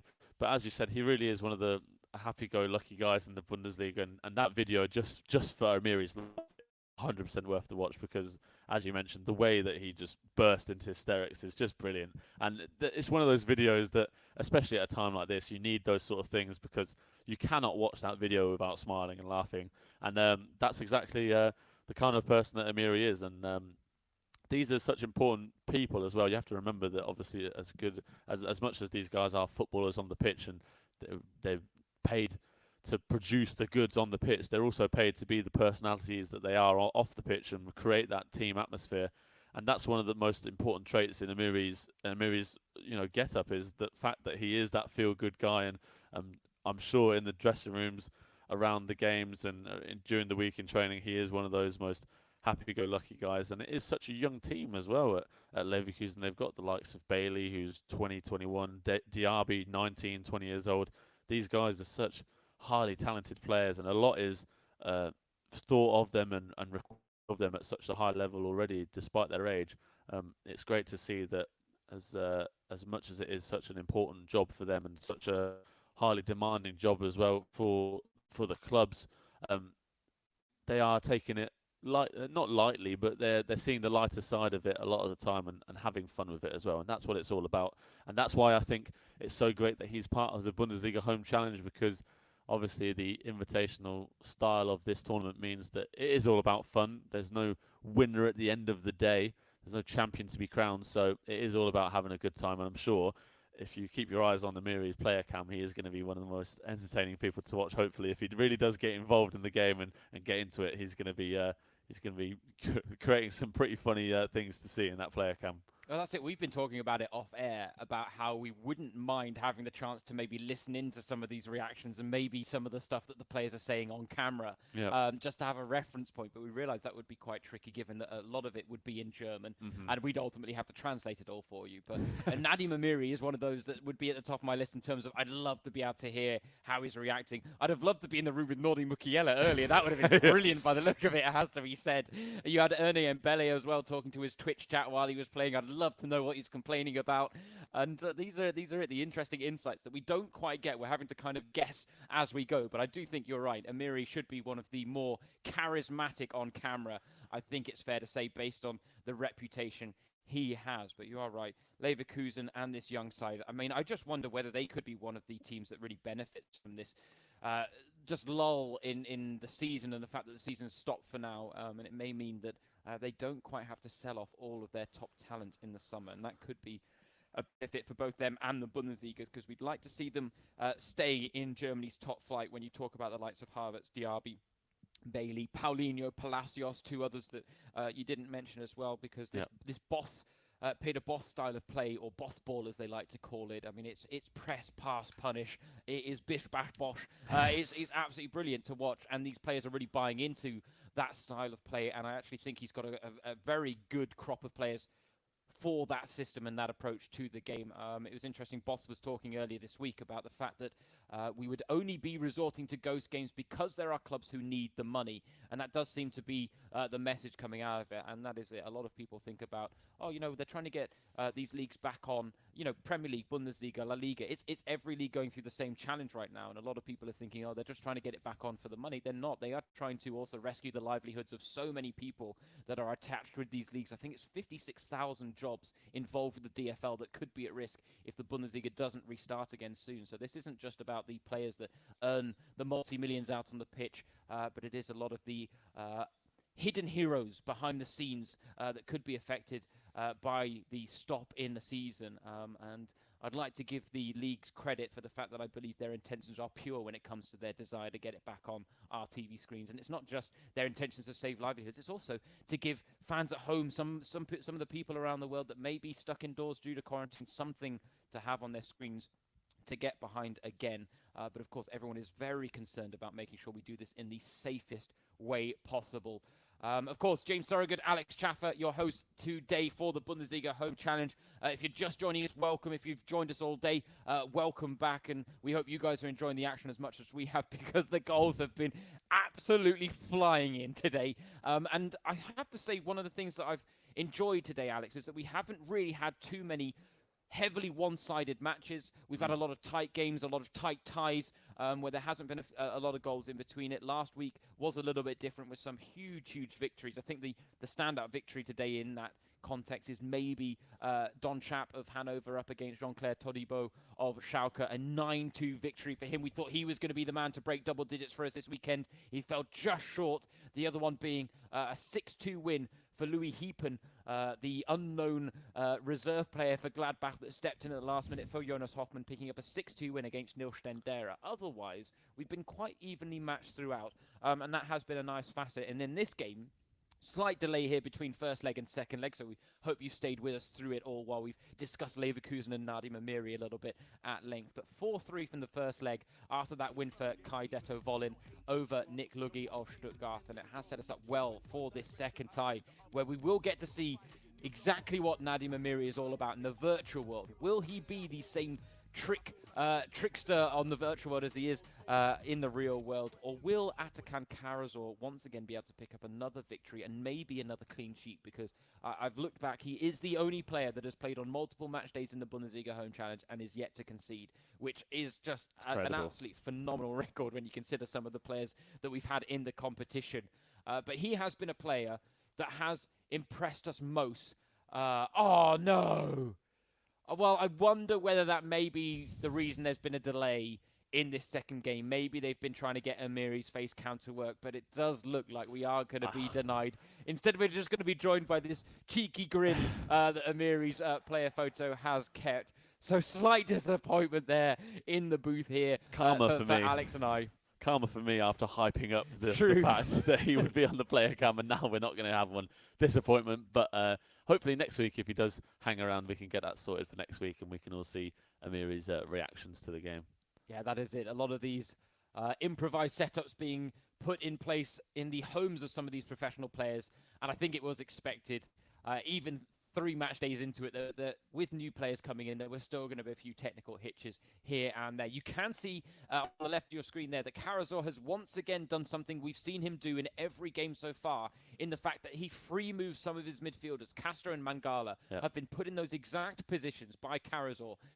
We can only assume, because he's worked out something with the game where that gives him a bit more defensive stability. And as we said, he's yet to concede. So there's maybe something to it, Alex. Yep, I'm definitely taking these tips. The next time I play FIFA, for some reason, I'm going to move my central defensive midfielder, Mangala in this case, from that left side into more of a central position. And who knows, maybe it does make a big difference for him, especially in the way he plays. And obviously, everyone has their own way of playing FIFA. So if it works for him, then no point in trying to change it or dictate it in different ways. So let's see if it works again for him as he goes in search of a 3rd consecutive clean sheet in the Bundesliga Home Challenge, which would be beyond belief, to be honest, considering how many goals we've seen fly in the first couple of weekends of this invitational tournament. That's a good ball from Karasor in behind to release Koulibaly early. Early goals have been something that we've seen a lot of, and oh my word, it didn't need to come from a defensive error like that. Karasor will take it, but a nightmare start for Amiri. First chance of the game, and I think he can put the blame on Hradecki there. The goalkeeper tried to parry the ball away and get a touch on it, and he just got muddled up with his defender, and in the end the ball just fell to Karasor and he smashed it away. And Mario Gomez, Mario Gomez, Mario Gomez. Cha-cha-cha. There you go. I thought I'd give you the cha-cha-chas this time, Alex. Any excuse. I stepped up to the plate and I cha-cha-cha'd. Oh, with authority. It has to be said. Oh, goodness. Where's one of Amiri's defenders gone there? He's completely stepped out of position. Almost opened up the space for Karasor to capitalise on. But we are seeing Karasor very much start on the front foot here, which is what we expected. But I think it doesn't bode well for Nadim Amiri. Koulibaly's broken through. Back post is open. Goal at his mercy. Karasor extends his lead. And he's having it all his own way in the early exchanges here. Tidy play in front of goal again. Just the passing and moving and spotting the runs. It's superb. And then once again, once you get in behind your opposition's defence in the box, it's so difficult for them to get back and stop you from cutting the ball across like that. And I think it's fair to say that Leverkusen are still going in search of their professional football player representative for this Bundesliga Home Challenge, as Amiri is struggling here in the early stages against Karasor. I'm getting the impression, Alex, that FIFA is not played that often in the Leverkusen camp. I think because we had Adrian Stanilovic on the first day, 3-2 loss to Felix Platter. We had Vendel last weekend. He suffered a 5-1 loss, which wasn't much better, and ultimately saw him tap out. That was against Justin Löwe. And yeah, Amiri not starting well, and I'm getting the impression, that Leverkusen FIFA isn't that predominant in their squad. Knowing the likes of Kai Havertz and Mitch Weiser stream Fortnite regularly, It's not something that they play so often, and it's clear to see that Amiri is having his struggles here as he concedes a third in the opening 20 minutes. Lovely from Karazor again, the little fake shot to move in behind. And it's a third goal already in these opening stages, 3 different scorers. And yeah, that's the point. I think the guys at Leverkusen play a bit more Fortnite than FIFA, and at the moment it's not boding well for them in the Bundesliga Home Challenge. Yeah, I'm getting the impression this may be Nadia Amiri's only appearance at the Bundesliga Home Challenge as well, unfortunately. Finally, we see a bit of attacking threat from him. It was a great chance as well. And the defender at the back there for Karazor making a vital block. I was going to say, yeah, 20 minutes in, Karazor's clean sheet record not at risk. His unbeaten record not at risk. He's now scored as many goals in this game in 20 minutes as he had in the whole of the Bundesliga Challenge over the course of 2 match days. And if he continues at this rate, and, well, let's say if Amiri continues to defend the way he does, record-breaking feats may not be out of reach for Atakan Karazor. And I should say, actually, we shouldn't be calling him Atakan, because apparently his mother is the only person that does call him Atakan. We should apparently be calling him Atta. Then we'll take his word for it. Atta is on the attack. Once again. It's funny, he was talking in that same sentence about the fact that his mum is the only one that calls him Atakan, and the fact that his dad really wanted him to go into finance. He's taken a very different route, but let's be honest, he's lining his coffers quite well as a professional footballer. He did say, though, that despite his dad's wishes, he was there to support him at every junior match he ever played, and he's been there by his side ever since. So it's not like he didn't get behind his son's career, even if it wasn't what he wanted him to do. For now, Karazor showing off his FIFA skills here. That was absolutely lovely. Devastating FIFA play from Karazor, and he's made it 4, and it's Mario Gomez in amongst the goals once again. But you have to say that was such wonderful play from Karazor, and I'm not sure there was much Amiri could do to stop that in its tracks. I don't think any Bundesliga professional player would have been able to do much to stop that. Even Amiri's slight lack of defensive abilities made no difference there, and Karazor couldn't quite believe the goal that he'd scored there. Superb interplay once again, and again we can see he's just working the ball really well and getting the passing and moving going. Amiri's totally struggling to find an answer for it, and Leverkusen struggling to find a Bundesliga professional player that can live up to the task of manning the Bundesliga Home Challenge alongside Detto. So I think you were right in saying this might be the last time we see Amiri, and I wonder already who we could see possibly next week. Who would you like to see, Alex? Who should we request? I'd like to see Kai Havertz. That would be fun, but I'm not sure he's going to be able to get much time away from playing Fortnite. So that's the challenge, finding someone who's not playing Fortnite. As Amiri almost comes close. Off the outside of the post. At the back from Karazor. A very uncharacteristic mistake for someone who is yet to concede in the Bundesliga Home Challenge. Unfortunately for Amiri, he still can't capitalise. And once again, it's that post. Man of the match on match day 3 so far. The frame of the goal. We haven't just seen it stop shots going, and we've seen it help shots going as well. We've had a couple inside the in off the inside of the post. We've seen some clip the underside of the bar. And as I say, comebacks were the tail of the game on match day 2. And right now I have to think the frame of the goal is the tail of the tape in match day 3. Oh, wonderful play from Karazor to get the keeper to commit. Unfortunately, it allowed Jonathan Tah to recover the position for Amiri, who really has his back up against the wall here in the first half against Karazor, who is building on his impressive performances and looking ruthless, it has to be said, here against Amiri.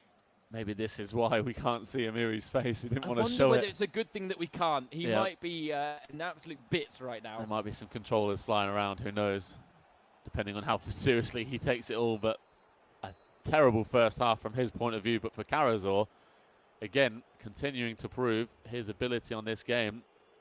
4-0 up at the break, and still yet to concede a goal in the Bundesliga Home Challenge, which is a remarkable record. It really is. And you have to say, unless he makes mistakes like we saw him make in that first half, it's hard to see Amiri getting a goal in this game. And that's no knock on his FIFA abilities. It's genuinely, that's a nod to Karazor's, actually. And the fact is, this actually could be the first second leg comeback we have of today, because Detto had got a 4-3 win in the first leg against Nick Lugensland. And Karazor turning the tie around. And now looking on for a comfortable win. I have to say, deeply, deeply disappointed in Carrazor there. He's taken off Mario Gomez at half-time. We were on for a Mario Gomez hat-trick, and he has denied us. And in that, I can express my disappointment. But he's here on the ball with Förster now with Mangala. Still got the bit between his teeth, looking for a fifth, and it's off the post again. The post is not going quiet in this Bundesliga match day 3. It is everywhere and in the same place all the time, you could say, as it is fixed to its position, as you said earlier. But it is being rattled constantly in these games. Carrazor looking forward again. Oh, looking for the cutback from the byline. The keeper commits to ground. Back to goal now with Mangala. Back to Förster. Shaping up for the shot. Oh, this time just wide. Lovely stuff again from Carrazor. He's so good at the little fake shots and the little dragbacks onto a shot. It's really good to see, and it's what Amiri has been unable to do so far. Amiri's only really come forwards twice, and he has looked close to scoring twice, but obviously the closest he came after that mistake from Carrazor in defence, where he hit the post. And Carrazor's having no problems getting forward himself. Waman Gituka makes it 5. Deadly finishing from him in front of goal. Nothing Amiri can do. He's being opened up by the Stuttgart man, and he's clinical in front of goal as well as Carrazor, and Amiri is really struggling here. That is the problem when there is such a skill discrepancy, though. From Amiri, there really is, I feel, very little he can do to salvage anything from this game. Yeah, I think it's one of the games, as we've mentioned before, if this has been in an online game, he would have been out of the door quite early on, to be honest. So credit to him for sticking it out in this Bundesliga Home Challenge. Obviously, it's all fun and games, so we're hoping he's trying to enjoy it, and at least maybe he can get a consolation goal as well. Well, I do think we talked about his character, and I think Amiri is one of the players that would be better set to handle a defeat like this or a scoreline like this, because I think he'll be the first to joke about his own lack of FIFA skill. And I just wonder whether it may be a case of, oh, you know what, this just isn't going to be my day. And I think he'd almost see the funny side in it. I think he'd be the first to try and pick out the silver lining in this. This is why it's actually so disappointing not to see his face cam, just to know how he is reacting and how he is feeling in all of this. But right now, Carrazor is making things look relatively easy. And the skill gap is certainly on his side against Amiri, as he's fashioning another chance. Oh, well, it seemed to trickle into the net, but they all count. And again, kissing the inside of the woodwork on its way through, as Silas Waman-Gituka gets his second of the afternoon. 25 minutes to play. Still a chance to break double digits here for Atakan Carrazor. Very much so, and I think there's no reason why he shouldn't go for it. 6-0 up, and every time he comes forward, he seems to be able to break away. You can see how high the Leverkusen defensive line is up. Amiri must be playing a very attacking style right now, because his defence is committing itself fully. But Carrazor, no matter how many numbers are in front of him in his own half, he's able to pass it through and get through on goal. And as we see, we are in our penultimate game of the first day of match day 3. And coming up next is our final tie of the day, and it sees Greuther Fürth, stars of the VBL, with Fabio coming up against Holstein Kiel in the final game of the day. That will be coming up shortly once this game has finished. We'll see if as many goals scored in that game as well as we've seen in this tie. I was going to say, yeah, don't go anywhere, because that game between Fabio 97 of Fürth and Chihat of Holstein Kiel should be an absolute belter of a esports head-to-head. Here is Amiri. That was maybe the chance for him to get a goal back in this game and ruin that clean sheet record of Carrazor's. He has had slim pickings in the final third, it has to be said, Nadim Amiri, because most of the time he's been playing down this end of the pitch. Carrazor streaming forward again. He's got a man over at the back post. He looked for the square ball. The run was being made. The pass wasn't there to match. And we may just have to curtail our hopes of a double-digit haul here for Carrazor, because time is winding down. A man who is a huge Arsenal fan, and he says he was always trying to imitate Cesc Fabregas on the playground when he was growing up. Certainly a good person to idolise and mirror your game around, I think. It's very much so. Maybe that's why he plays this style of play on FIFA. He seems to want to have that sort of free-roaming, deep-lying playmaker in his style of gameplay. So maybe that's also a hallmark from the style of player that Francesc Fabregas was in his early days in the Premier League with Arsenal. Ooh, a chance here for Amiri. He's got a man through. Well recovered, though, by the Stuttgart back line. Carazor with some last-ditch defending there. He definitely doesn't want to give up this clean sheet record. Oh, I wouldn't want to either. But that's something to tell your grandkids about. I went through the entire Bundesliga Home Challenge without conceding a goal. Doesn't matter what I do on the pitch with Stuttgart or in my career. That will be the defining moment, I'm sure, for Ata Carazor. It would be for me. Ooh, there's the 7th as well. And that was well worked. He loves it. He's really happy with that goal. He's running around celebrating like he's just scored the winner.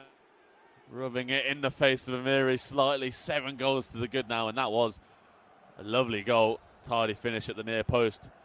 But Amiri is completely out of his comfort zone here. I think it's fair to say. He's nowhere near the level of Carazor's ability on FIFA, and the Stuttgart man is certainly proving to be another of these really impressive Bundesliga professional footballers able to perform in the FIFA world. Yeah, I think Carazor's easily in our top 3, probably up there with Buyalab and Munas de Boer. And it could still get even better for Carazor. He's broken through, clean on goal, goes for the ball roll. Again, right decision, right idea, just couldn't execute. He doesn't even get a corner for it. No, it would be such an evil way to get a goal. I do love it when they go for those little ball roll touches past the goalkeeper. It is my favourite skill in FIFA, the ball roll, just because of how silky it looks, the little roll of the ball. It's one of the basic ones as well. That really, I mean, if you are a FIFA player out there and you don't have it in your locker, add it as quickly as you can. Yep, because it is so much space. Just like that little touch there. For the 8th goal, superb from Carazor, and he's loving it. Just a little heel flick to push past the defender. Tar could do nothing about it. Straight fire for Stuttgart from Carazor there on that goal.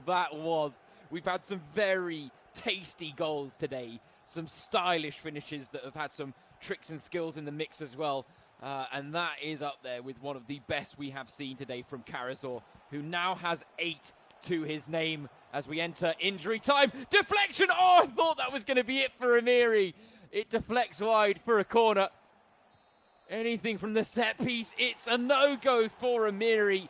It's an 8-goal thriller that all goes the way of Ata Carazor. Our biggest win of the day in one of our highest scoring matches. Ata Carazor still unbeaten in the Bundesliga Home Challenge and still yet to concede a goal. The gauntlet has been laid by the Stuttgart pro. Yes, it has indeed. 8-0 is a stunning performance, regardless of Amiri's ability in the game. And as you said, he is the only man to have not conceded a goal. He's right up there with the best of the best from the Bundesliga professionals world of playing FIFA. He's been superb and really made a name for himself in this Bundesliga Home Challenge. I'm already looking forward to him potentially being in the Bundesliga the next couple of years and chatting to him about it on the media days. Just a reminder, I am Alex Chaffer. Alongside me is James Thorogood, and we are preparing now for the final game of this Saturday on match day 3 of the Bundesliga Home Challenge. Greuther Fürth against Holstein Kiel, Fabio against Chihat, and this is one of the games we've been most looking forward to all day. I'm also looking forward to Timothy Tillman against Dominic Schmidt as well, because those two guys have still got plenty to prove in the Bundesliga Home Challenge. Timothy Tillman's had 2 really frustrating performances for himself. He's not really been able to show exactly what he can do. He knows that himself. But coming up first is 2 really talented esports players, and for Fabio as the main man, really can't wait to see how he performs against Chihat in this game, considering how Greuther Fürth have had their struggles in the Bundesliga Home Challenge so far. Yeah, that hasn't necessarily been because of Fabio 97 either, it's fair to say. And I mean, I'd go as far as maybe saying that in terms of the esports pros we've seen in this competition, he has been someone that I'd go as far as saying he's been my favourite esports pro that we've seen in the Bundesliga Home Challenge. We've seen bits of play from the likes of Megabit, The Stranger, but Fabio, in terms of his style of play, so impressive. And I think what impresses me the most is how much control he has on the game. It seems like he dictates how his opponent plays. We saw that with the Stranger in particular last week, where we thought the Stranger would come in and he'd be able to execute his goal-scoring style of play, and he has a great prowess in terms of goal. But Fabio really shut him, made him play his game, and that made things very interesting. And of course, you talked about Greuther Fürth and their reputation in the virtual Bundesliga, runners-up this season behind Werder Bremen, and that does speak to the pedigree they have. And FIFA was, without a doubt, their best player. He's a youngster that actually plays football himself in the Regionalliga in Bavaria for SV Heimstetten, so the 5th tier of German football. So he's no mean feat with the ball at his feet as well, which is worth pointing out. He actually played in the 1860 Munich Academy with none other than Gladbach's Florian Neuhaus, who we actually thought would get involved in the Bundesliga Home Challenge. But that speaks to his pedigree off the pitch as well, Fabio. 100%, and he could arguably say he's another of the sort of Bundesliga professionals who's come across and made himself known in both worlds. Obviously, he's far more known in terms of his FIFA skills in the virtual Bundesliga world, but clearly able to do it on the pitch as well. And the fact that he was in the same academy as Florian Neuhaus is fantastic. And we know how many special names have come from the 1860 Munich Academy, one of the most prized in the Bundesliga world in its heyday. Not quite the same now, sadly. 1860. I was going to say a very important distinction to make there, but you are correct. They're not quite the same now as they used to be, sadly. I actually remember the first Leeds game that I'm not sure if I went to it, but my dad had tickets for it when I was young, and it's still on the wall at home. Leeds United, my team back at home in England, who I support, playing against 1860 Munich in the Champions League playoffs in 2000, in the year that Leeds got to the semi-finals. But it is incredible how far things have changed for 1860 Munich since then. Just fall by the wayside completely. If you think about, I mean, not to digress and go into a Premier League topic or an English football topic here, but the way Leeds suffered their bit of a financial collapse, and right now 1860 going through something very similar off the pitch, and they're trying to recover. Leeds have recovered and now pushing for promotion back into the Premier League, which I know you'll be delighted about. But it's interesting that there's so many comparisons that can be made between those two teams. Totally. A tenuous link that I didn't think we'd make in this one, but hey, we'll take it. Of all the things I didn't think we'd talk about on the Bundesliga Home Challenge, that is one of them. The similarities. I could do a whole thesis. The similarities on 1860 and Leeds. Hopefully there's a few less than, about 1860 Munich now than in the years gone by, but definitely a tangent that I didn't expect that we went on there from Fabio. But going back to their abilities on the esports game, and Shihat as well, who's coming up against, of course.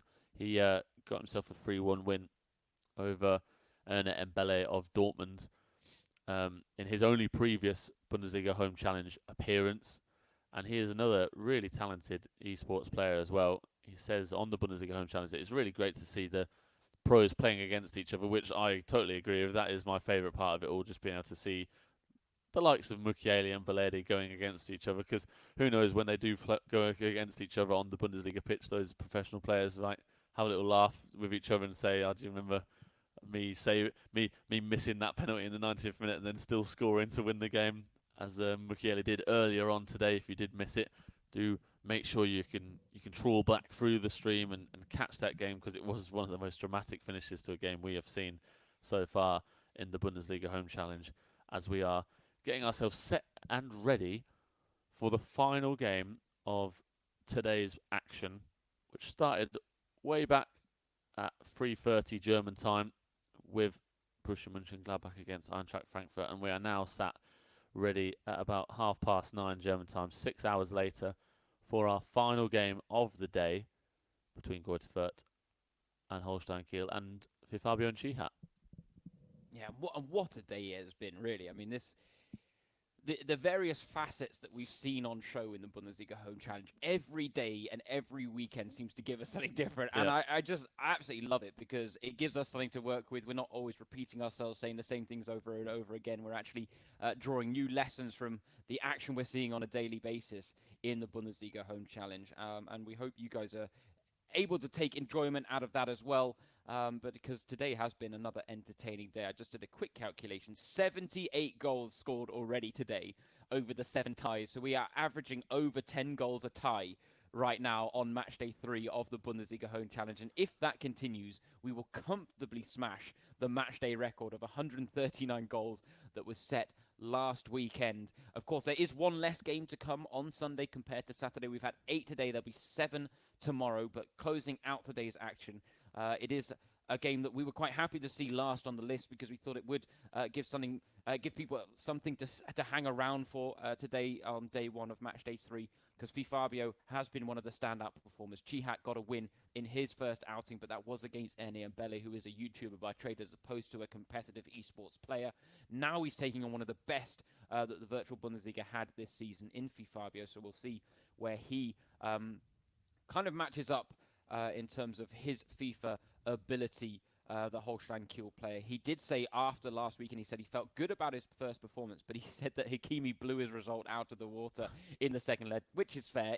That is exactly what happened as Dortmund went on to collect the victory there with Hakimi beating Dominic Schmidt, who will be in action later. He beat him 6-1 on that occasion. And he did say that this is now a chance to test myself against one of the best competitive players in Germany, up against Fabio. And so we are intrigued to see what this game offers. I think it's fair to say that our expectations would suggest this wouldn't be the highest scoring game between these two because they were, or have in the Bundesliga Home Challenge, both been quite conservative.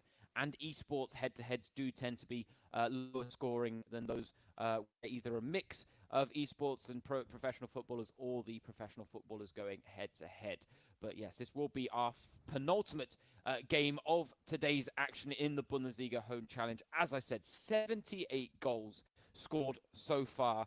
And let's be honest, if it wasn't for the woodwork, that may have been even higher. Instead, the woodwork has proven to be man of the match on day 1 of match day 3. I'd go as far to say I can't really remember the post or the bar being hit too often match day 1 and 2, yet it has been a regular occurrence on match day 3. And these two, Cihat Korkmaz and Fabio 97, looking to add to what has been a thoroughly entertaining day of FIFA action in the Bundesliga Home Challenge. Hashtag Bundesliga Home Challenge if you want to get in touch on your social media platform of choice. We do love to hear from you. We love the fact that the YouTube chat is going through while the games are going on. I'm sure there are streams left, right, and centre that are being used to their full potential as well. But right now it's Fabio looking to build a move forward. Greuther Fürth and Fabio in all white. Cihat Korkmaz and Kiel in all red. And now after keeping that attack at bay from Fabio, Cihat looking to create something of his own, close down quickly, but does well to hold on to possession there in midfield.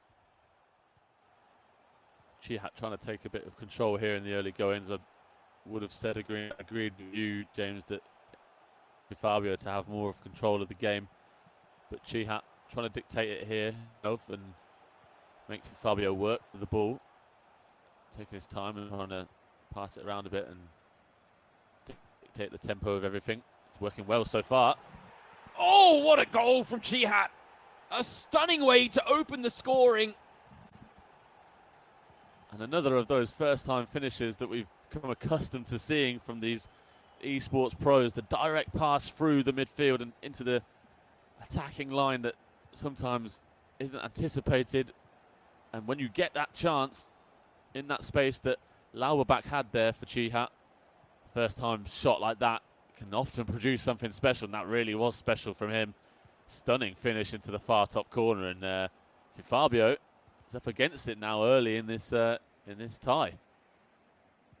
Yeah, deadly finishing there from Cihat, and that is going to be something he needs against Fabio if he's going to get the win. Oh, what a chance that was. On the rebound, Oh, the gift not received by Fabio. Heroic goalkeeping there between the 6-4 Kiel.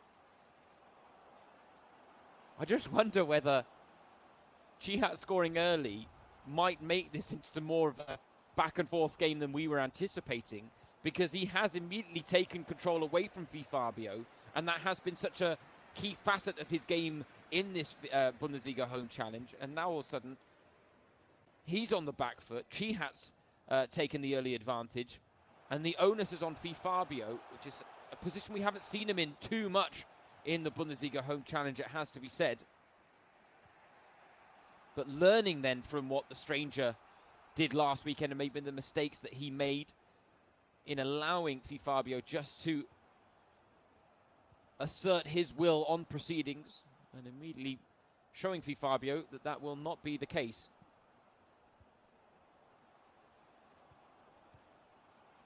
Combining well again here on the edge of the area. Trying to move the ball forward here. His first real chance. He's had control of the game in the opposition box. Just trying to push it forward, but at the moment Chihat is doing well and combating his attacking moves quite nicely, and he's far more direct than Fabio is, but it's working well so far. Fabio now maybe having to come out of his shell, as you said, play a different style than he would have wanted to here in this game, having gone 1-0 down.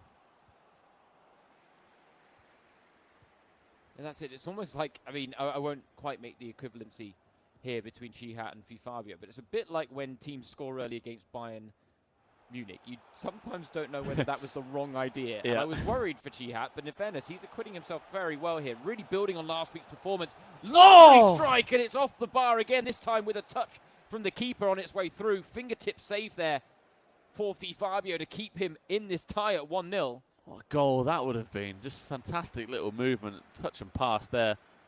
The pass and move, and again, the first time shot. It's so deadly, so unexpected for the opposition, especially at this level. You'd expect them to try and work it into the box again and again, but Chihat is using it to his advantage superbly, and that was so close to being another fantastic finish for him. Now he's trying to work it down the wings. Fabio challenging it well. But this has been a fantastic opening to this game. Long may it continue. I was going to say, this hasn't necessarily gone according to the script based on our pre-match expectations and the way I hyped up Fabio, but it's certainly giving us something to get our teeth into. And I do think it is going to be interesting now to see how Fabio approaches coming from behind as opposed to being the person that is able to impose his own will on the game. See here, he's still trying to play that sort of controlled style, and the longer this game goes on, the more he's going to have to come out of his shell here, because Chihat is really handling it well, and Fabio may have to go to a plan B and play a more direct way if maybe he gets into the second half, 20 minutes to go, and this is still the same scoreline. I have to say, seeing the way Chihat has performed both last weekend and this weekend, I have to wonder how Holstein Kiel finished 21st in the virtual Bundesliga out of 22 teams, because he's taking on some of the best players that we've got on offer in terms of esports pros, and he is not just matching them but making life very, very difficult for them. As I say that, here comes Fabio with Macklemore, and he just couldn't get that final pass to release the winger in behind, looking for the 1-2. But right now, Fabio time is going to be going in at half-time, behind on the score sheets in the Bundesliga Home Challenge. And it seems upsets are also one of the orders of the day here on match day 3, day 1.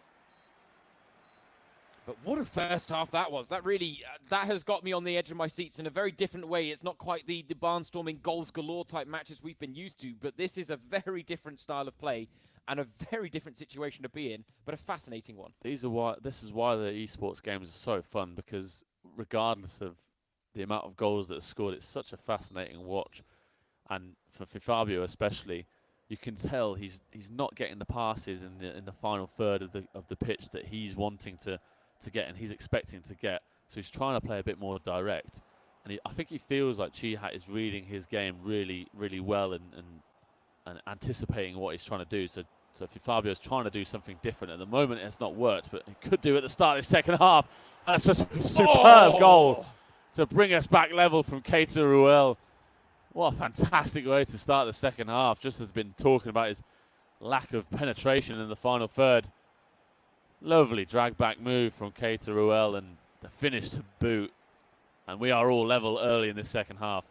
Yeah, sometimes you don't need penetration when you got moves that good. And that really was absolutely delightful from Fabio. Teed it on silver platter and then got Chihat to react in the box, and that opened up the space. And I think it's fair to say we've seen from Fabio, when he has space like that to work with, he very rarely lets it go unpunished. And we are now all square again between Kiel and Fürth, which sets us up so nicely for what will be the final half an hour. Stefaniak on the ball.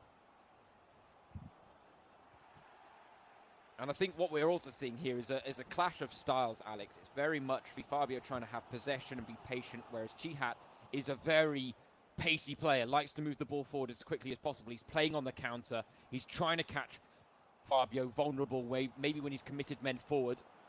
It's a lovely move from Fabio.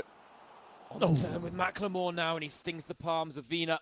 He's starting to find a bit more space through Chihat's defence now for Fabio. He's started to get these passes going in the second half, and he's doing far better now as we see the changes come with about half an hour left of this game.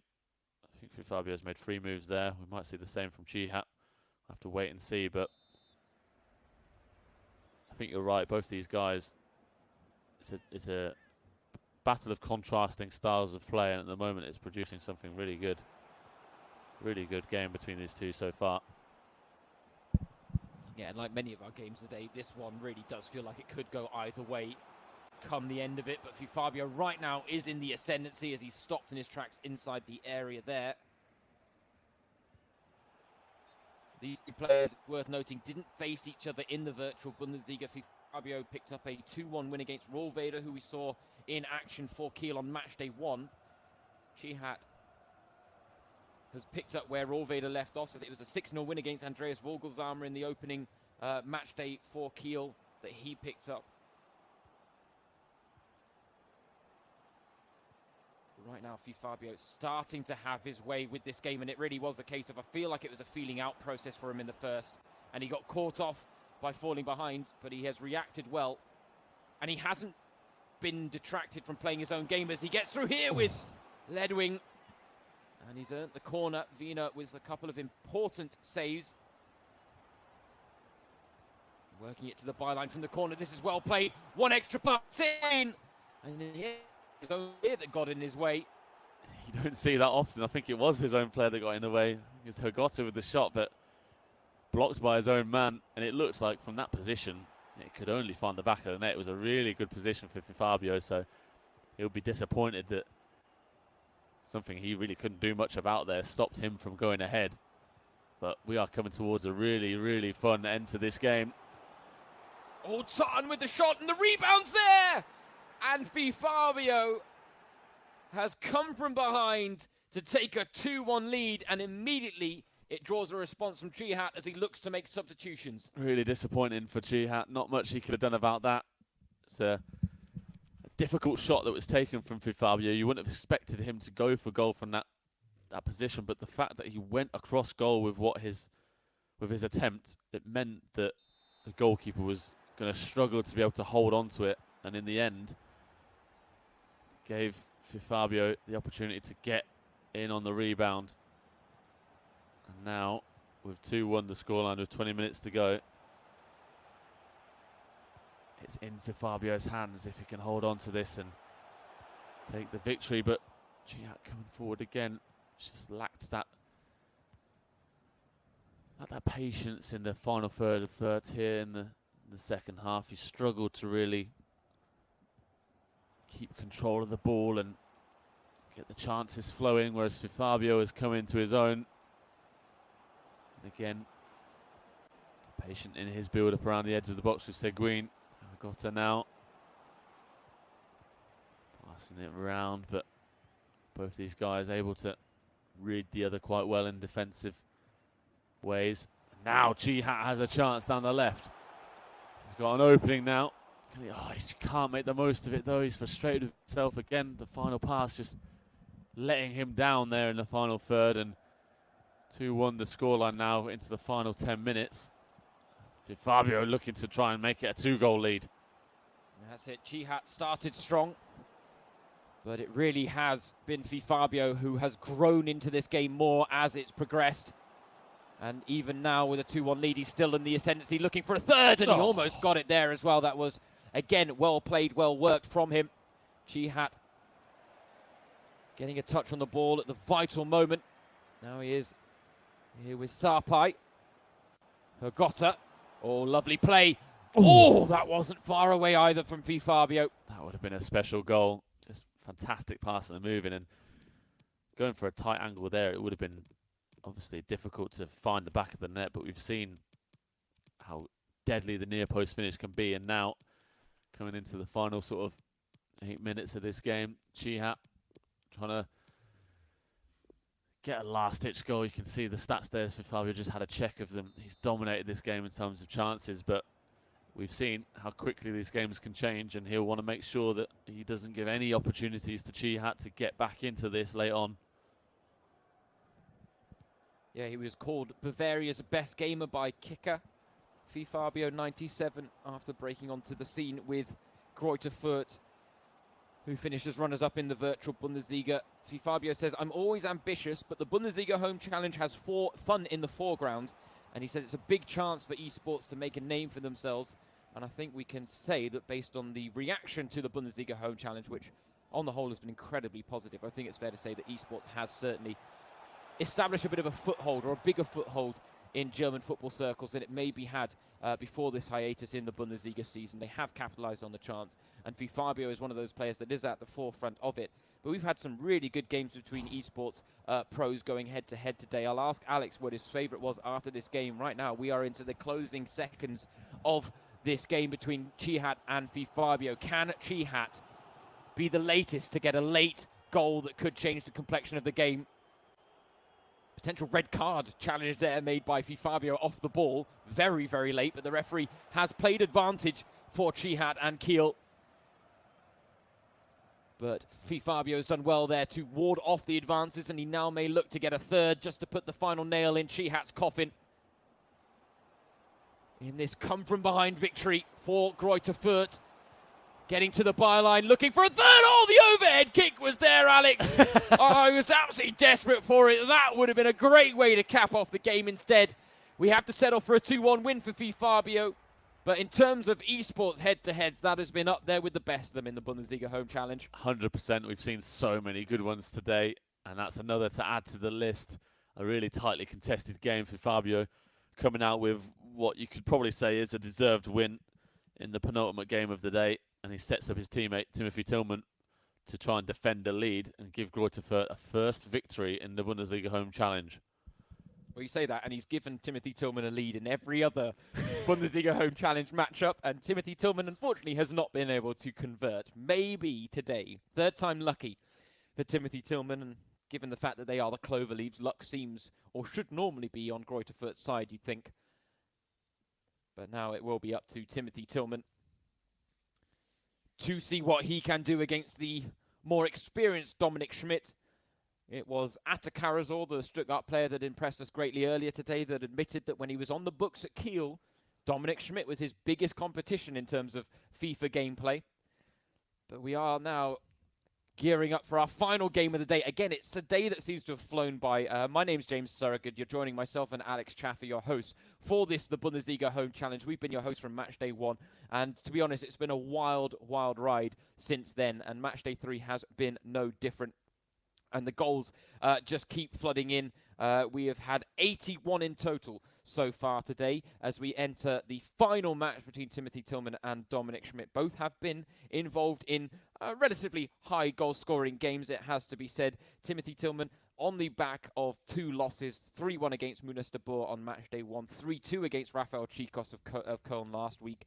It was Dominic Schmidt that suffered a 4-1 loss at the hands of Marcel Hartl on match day 1 of Bielefeld, and then it was that 6-1 loss against Hakimi that's probably better we say less about it than more, I guess. But well, in fairness, you got to think one of these guys has got to improve their record. They've both lost every game so far. Worst case scenario, we get a draw and they both get a more positive result. And then, I guess, best case, one of them comes away with a victory, which would be their first in the Bundesliga Home Challenge. And that would be a nice way to end out today's show because it has flown by, but it's been a thriller minute, packed full of highlights again, Alex. It has, and it always seems to be the case. I think when we arrive together to start these streams, it feels like, I sort of have in the back of my mind, oh, this is going to be a long day again. And then it gets to the end of the day and I'm sat here like, wow, that went quickly. I don't want it to end now. So I hope that is the same case for all of you people watching from home. Obviously, you might have been in and out of the stream today. I give massive respect to anyone who has sat and watched the entire stream from start to finish with us. Whoever has done that, wherever you are a champion. But I wouldn't have expected too many people to have done that. So if you've been in and out of the stream, watching whoever you wanted to watch, the teams you wanted to see, we hope you've enjoyed it. As we set ourselves up now for the final game of the day, 10-10 is the time here in the evening in Germany. It's a late one, under the floodlights at Greuther Fürth, as Timothy Tillman gets things underway against Dominic Schmidt. Who can get their first victory of the Bundesliga Home Challenge? That's the way we're billing this final game. That's the way we're going to keep you on the edge of your seats. But based on the way today's games have gone, I don't think we're going to have to do much to keep you on your edge of your seats. Goals have been flowing freely, as we've mentioned, 81 in total so far. This the final game, and it's Tillman immediately on the front foot, looking to score with the first chance of the game. That has been something we have seen fairly often in the Bundesliga Home Challenge, it has to be said. First chances of the game being converted by either side. Tillman, though, on that occasion, stopped in his track as Dominic Schmidt now trying to put together his first attacking move in the opening exchanges. Maybe show Tillman exactly what he's about. Here he comes with Van der Berg. Lovely cut back into the middle. And it is a first chance, first goal for Dominic Schmidt. Superb goal. Fantastic ball into the box there. It's such a teaser. You could see as it was bouncing away into the box who's going to get there first, defence or attack.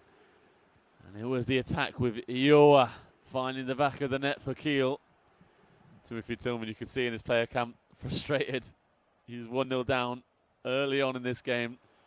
He's got plenty to do if he wants to be the man to get his first win of the Bundesliga Home Challenge this evening. Yeah, I think it's a position that, unfortunately for Timothy Tillman, he's not unfamiliar with falling behind early in these games. I think that has been a facet of both of his first 2 matches in the Bundesliga Home Challenge.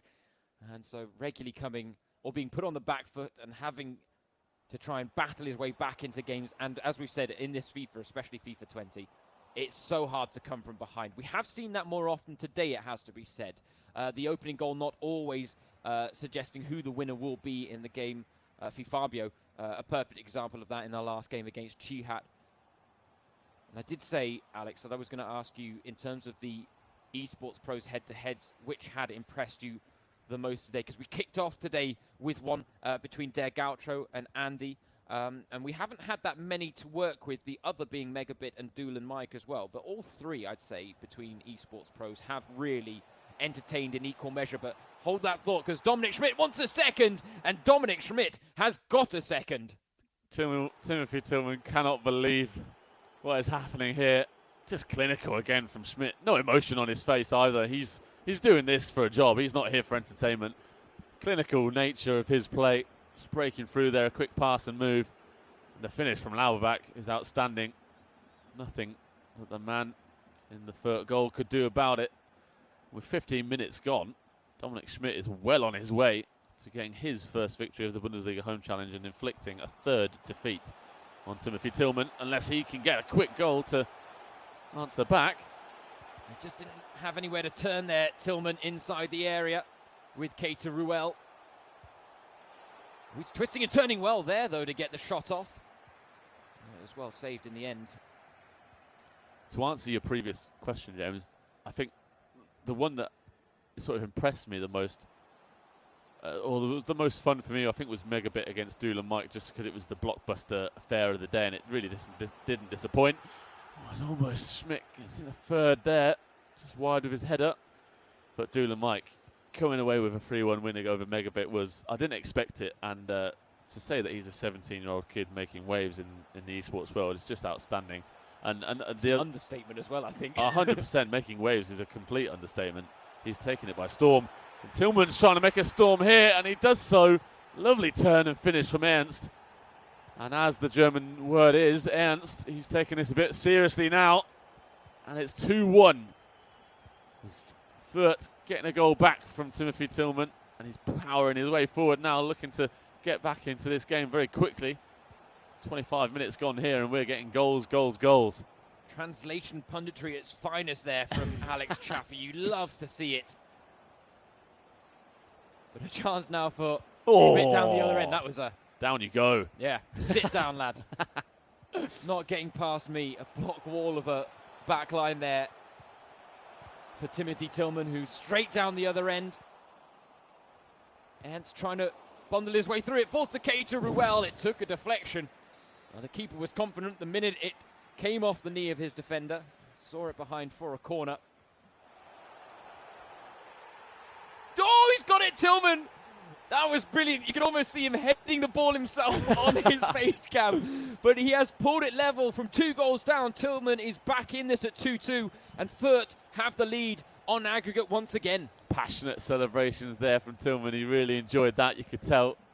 He's built up some frustrations over the last 3 weekends.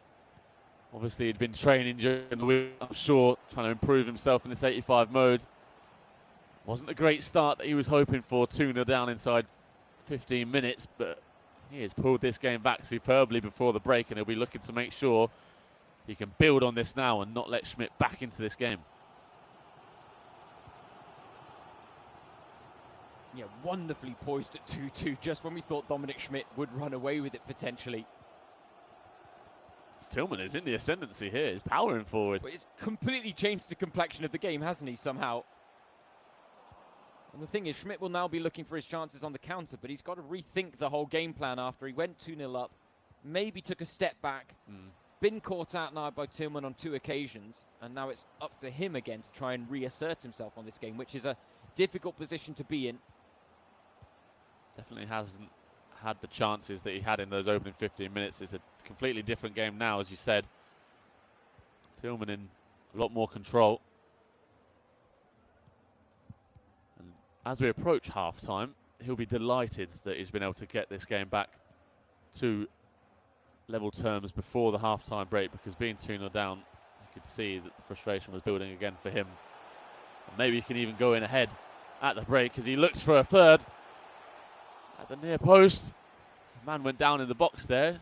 Might not have been happy about the way that happened. He might have been looking for him in the box with the pass, but in the end his near post shot easily saved there.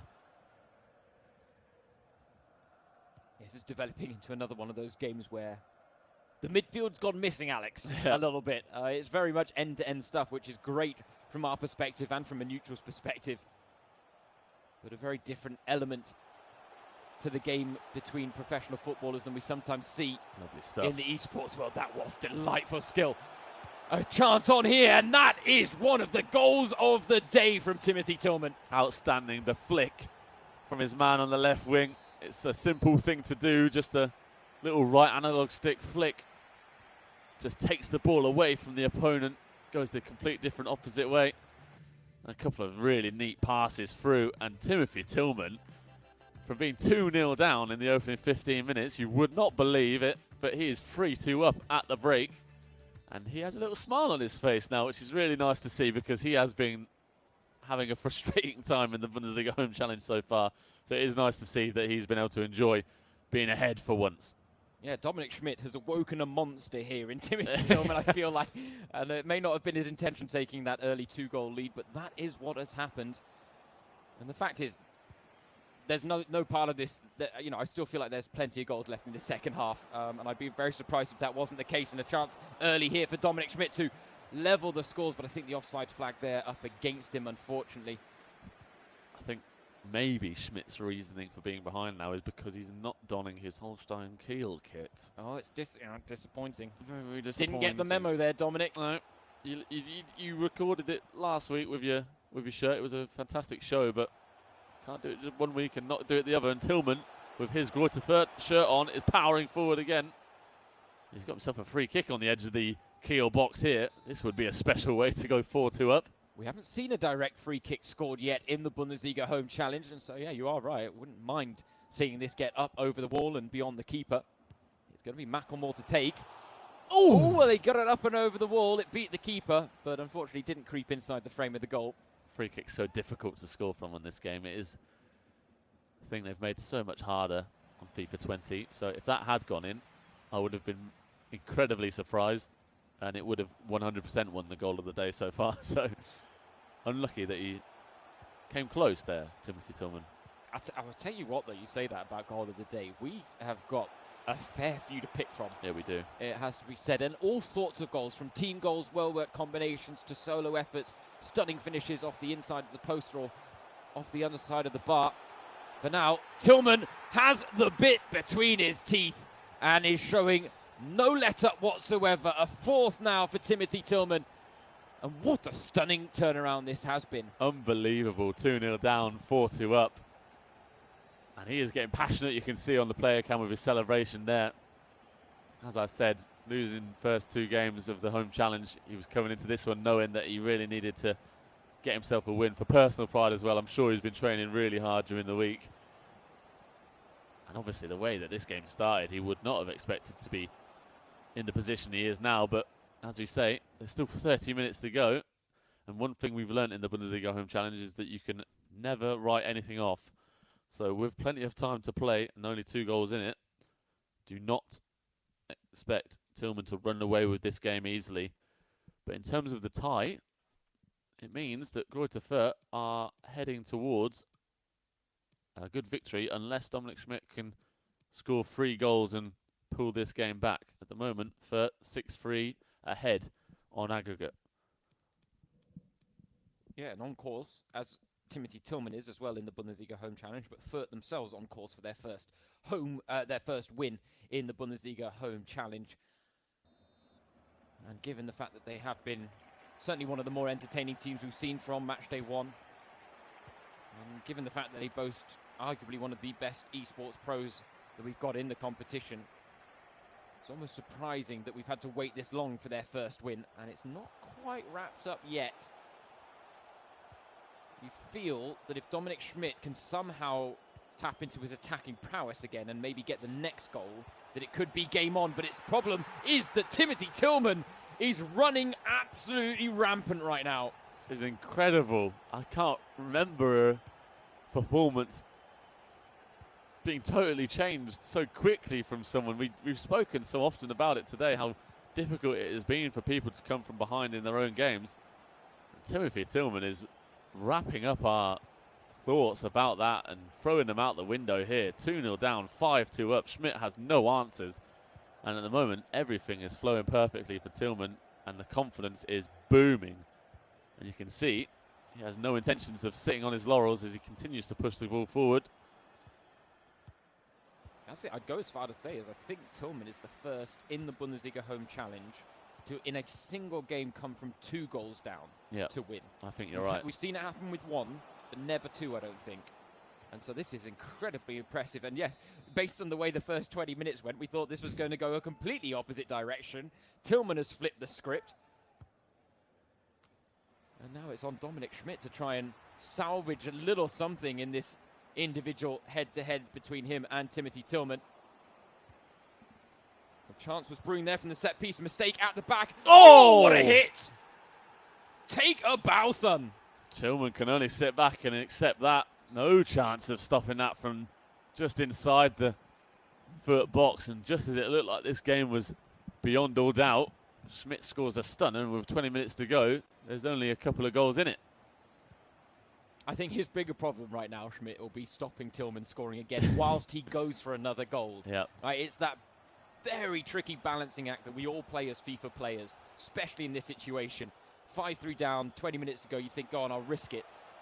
But that can sometimes leave you even more exposed at the back, and that's what Timothy Tillman will want to capitalise on if Schmidt falls into that trap. Now, here is Ernst to the byline for Tillman. Cross into the box, plucked out of the air by Vida.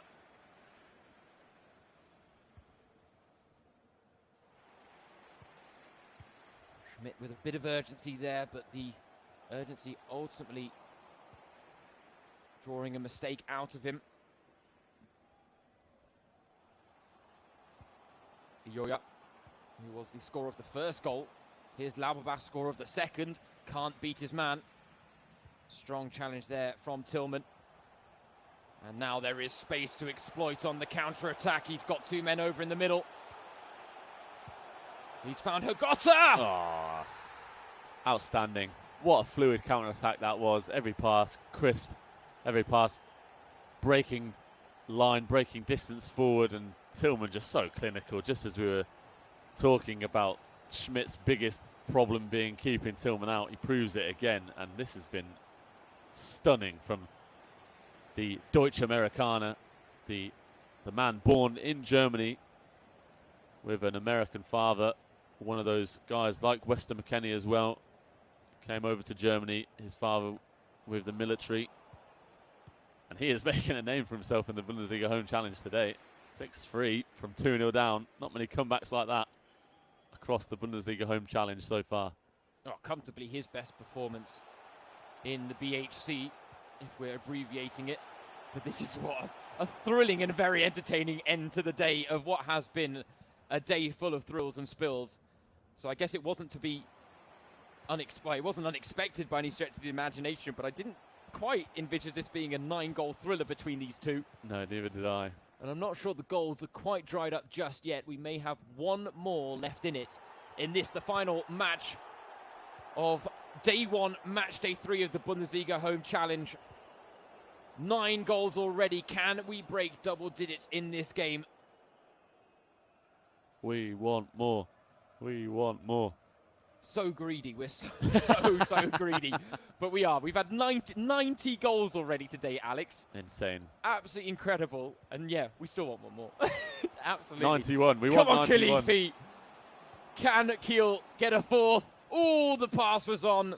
Well cut out at the near post, and that should be that. But a thrilling end to proceedings on day 1 of match day 3, courtesy of Timothy Tillman's stunning comeback victory.